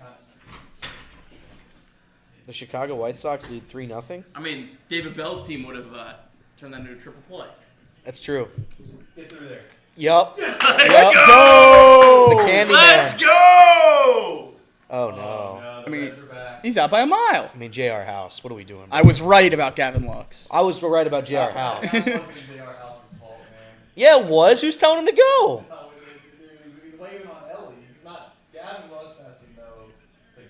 India would have stayed at second. India, this bit's going to be.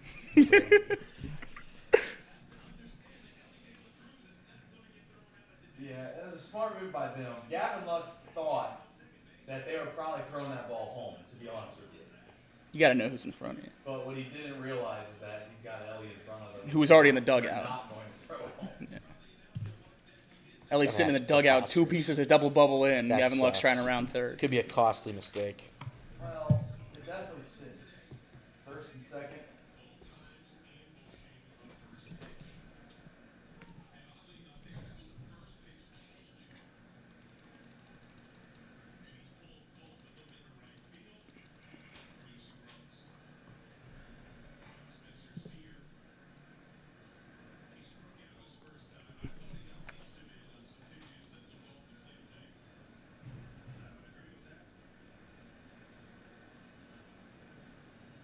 Come on, Spencer. Don't go out.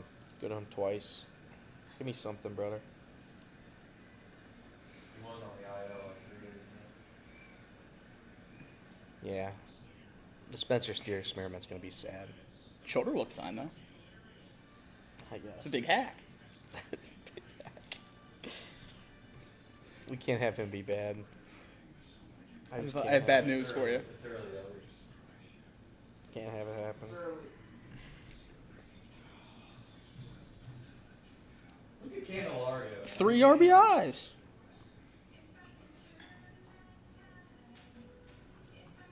Find a way. Oh, yeah.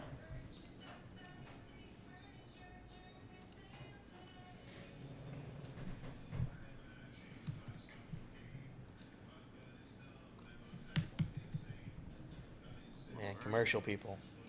I actually think those are good.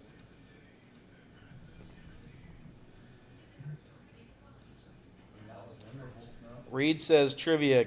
No, it wasn't. Gavin Lux was the second overall prospect in 2020. Who was number 1? Spencer Torkelson? He said he's no longer in the league, so Torque wouldn't be. Torque would not be. Torque? Final answer, Torque. Justin S. says he hit on Gavin Lux bonehead base running mistake. Hell yeah. Good win. Plus 200? Good win. Oh! Too Jacob, soon. Jacob actually had an update on I did that. have, yeah, there was a tweet this morning that said Wander Franco will not be in the Rays lineup today. I thought that was very funny. That's someone who knows how to make content. Yeah, yeah. Yeah, it was an account without Twitter Blue and no name, so they're just doing it for the love of the game. Just zero money coming from that. I love when I see burners without the subscription. It's like you're getting 1 million views for no money. Yeah. Yeah. Adley 4th in that draft. Wow. What a class. Ball high. If I could turn back time.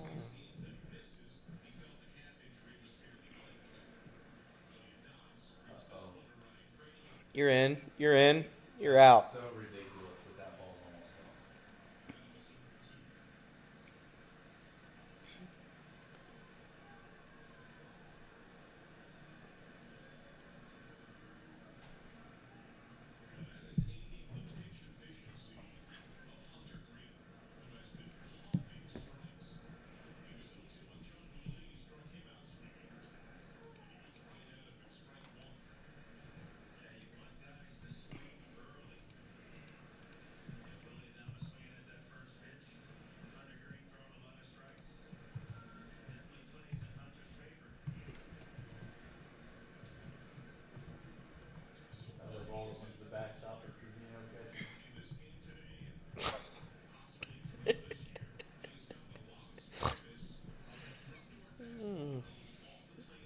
FanDuel Sports Network much later than Bally on posting highlights so far.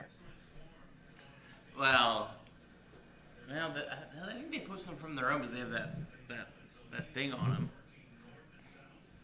Reds are beating them so far today. It was never the case last year. There's a great website, MLBtheater.com. where you can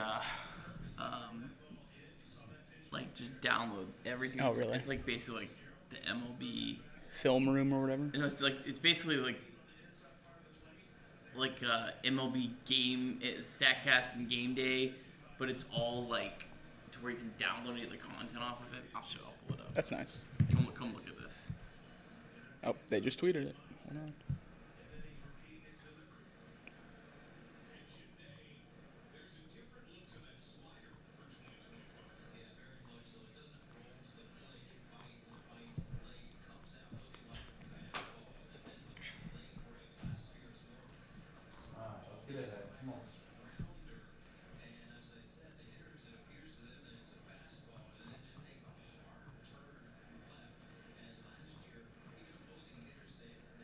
Did they pull Trout from that game? No, he stayed in. Good. So it's basically like the behind the wall or whatever. So you can go and like it has all the videos and you can like just click. Come on, buddy. We gotta throw over the plate. Download them. That's awesome. They're pretty quick. Usually like it's better just to do the Reds. There you go. But if you ever don't see one, or if you need an opposing that you can't find, they're all in there. Cool. I don't think it's a good idea to upload them directly though. Yeah, I have the burner one. I can send you the link for that. If I can turn back time. Stan. Oh, what an out. That's what you beat me to it. You beat me to it. You gotta give me these. You gotta give me these. I'll let you have the next You gotta give me these. I hate the golf commercial thing.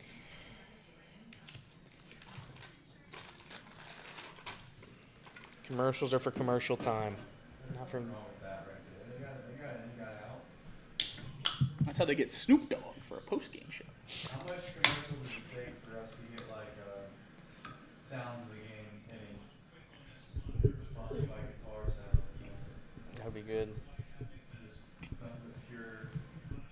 When we had the bootleg one up, it was the MLB TV poll or whatever, and the commercial breaks weren't doing Baseball Zen. Oh, really? They were doing, it was just a commercial break graphic. Baseball Zen is my favorite thing of baseball season, maybe. Yeah. It's the only thing he likes. It's incredible. You're out. That's the thing. You gotta get 2 more. Dude, I know that this is getting made fun of the way I'm sitting, but it's infinitely more comfortable than what I've been doing the last 4 hours. You're sitting at the only possible angle where it's confusing which TV to watch. I've decided. Okay. Don't make me think about that money. All right. It doesn't even exist. Yeah. There for a minute I was struggling.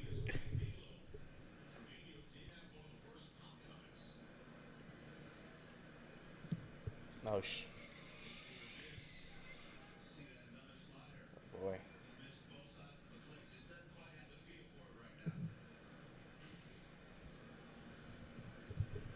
Man, how did I not hit him? You're out. Get out. Oh, bad pitch.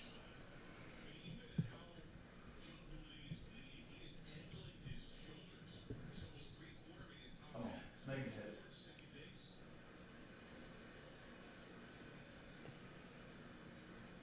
We're definitely running here. You called it.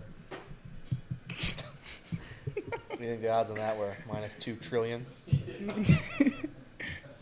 You bet that live? Yeah.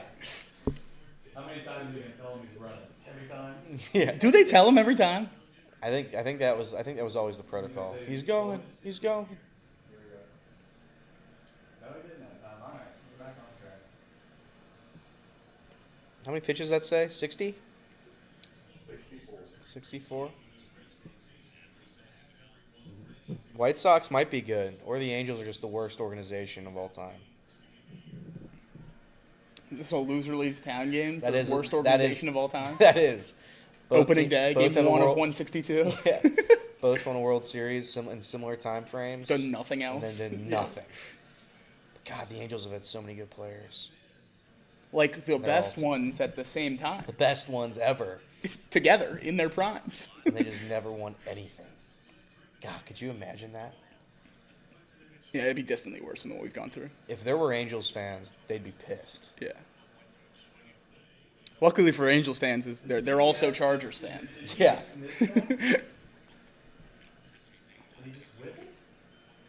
No.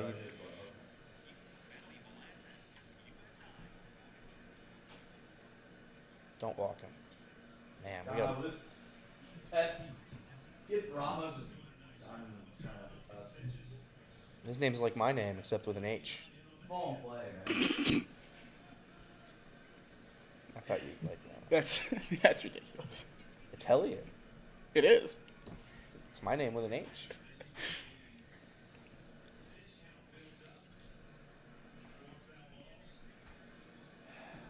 You're right, Barry. That's just how it works. Well, he put the ball in play. Or miss. He's throwing the ball down the middle for you. My ground rule double against Reed when he was thrown to us. That's one of my greatest. Ground rule accomplishments. double? Yeah, dude. That was. Where's the wall? That was going all the way to the wall.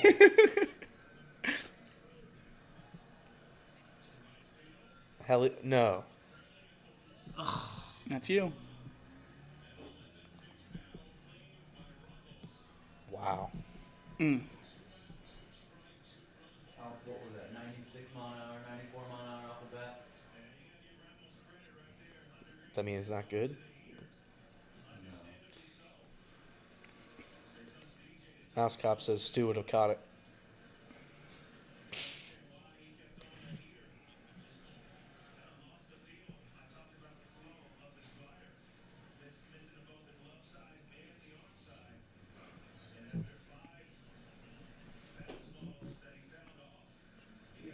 Just pop out. I want to know what was the deal on that. I need to know. That was not hit good. The fly out. Let's see. 90. He hit it 101.2. It's a home run in 14 out of 30 parks, but it only has a 270 expected batting average. It was just too high. We have a mix of Benson catches that and Stu catches that in our chat right now. About half and half. You know what that was? That was a good bat. If Stu took the 3-0 pitch, he'd still be here.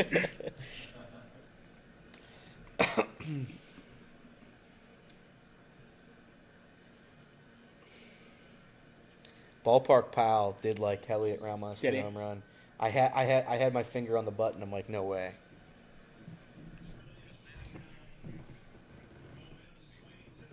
We're all right. Let's just get back to throwing strikes. You're out.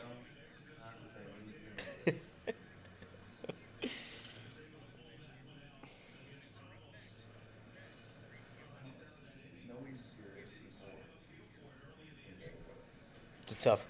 I don't want to say too much. I don't want to say.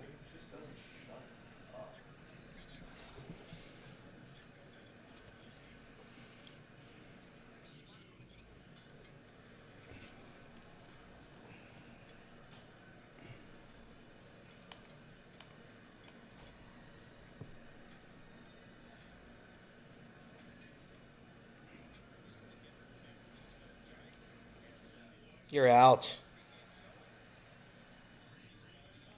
The Giants didn't even tweet a clip. They just tweeted the first home run of the 2025 season for the San Francisco Giants belongs to Elliot Ramos. Wow. No clip. Get him fired up. No clip. Get him fired up, San Fran. Too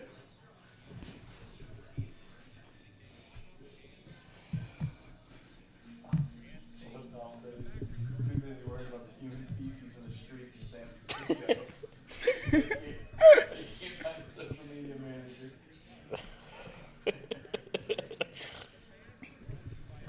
I watched some long video last night about why they're not shooting any like movies or anything in California anymore with all the taxes and stuff. It's crazy. I saw that too. I saw the clip of I think it was Adam Scott and Rob Lowe Yeah. talking about it, and I went on a YouTube rabbit hole. That kind of hurts. Yeah. Just one swing that was not great. I love our position. I I'd rather be at 3-2 than down. I'd rather be up 3-0. Yeah, that's good.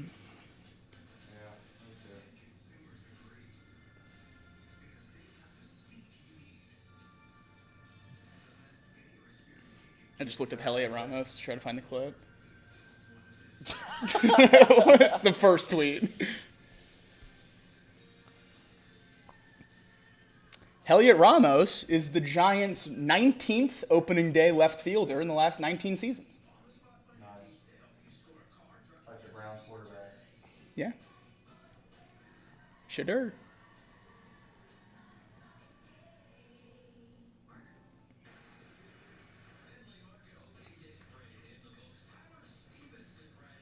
I'm glad to see you can do that. Is Elliot Ramos literally just Elliot with an H? Yes. Okay. Well, you might have one less L in there. He does.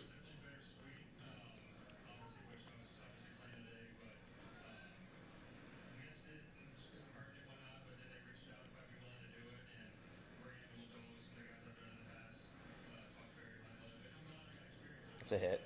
Yep. Is that 2 for 2 for CES?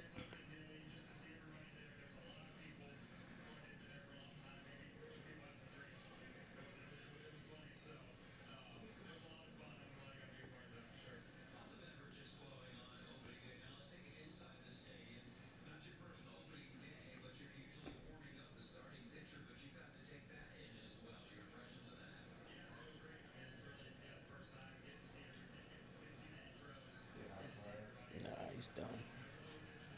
It's a bad out. That's a dreadful out. No double play, Trevi. Just go down with the bat on your shoulder. Over under the Mendoza. 4. Trevi this year. Over. Come on. Come on. I don't think he's ever been below it. He's woeful. I think the worst year he's ever had is like 215. Is that really? He was just looking up odds of him hitting a home run this game. Yeah, now he can't even hit 200. 250, 258, 250, 240, 248, 210, 215. Win 210s. Yeah, you want to hold on to that one, not the 250s? Nah. What was the last two? Oh, no. 210, 215. Yeah, but if you go back 5 years, it's 250, 260. If you go back. Take me back 5 years and. Kirby told me today to just look at the peak of all these guys and grab that. And we added 2 All-Stars this offseason. Austin Hayes and Trevino. Yeah.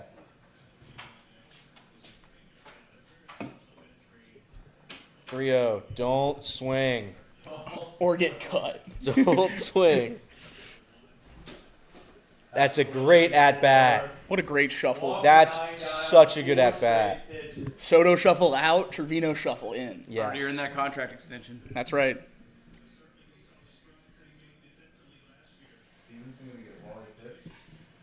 No.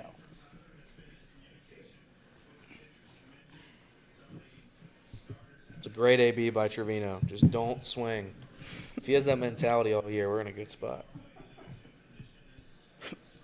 Remember when I said Mackenzie Gore's Bunt it. going to be sick Yeah. on the Nationals? He has 12 Ks against the Phillies right now. Are you? What inning? 5 Kinsey Gore has 12 strikeouts. against the Phillies in 5 innings. Did the Brewers do anything? They had bases loaded. 2-1. Still. They don't have the bases loaded right now. Bye-bye, Logan. Bye-bye. See ya. He showed bunt. They probably ain't worked on bunting practice all year because they had guys like Kirby saying that no one was going to bunt. What are we supposed to do? Pull Coach? him. He looked like he was going to try to bunt. Pull him. And love He's hurt. 63 pitches in the bottom of the 4th. 1 out. That's what we're looking for. It's a shame they don't have to worry about that bullpen until Saturday. Did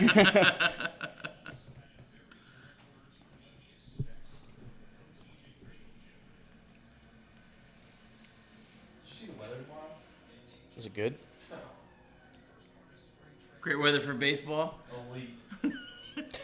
74 degrees and sunny. Go. No, don't go. Get there.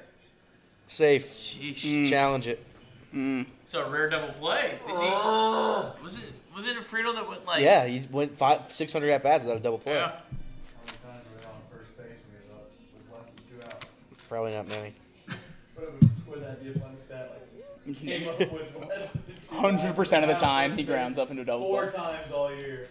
What if TJ is just a full-time bunter? I don't think that's bad. He's got 2 guys on our lineup. One's not allowed to swing. One's got a bunt Every every time. play, every time. You thought that was Stone? You thought that was Stone. Did you think that was real? Learn the hard way. Oh, yeah, no. That's not wood either. Yeah.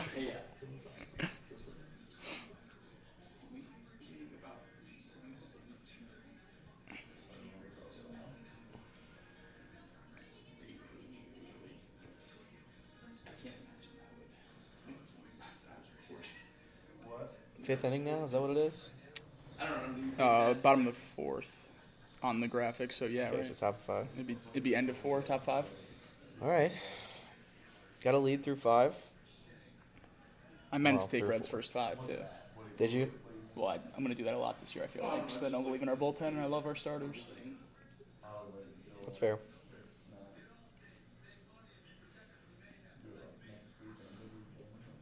Okay. Okay. Bum, bum, bum, bum, bum, bum, bum. Boom, boom, boom, boom, boom, boom. Yeah. Okay. I don't know.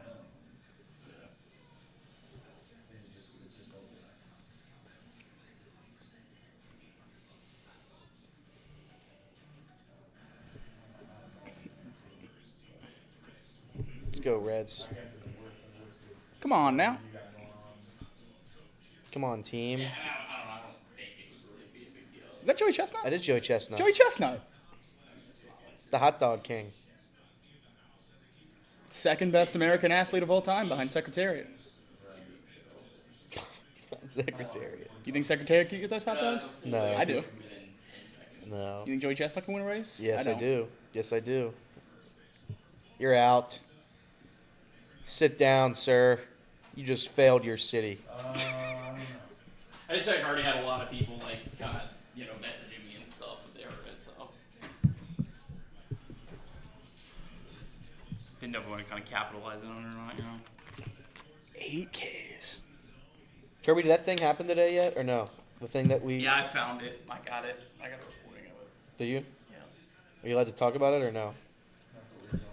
I'm sure I'm allowed to talk about it. We're debating if we should be allowed to play it. Like, you would know. Like, do you think they would care? Like, if we put it on the post game, like, I don't think so. portion of the pre-game show. It's not like and it's like all me. But it's your recording, no? Well, I found it to where I could have like him introing it. Okay. So it's I can just put my own MP3, but that kind of doesn't. I didn't add anything extra to it. They have the like buffer. Yeah. I don't know why that would matter. I think audio, you can just use it. It's different when it's video. Yeah. Audio's audio. I don't think we were worried about like it coming up on YouTube. Just more the org. I mean, I'm sure you could. I have a hard time believing they wouldn't let you use that if you're the one doing it. Right. That would be ludicrous. Yeah. I think. I also feel like Weird Rules is the name of the game. Maybe. The argument is you're going to say The shift. right? What's that? You're going to say the same thing. Yeah, right? yeah. So That's why you don't have the shift. That's why you have Espinal at third. I'm not doing that again this year. That's why you don't have the shift, Trace. Right there. Do you have any thoughts on the contact play? I do have that. I just don't like the shift on double plays. I really hate that.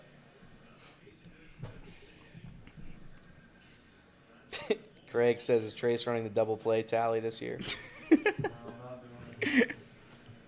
I'd like to. You're out. It's too much work. What's the pitch count limit on Hunter Greene? Opening day, they'll give him 100, right? 100, yeah. 100 or unless I think bases he's are probably loaded. done after this inning, unless he like gets a double play here. That's get a double play. I'd like to see one. One time. I'd like to see One time. One time for the one time. You're out. Get him. Oh, no. Man. Just looked way better. And maybe, I mean, he's got to get it. It's got to be quick. I don't think if he's over 90, they're going to let him back out. Who's the first guy out of the pen? Where are we at in the lineup?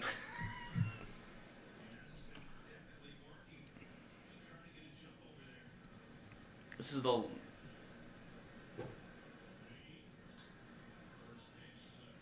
Yeah, I think he's going to get... Yeah, okay. You think he's done? No, I think we're good. He'll get another inning now, I would think. Using two hands right Yeah. Yep. It's about the fundamentals. Yeah. It's the fun thing about Reds left fielders is they don't play left field.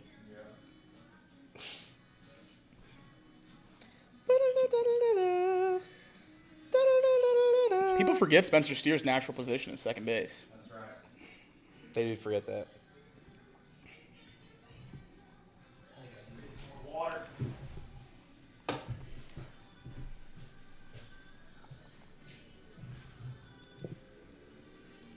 a second, I thought it was a coffee commercial. I said, "Did you drink another cup?" I'm going to get a cup on my way home. I'm drinking as much coffee as I can. guy? What? Coffee guy? Just today because we're playing BYU. He threw us at that. Did he? Okay. He thought it was Yeah, I had 3 coffees this morning because we're playing BYU. They can't drink caffeine. That was good. BYU.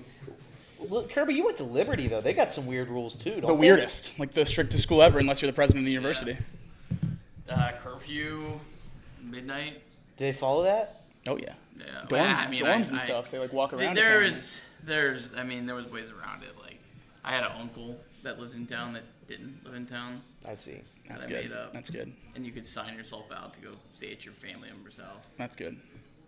Man, that's wild. I also got out a lot because I would get like a work visa. Not a visa, but I would work late and I had to get like a manager to sign off. That's pretty funny. That's insane, dude. BYU's not that bad, right? BYU's pretty bad. But all Can't their drink stuff coffee. is I know the coffee much thing. more religious than like school rules. Like the fact that they're all Mormon, most of their rules come from their beliefs. Yeah. Like it's not viewed the same way. By the way, I found out those cups by the water over there, we're allowed to use them and throw them cups. You had to throw them away? Throw away? Yeah, that's what I was told. Once you're done, you can throw it away. They're plastic. Why would you throw that away? You wash them. I think that's like half my cups at home are like those. Yeah. I was like, Garbage. but thanks for that. I didn't know Bluffton had a curfew. No opposite genders in dorms is crazy. Did your school have a weird rule? I thought you went to one. Didn't you play in baseball? Didn't you play baseball at school? I said, did your school have any weird rules? He was asking Kirby about like Liberty rules and like curfew and all that stuff. Like they can't like watch R-rated movies and stuff. They were scamming you too much to have rules.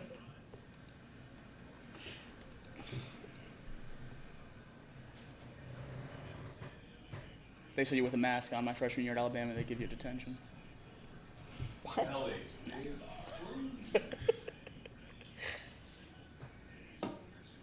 McLean 0 for today. Is it too early to have a conversation? It's never too early to have a conversation. Conversations are the best. The only thing better than starting a conversation is asking if it's time to start the conversation. That's right.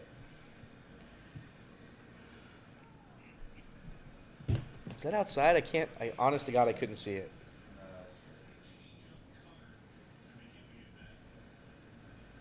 The rules of Appalachia Bible College. Is that real, Alex? Come on, kids, swing. Is the center field camera still shaking, it looks like? Yeah, and it looks far away still. Yeah, it is. It's wobbling. And they really got to bring that in, man. What are we doing?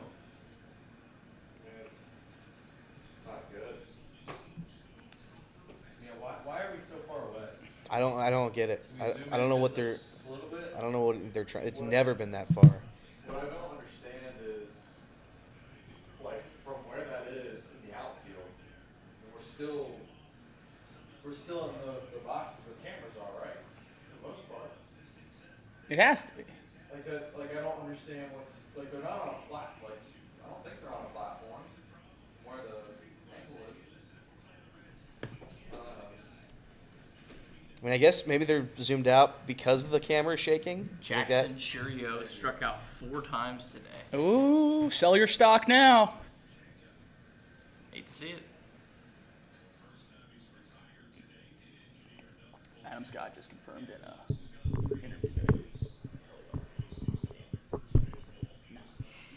Not Helena. He said it was explicitly written that way.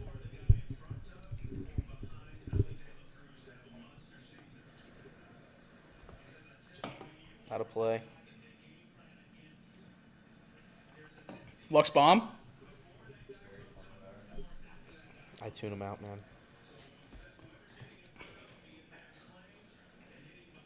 Is he a better yapper or shortstop? Shortstop. Generational yapper. Generational yapper. Can you still do the radio simulcast thing? Or they get rid of MLB that? TV, you can. MLB TV, you still can do that?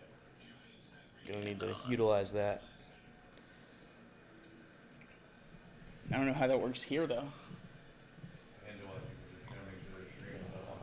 You can't use MLB TV here. You can't use MLB TV here? It's blacked out. You have to use right. FanDuel. That's right. That's a base rip. Base rip. Deepest part. Deepest part. Got some good at bats. All right, we're through 5, gentlemen. That's a lead. Brandon says Barlow. Barlow? In the chat.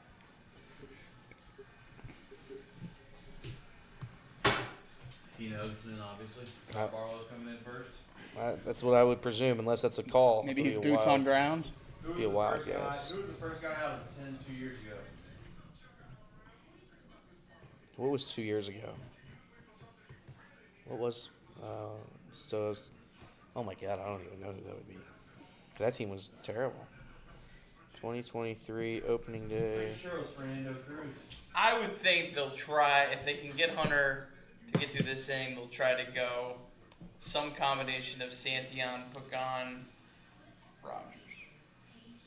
So you're out on the Barlow guess from the chat? You were right, Trace. I don't think he would be one of the top 3. You know how long Hunter Barlow Greene went is that game? in to pitch. He's in to they pulled 3 and a Hunter third. already? He's listed right there. Barlow. Barlow is in. Last opening day start. Well, I was saying if. I he do got remember one people already. getting I got upset you. at that. I got you. It just Yeah, updated I mean, on I ESPN. don't know. Barlow or Ashcraft would have been. Barlow was one of This is the heart of Tito's it. guys from the Guardians, right? No, Barlow was. He was on the. Like he Guardians. pitched for Terry at Cleveland, right? Yeah, I don't think so. Oh, I thought he did. He was on the Guardians last year, but Tito wasn't the manager. Right. He was like great for them early in the year. He was like their 8th inning guy. Oh, wow. And then he like really struggled and got DFA'd in August. And Gotcha. that was the end of his season.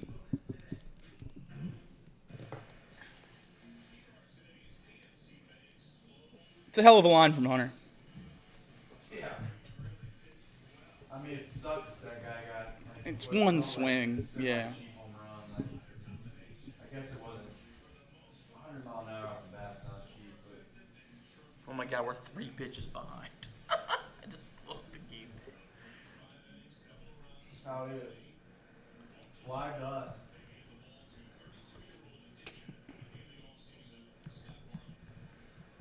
Part of the order.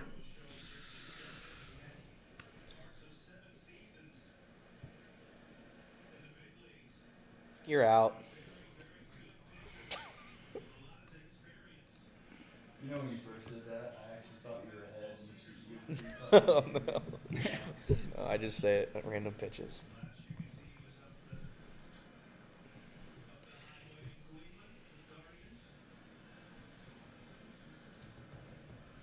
Oh, Scotty. Come on, Scotty. Was Barlow the one to blow it against the Cubs, Reed? I didn't know that. You're out.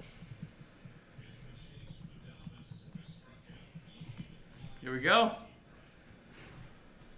One more pitch. One more pitch. We have the over 1.5 strikeouts. Oh, yeah. Do you already know the answer to the test? I do not. I didn't check.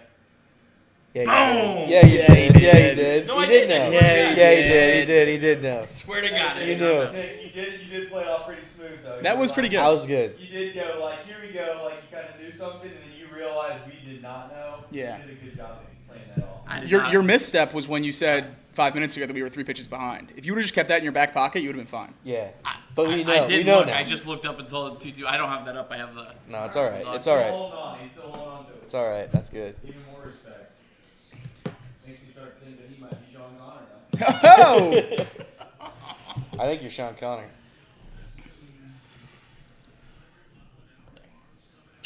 Reed said no. Barlow wasn't the one that blew it to the Cubs. What? It was Brian Shaw. What's the bit? I don't know. Little bat. You got me though. Brian Shaw. I like this. He starts behind by 2 pitches every at bat, and then he goes at him. It's that Diaz mentality. Yeah. Man, we got him all ready. You see that save by me just? I then, mean, by there's the no way? game tomorrow. I was gonna drop the old Gotta Queen go Mother, for it. and I took it back. That was a good save.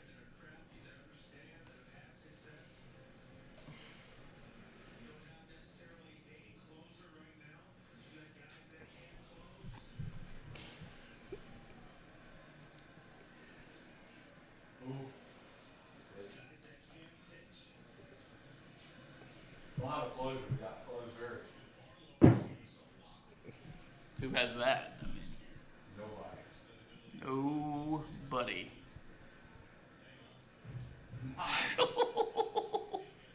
Thanks for chasing that.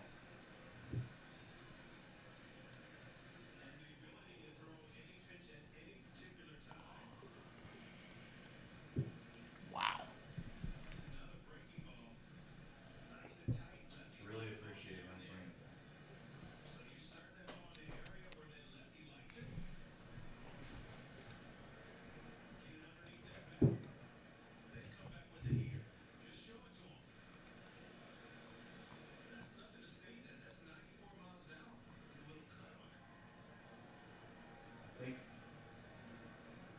I think what Barry meant when he said it, that's nothing to sneeze at.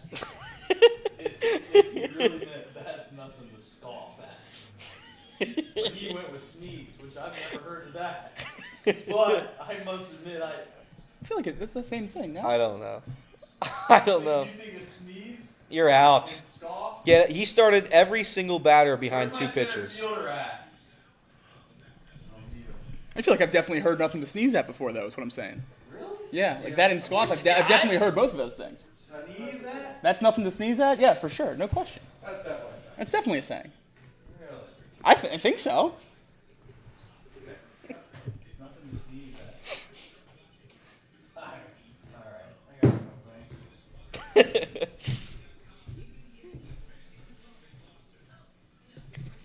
Any other notable scores? Brewers lose yet? Brewers are down 2-1 in the 7th. Okay. Let's go, Yankees. Catch me dead rooting for the Yankees. What if we need the Brewers to lose though? I'd rather the Brewers win a World Series than the Yankees. Oh no. The Yankees are top 3 most hated team in sports for me. Phillies down 1. Red Sox, Rangers tied. Pirates up 2-1 on the Marlins. White Sox 3-0 on the Angels. Pirates are up 2-1? They are. They must have just taken the lead because StatCast hasn't even updated. They were down 1-0. Oh, wow. Bottom of the 5th. It says 2-1. Guardians 4-3 over the Royals. Mets down 3 to the Astros. Braves 4-3 over the Padres. Rain delay in St. Louis. Okay. Hopefully they have a backup opening day. Yeah. This, the time frames for opening day is the worst TV schedule I've ever seen in my life. How do you do this? How do you have 9 games at 4? Because Sweet 16's at night. What about 1, 2, and 3 o'clock. Yeah, I don't know why they didn't have a 1 o'clock game. You have a 7 o'clock game and two 10 o'clock games. Yeah. Which is right in the middle of the Sweet 16. They should have at least split it up and gave us some 1 o'clock games. Well, I'm guessing every team has so many festivities in the morning and stuff that that's no one true. wants to play early. Parades and whatnot. Yeah.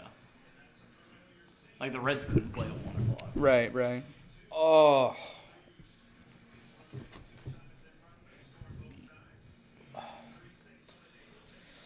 Let's go, King. 2 for 2. Let's go 3 for 3. Take it back, then I apologize, Barry. Didn't know that it was nothing. You were confident. I mean, Like, if you didn't look that up, I would have believed you. I've never heard someone say that.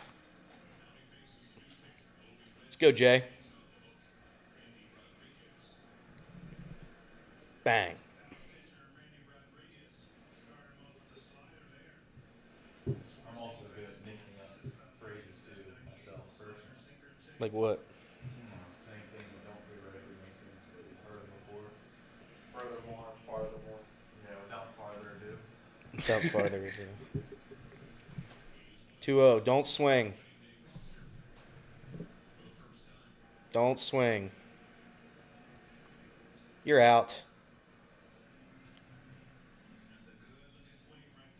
Yeah, it is. Come on, Candyman.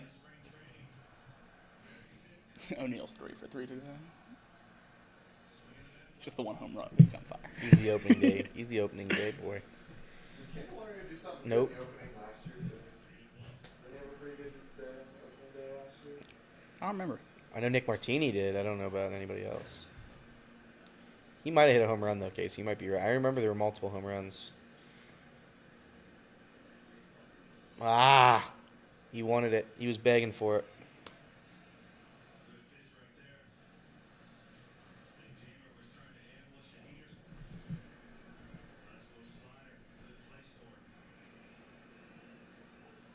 Man, stop begging for walks, guys. Come on. It's the Votto special. That's so disrespectful. Candelario opening day last year, 3 strikeouts, 4 at-bats. But the next game, he actually had a home run. Okay. You were kind of right.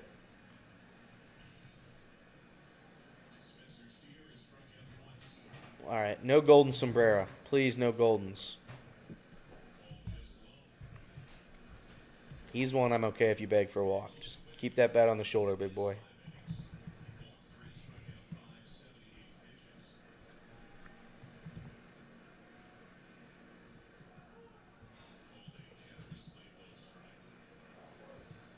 Hit him in the gluteus maximus.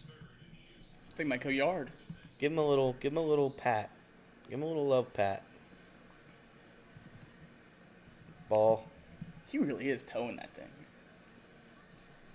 It's, what's the word for it? Voluptuous? That's the one I was looking for. Like a fresh springtime apple. You just bite in. Nice. You made that sound really luscious. Luscious is another perfect word. Do you know what he's talking about? No. Spencer Steer's backside. Absolutely towing that thing. Built like a ball player. One of the first conversations Reed and I had about baseball was how much we both enjoyed Spencer Steer's build. He's That's built true, like a ball Fergie. player. Okay. Steer. All right. Get him back to the IL. Free Benson! That's 3 strikeouts. That's DH Stu? Yeah, that's bad. Those are really bad at-bats, too. Every single one of them. That first at-bat, he was begging for a walk. Just didn't get it. That's not good. I won't overreact, but that's really bad. Well, here's the thing about that. That's the guy that we chose to hit that doesn't have to play position at all. Yeah, I know. We have like 4 of those guys. So who would have come up? I mean, I don't know. Santiago Espinal will play third base and Jamie will DH. And then who else would come up? What do you mean? Well, you. Steer's on the bench. Well, Austin Hayes comes back. Well, I was saying Steer just goes to the IL. goes to the IL right now. Oh, you're saying who will come up? Yeah.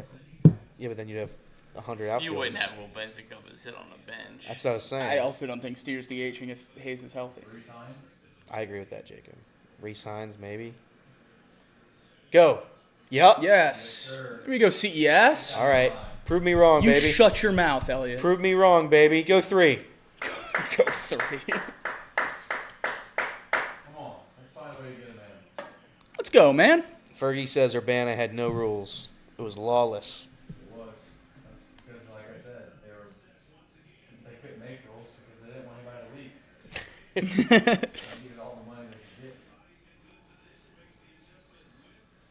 get. Why? Shout out to the ball girl down the line. Got out of the way. Is this a home game or not? What? Is it a home game or not? These our ball people or theirs? Let's cause some problems. Oh, no. Get in the way. Trip somebody. Let's go, Jake. Come on, babe. Give me something to smile at. Let me tweet the rake picture. All right. Bat on the shoulder, babe. Don't swing. Keep that bat right there. You got a guy on deck that you pulled out and swing too. That's the problem. Yeah, I know. Half the lineup doesn't let swing. And then we got the bunter up next. We can do this. 2 walks and then you bunt them around. Oh yeah. Low. Disagree, Blue. Jake hates it. Get him, Jake. Jake, one of the several Reds who I have their phone number. Oh. No. Use it. Greg. Go. Run. Foul. Challenge. Challenge.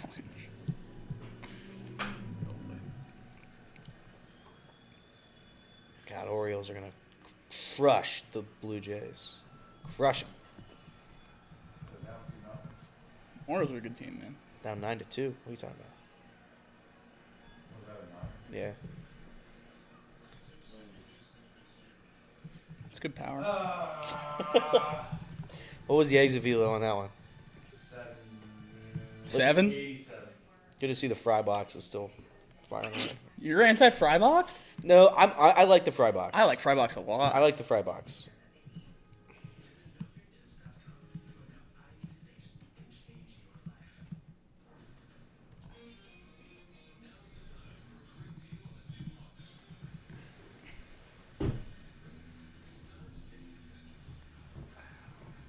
You comfortable? No. Mackenzie Gore's up to 13 strikeouts. Pig on. Emilio. I bet He is. For the program. I bet Kirby's guy. I'd like him to get a home run.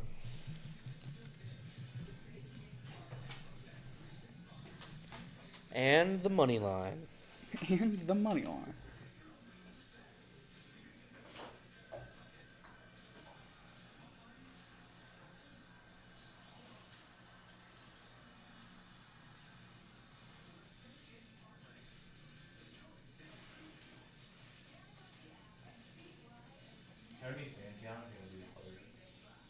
That's what they're saying. That guy.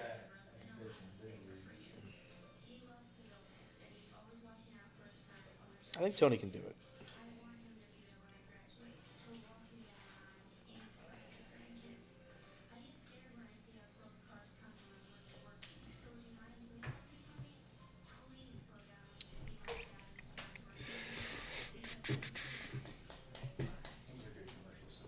They are. Informative. Oh yeah, eat popcorn. Popcorn. I'll stand by. It's the best ballpark snack. That's value. Best because yes, you're getting a lot of bang for that buck. But then you have to eat popcorn the whole game. Popcorn tastes good. Well, it That depends. sucks. It depends. No, it depends what kind of popcorn it is. Great American Ballpark popcorn is not very good, but other popcorn places are good. Get stuck in your teeth and. You gotta kernels get good and- ones. I'm anti-popcorn other than a movie Oh, that's wild. in general. Popcorn's by far my second favorite snack. 4 hot dogs. when you have Brian 4 hot dogs at a game and I'm good to go. Hot dogs are Need great. some substance. Brian What'd Denny you say? Stadium. Oh, I see. I see. That's true. That's That was true. Believe it or not, I did not remember eating that popcorn until the next morning and every time my team has lost since. So, Reed says popcorn is bad at sporting events. Reed, I don't agree. Think about how much value that is. You're paying $6 for a snack that'll take the whole game. I think it's ridiculous though that they can't like come up with a popcorn machine that's similar to the movie theater. Right. Yeah. How hard is that? How much of movie theater popcorn is the popcorn better versus just the grease they pour on it? I'm just saying, how much more money does it cost to have just a genuinely good popcorn Yeah, true. games than to throw them in these big trash bags and just be like, Yeah. we're gonna give them a week-old popcorn. Yeah, I don't know. I mean, I guess 40,000 people changes it, but I guess that's the difference. But those machines they've got there, they're pretty big. I don't know why. That stays in. Stay. You're out. Made that look easy. He did.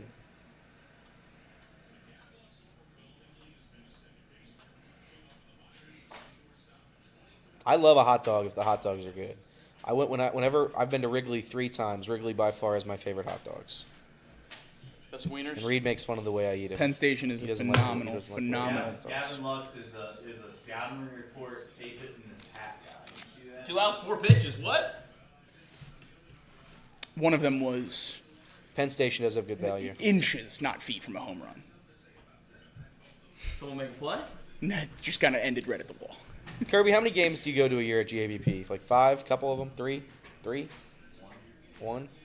Not Not many. really. I think the Without Seahawks Reds, how many would you go to a year? Obviously, way more, but I mean, I don't know. Living in Cleveland's tough. yeah, It's getting harder for kids. right. I think GABP hot dogs stink. I think they got to get better. Yeah, just get Skyline. You don't like the whoa. I don't like Skyline at a ballpark just because it costs way more. Nice. I'm eating Skyline every time I go to a Reds game. Do you? Every single time. Reed says you claim you're eating a Chicago dog. You're not. Yeah, I am. They got poppy seeds. They got the seeds. I think Skyline's the best at Great American, second out of Skyline, third Paul Brown, fourth to go. Okay. I was pro Skyline everywhere except for Paul Brown because I would always get the Coney crates at halftime. Skyline doesn't do any of the big ones.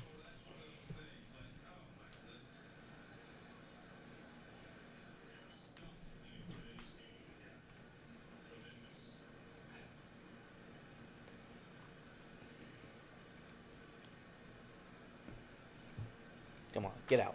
One more good pitch. Be done. One more good pitch. See ya.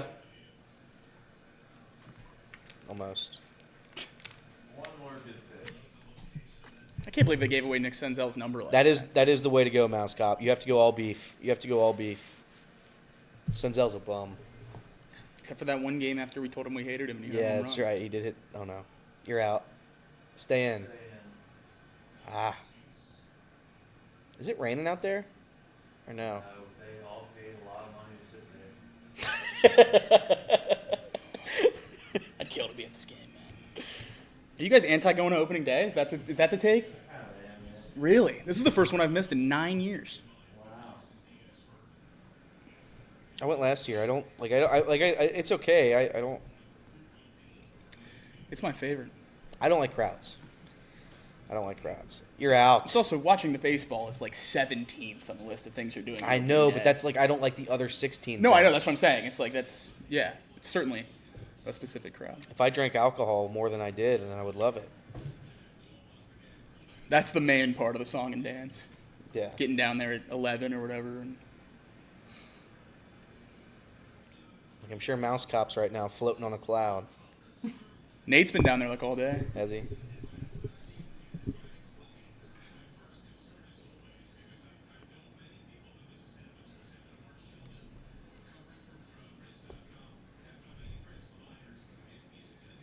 I like jacket off, hat on when the game starts. I do like that. Broadcasters have to wear jerseys like managers. Give Sadak a number.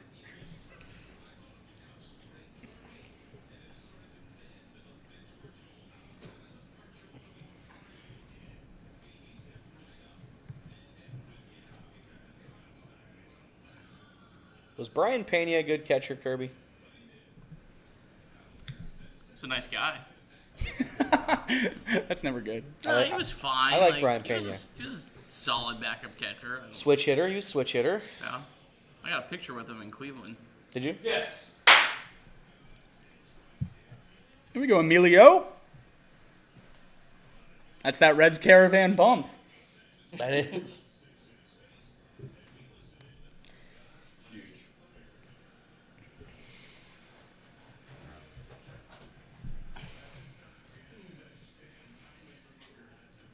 I'm gonna go to the bathroom real quick. I'll be right back. Ugh. Rogers will for sure come in the 8th. Left, right, left, do up. Gotcha. You sure it's not gonna be Suter? What's the anti-Suter hate? Why do we hate Suter so much? I didn't know if that like stemmed from something. It's just that every time I bring him up, everyone talks about how good he is. So I want to say, why not Suter? That's fair enough. Fair enough. I'm not anti. Good for you. I hate Suter because he went to Moeller.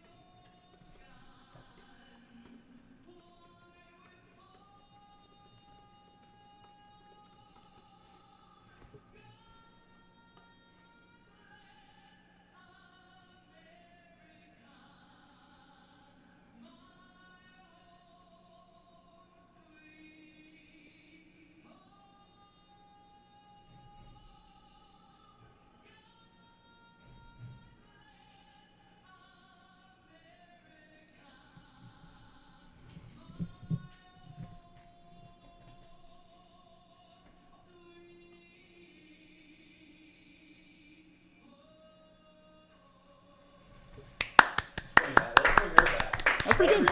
That's pretty good. Every game. I feel like for the anthem, they should just like have a screen just on Hurtubise the whole time. That's true. That's true. Every time he gets a hit this year, I will tweet "Thank you for your service."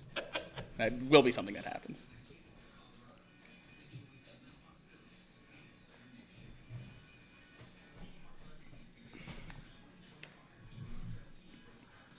All right.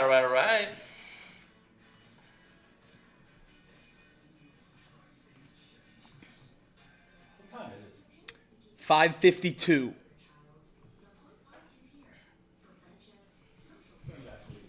One hour till tip. I mean, listen, I'm not trying to like overplay, but the pitch clock has made I mean, it's big time. If I'm not at the ballpark, I love it. If I'm at the ballpark, it's the worst invention of all time. It's so good. It's incredible for watching games on TV. I hate when I'm in the ballpark and I check my phone or whatever, check my watch. It's just like, yeah, I don't have 3 hours. Like it's going to be 2:20 or 2:30 or whatever. I do. Not in the stadium, but you get down there. I'm so excited to go Saturday. Are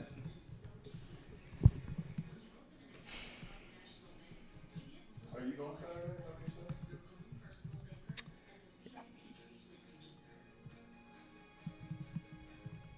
I think the answer to that is yes. I nodded. Yeah, I know. We made eye contact.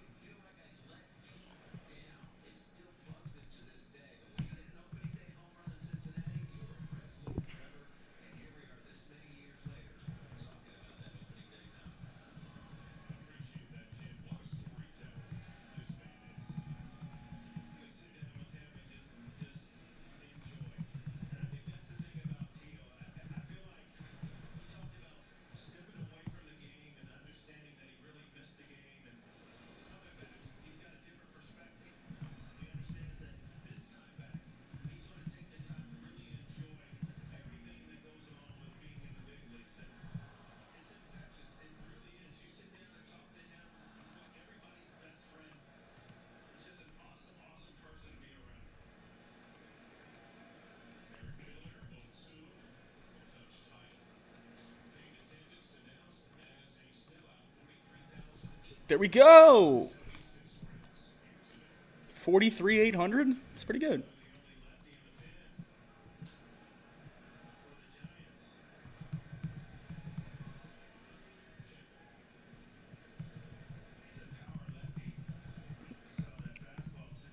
Tim Anderson got a standing ovation in Chicago. White Sox fans. His fall-off's going to have to be studied at some point. Because that walk-off in Field of Dreams was like the coolest play ever, and then you just forgot how to play baseball. Socked by Jose Ramirez. Yeah, that's true. That's true.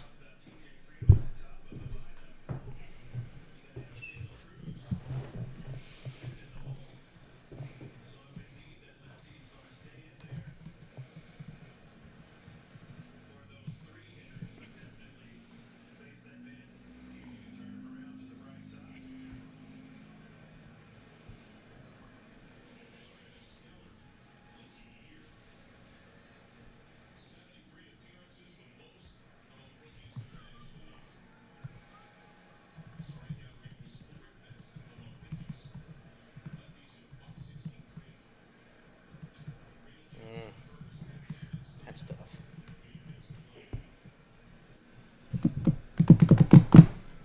All right. We got Matt, right?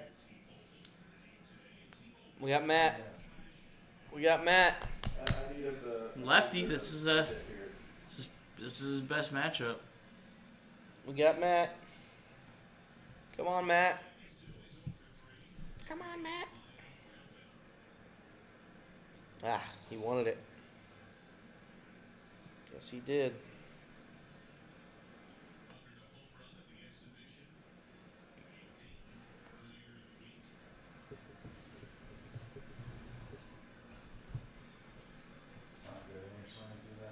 No.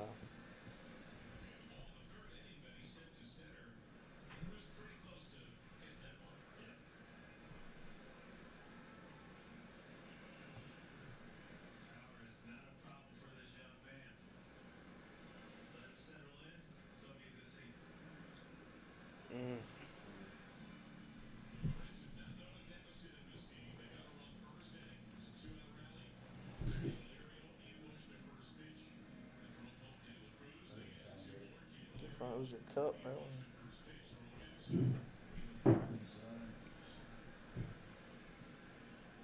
Yeah, it's Jason. All right, 2 more. When do you guys want to switch to your stream? Why don't we go through Middle of the 8th? Yeah, go through this half inning. and then start the live stream. Yeah, unless not start the live stream, but we'll end this one. You have it redirected. I have to make it unprivate, I think. Oh yeah, and then go and redirect it. Not to jinx it, but if the Giants score here, let's stay live in the bottom of the 8th. On this stream. Yeah. I agree, Reed. If they don't score, we'll end it then. Yep. It's Thank you, sir. why not just let are you redirect it? Are you two leaving as soon as they start their post game? I don't know. It's up to you guys. I was planning on it. Yeah, I guess we can just leave it all the way. Just let it run to the bottom of the 8th and then redirect it regardless. So you guys are leaving. That was my plan. I don't. If, Yeah. I think that's fair. if we're needed for it, I'll stay. I didn't make any of those lower third streets. So No, you're good. just making sure.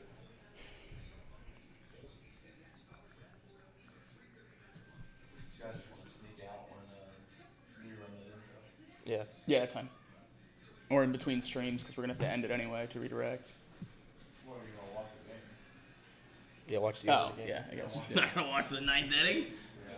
I got to make it home before this Bama game tips off. That's number one priority for me right now. I got a 45-minute drive. Stream Elements. Who is Stream You're that Elements? far away. What a bot? 40. Yeah. So is Elliot. So is Casey. So you can't complain. Yeah. I basically live downtown. Wow. Like right next to Kenwood Mall, if you know where that is. Yeah, It's like 10 minutes from downtown. Hey, did you set Stream Elements up to do that on our chat? The thank you for subscribing stuff. No. We're getting chats from Stream Elements that says thank you for subscribing for every new subscriber. I signed up for Stream Elements for our channel. Oh, nice. I didn't set that up. But No. Oh, Santion's pitching. I like it. So who's gonna close? Ashcraft? Who do you think's gonna close? Put your money on it now. Because Santion's in right now. It can't. Surely it's not Rogers because there's 2 lefties due up here. It can't be Rogers. So you're saying this is a mistake? Well, it's a mistake if you characterize It's him a as the mistake if you closer. pitch Rogers in the 9th. Graham, I mean, it could be Ashcraft. I would think It almost has to be. Yeah. I don't hate Ashcraft. They as only our have 2 closer. left-handed hitters, and they're due up 1st and 3rd in this inning. But I mean, I don't know, Santion. I don't have an issue with that. I love Obviously, you don't Tony. feel good about Rogers right now. I love Tony. Santion.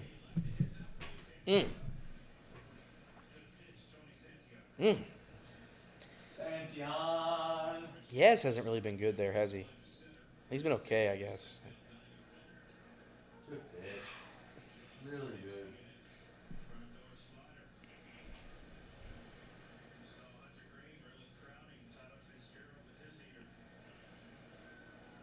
Oh, yeah. Nice pitch. Let's go. Tony. Tone. Tony.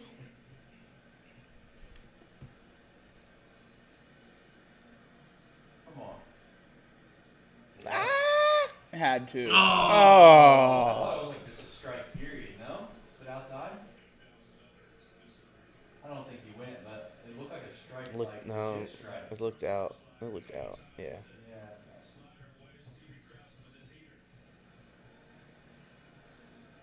He's just gonna slide. Slide.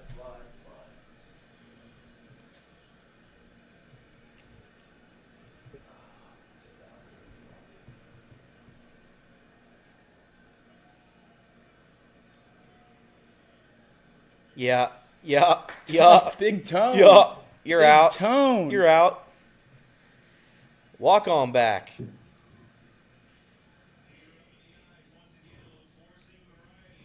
Hell yeah.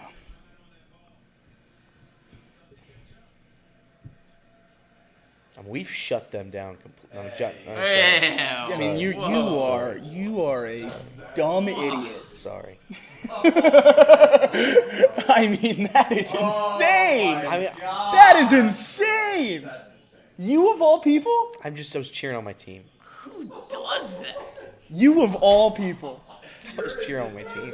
Wild move, bro. Cheering on my team. You never do that. I'm just cheering on my team. Oh no. He got really excited. You never do that. Excited, but I don't really. That's not an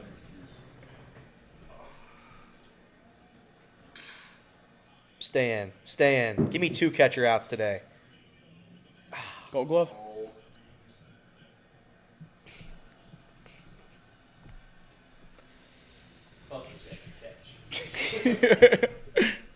I'm sorry, Dylan.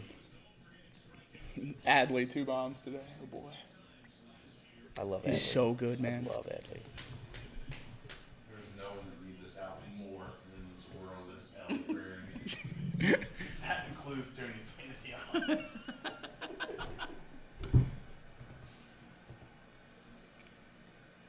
Get out. Bad pitch. Walks Lahan. If they walk him, I'll be. You don't know they've walked him, right? No.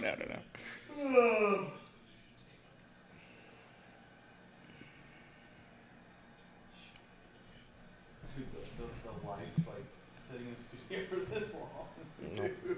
Casey, you're That one's distributing brutal. postgame to That Twitter one's and brutal. recording. Like in the studio lights in here was like. Yeah, are you recording? Yeah, I'll record. Yeah.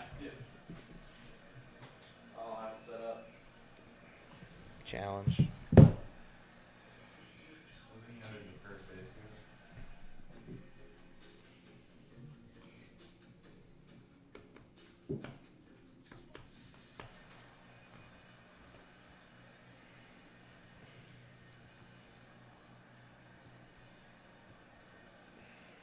Orioles have hit 6 home runs today. Damn. Oh my God! Defensive player. There he is. You got 3 more outs, buddy. Defensive player. What a play! What a play! Wow. It was okay. It was good. You know who was on deck too? Adames. Oh no! That is a big out. I stand by my comment. Outside of that nonsense home run. Graham Ashcraft's coming into the ninth. It has to be. What are other options? Rogers.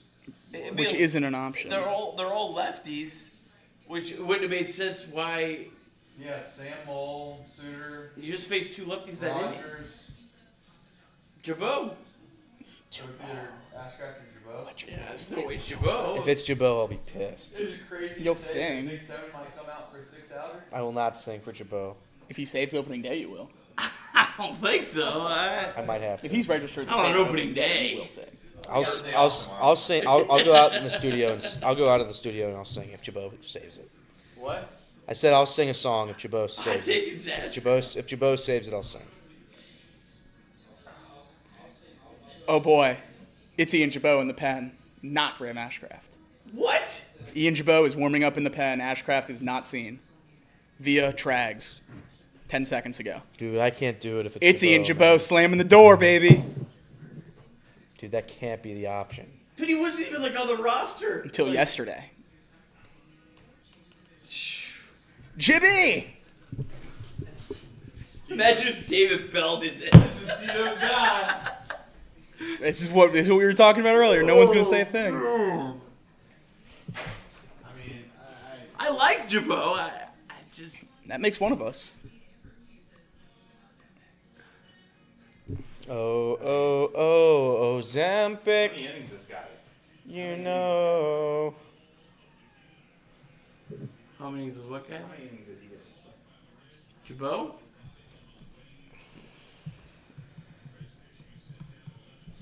The dude didn't throw last year at all.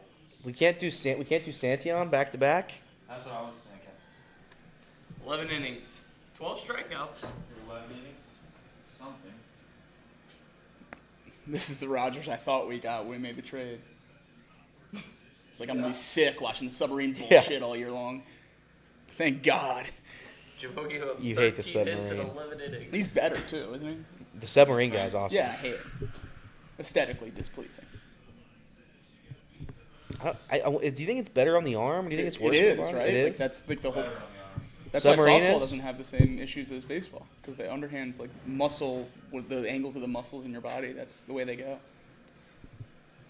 It would suck watching. Yeah. It would suck watching that guy blow games. Oh, it would be miserable. It'd be miserable. You know how hard that is to hit? I mean, that's just impossible. Run. Oh.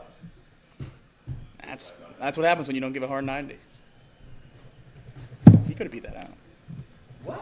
Elly, you run hard? He was running, bro. He pulled up. You got to be able to be critical of the star players.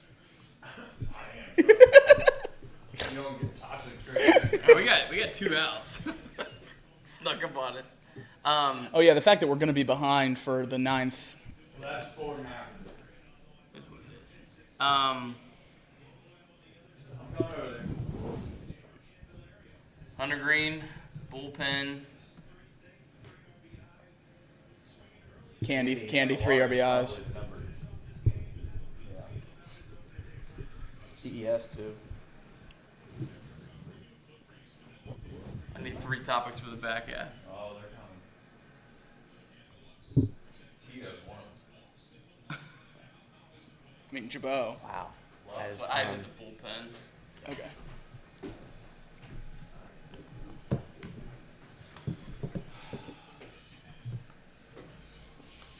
This is crazy. First game of the season, and we're out here. We're sweating out Ian Jabot. Mixed emotions about Devin Williams almost blowing this game for the Yankees. It's always good to watch him blow up, but why is he not in the Brewers? I know, that's what I mean. But him blowing up is a good thing usually. Brewers on second and third, top of the ninth. What's the score? 2-1. How many outs are? 4-1, sorry. Yankees are up. Yankees are up 4-1. Second and third Brewers. Second and third Brewers, Top of the ninth. How many outs? None. Oh. And it's a 3-1 count. Everybody, thank you for watching today. This has been how long has this stream gone? 6 hours? No. Oh, yeah. I was thinking we started at 10 for, 6 hours. That's big time. It's not over yet, is it? Not over yet. But thank you, guys. Love you all. Love you all. Give me the Chatterbox Reds up next. Yankees 2, Brewers 1. 4-1. 4-1. 4-1 Yankees. But it's top of the ninth, top runners on of second and ninth, third. and It's not there's- final. Yeah. Top 9. Yeah. What's the Pirates score? Let me go to a full scoreboard real quick. Pirates up 4-2, end of sixth. Top 7. Cardinals are in a rain delay. Versus who? No, never mind. It's top second now. They're up 1-0. Who they playing? They're playing the Twins. Top 2? Top 2. You can have Steer in your debate, too, if he goes down with a golden sombrero right here. Yeah, there you go. Look at that big league. There you go. Get through. That's not going to do Get it. through. Get through. All right, everybody. All right, thanks for watching. We'll be basically right back at you here in not long.